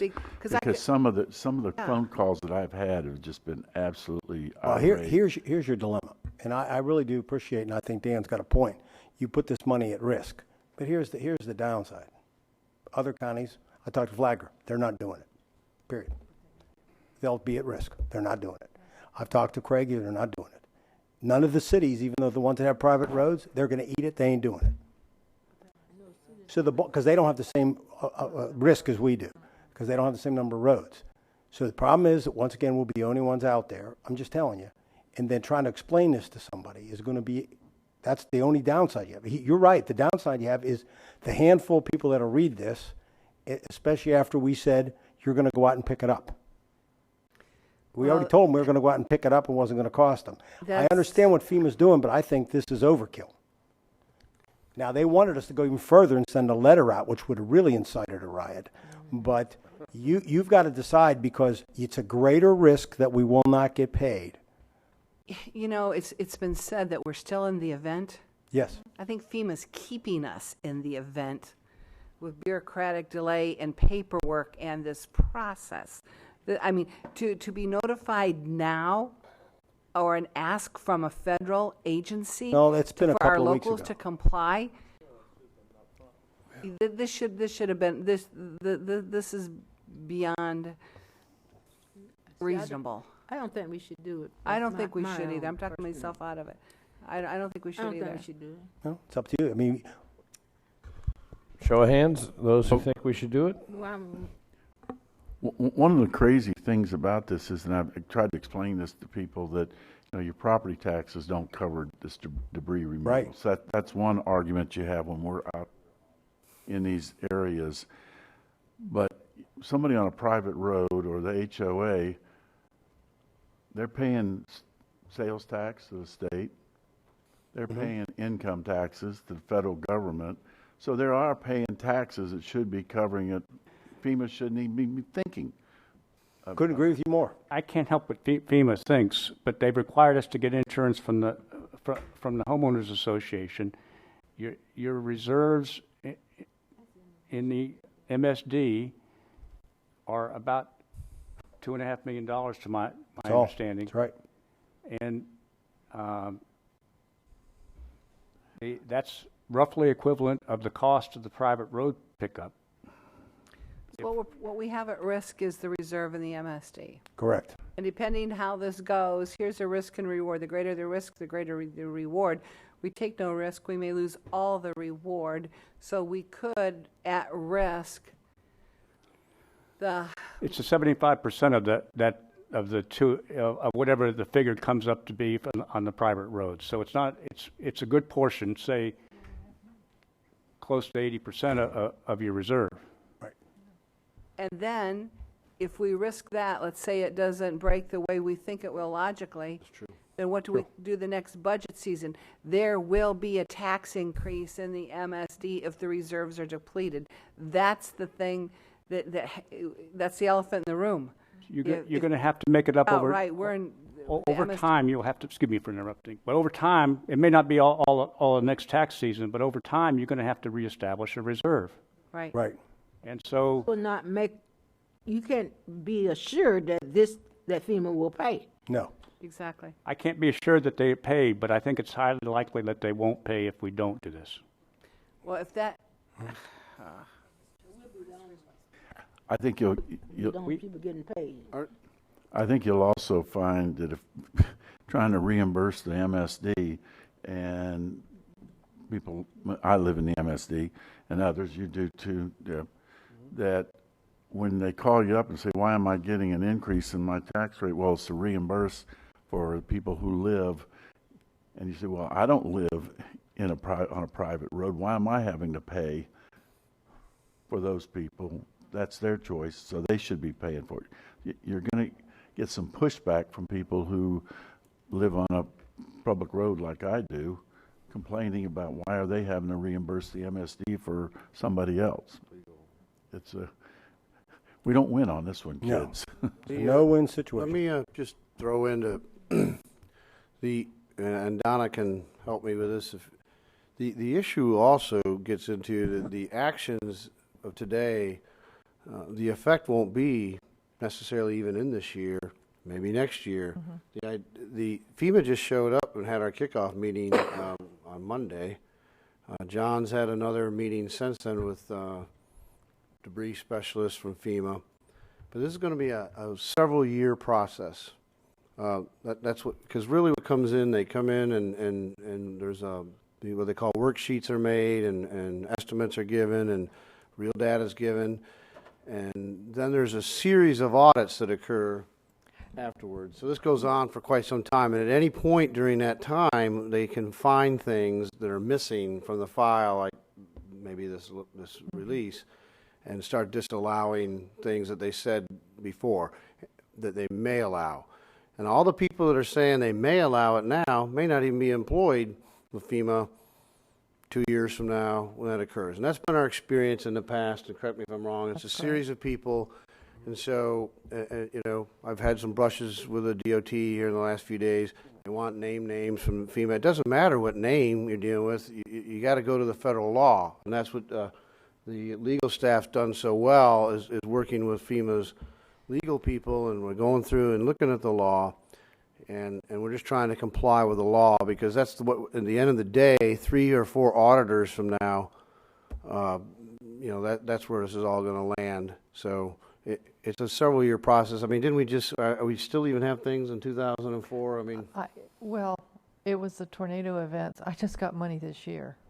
Yeah, I the did. Groundhog Day tornado, which we got 2007 or 2009. So just to give you an idea, that these things drag on for years, and that's why we're a little excitable, you know, when these things come. When it comes to, you know, these regulations, it's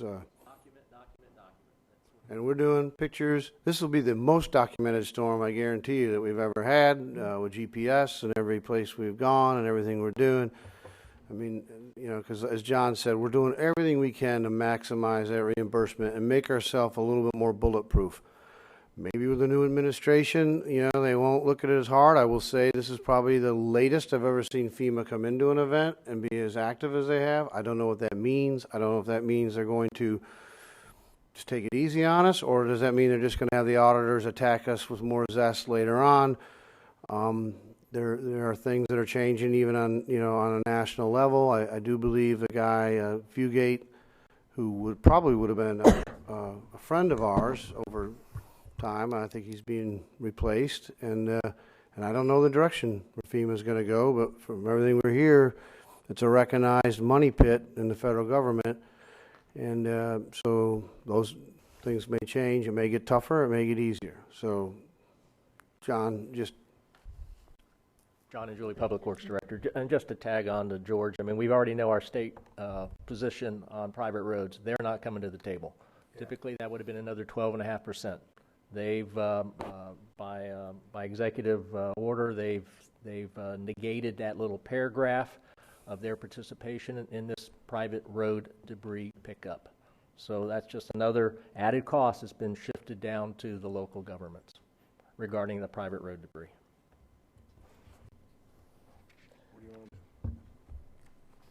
And that's a really good point, too. Here's the thing.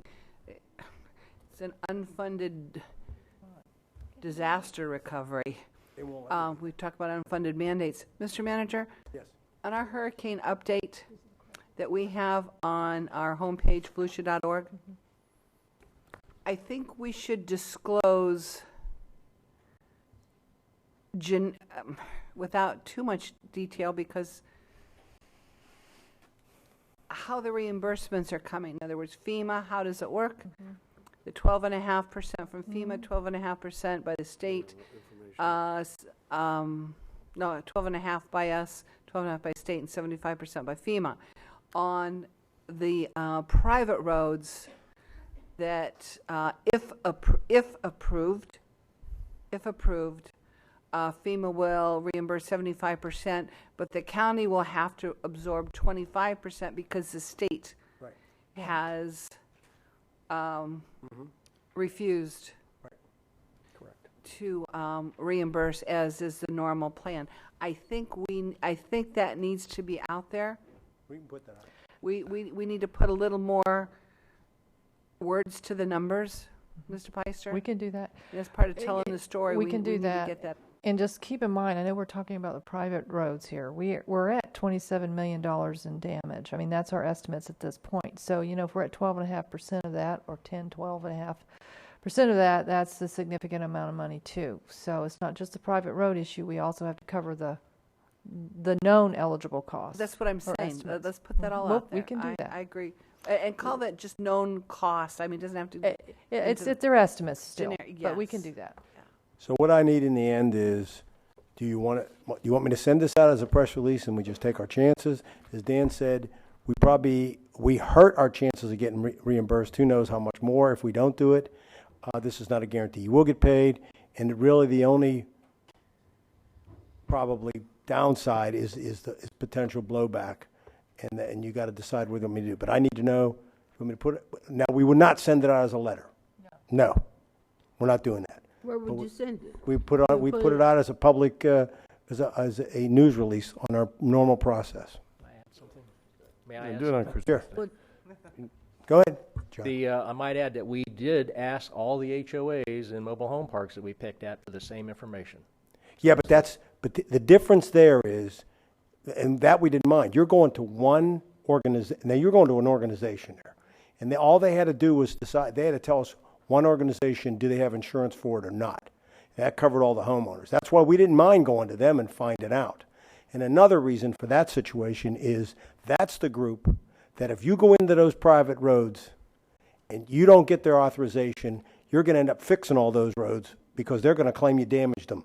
And I'm telling you, they'll come after you in 2 seconds. So we wouldn't go in there without the approval from them. So while we were getting the approval to go in, we said, so that we covered, which is the mobile home parks and we thought that was reasonable, FEMA, because you're contacting one agent, one group, one person. But here, this is a little different. So I know it's not fun. This is sort of a lose-lose situation. All I need to know is I need you to vote and let me know whether I'm putting it out as a press release or not. Press release? All right, we'll do it. Thank you. Thank you. It was fun to rant and rave about all this. Yeah, really. Well, that's okay. Therapeutic. We'll try. Wait a minute. It was therapeutic for insurance agents. The rest of us are going, oh my gosh. Do this. I can't believe I'm saying this, but if you get blowback, refer them back to my office, and we'll try to answer the question for you. But would you put your number out on the? His phone number is. No, we're not putting my number out now. No, we ain't giving my cell phone. Okay. At the sound of the tone, call. I think it's your address we want. And the house number. Well, I will tell you what. You want to give them Public Works number? Well, that's what's in the release. Yeah, it is. Public Works number's in here. We'll give them that number to call. We'll try to explain. We may it. need to bonus somebody at the other end of that, but we'll. Yes. We'll work it. And last but not least, when you're all done, if you want to come over, Joyce and I were talking one day, and I told her, because I like her afro, and I told her I had a really cool afro myself, and so I showed her a picture of mine. So if you want to see it at the end of the meeting, just stop by. Okay. Put it on the overhead. Yeah, yes, put it on the overhead, please. Overhead. Okay. While we're doing that, Mr. Eckert, do you have anything, closing comment?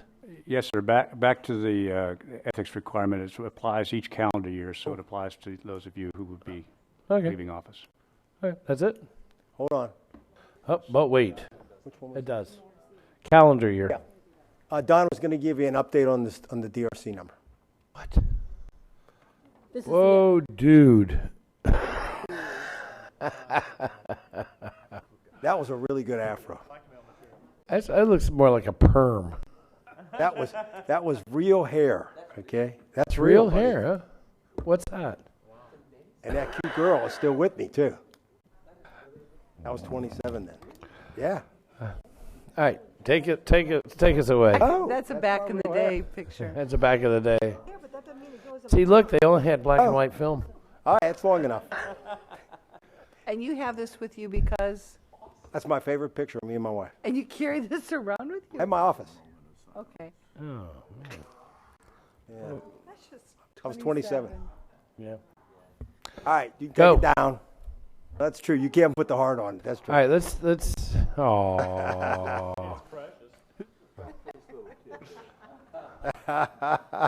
This is what public service will do to you. Okay. All right, that's enough. I don't know. This is definitely lighten the load. All right, take that down now, Sue. Everybody, quick draw. It's up there. Go ahead. Go ahead. Hi, Donna Butler, Community Services Director. On the other side of the FEMA is the recovery side for citizens that need financial assistance. At the DRC, we have seen 409 individuals. 156 have taken an application and 66 have submitted.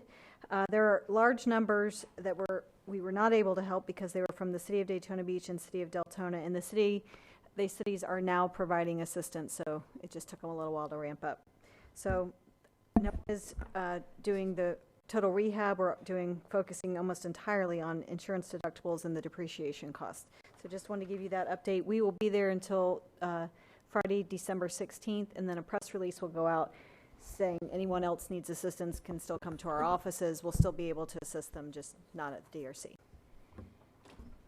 Thank you. Mr. Chair? Yes, sir. I was just going to go there. Okay, well. I'll let you have the floor, sir. I'd like to ask for a moment of silence for John Glenn, who passed away this morning. Oh, yeah? I didn't know that.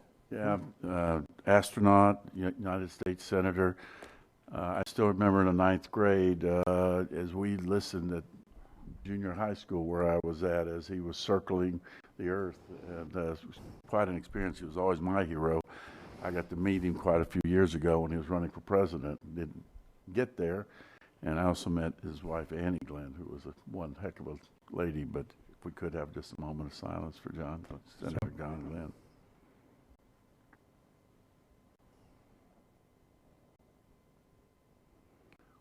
Thank you. Yep. And there's another astronaut that's ill, isn't there? Buzz Aldrin. I thought it was Buzz Aldrin. It was Buzz, right? He got sick. Yeah. I think he's doing okay now. Yeah, he's doing okay. He's got long. 50 years ago. Yeah. Yep, 50 years ago. Pretty cool. The thing that Donna reported on, just so everyone understands, this whole thing about emergency management. This is really about all of this when you do emergency management. And it's really about debris pickup and all these issues and finance and money. And the other thing when Donna and them handled, we didn't have any complaints, and they've handled every one of these issues. And then Frank's group with the co-ed, it's been remarkable how well it's all worked. And I really want to thank everybody that's been involved. All right. Anything else? Give me a note. Where's my note? Oh, yes. Echo Gallery. Now, the Echo board for art. I don't know who I'm supposed to pick. Do I have a list of people, Tim? I do have a list. Mr. Chair, this does not need to be done during a council meeting. This is something that can be done separately. Okay, so this is not not a chamber thing? Yes. Okay. All right, cool beans. It's not a chamber thing. I'll deal with it tomorrow. Is that okay, Tim? Just call you. We'll have lunch, your buy-in, and we'll figure it out. Okay. Unless there is any objection, our next council meeting is December 15th. Am I correct on that date? Yes, sir, next week. Be right here. It will be the final council meeting of 2016. Unless there is objection, we are adjourned.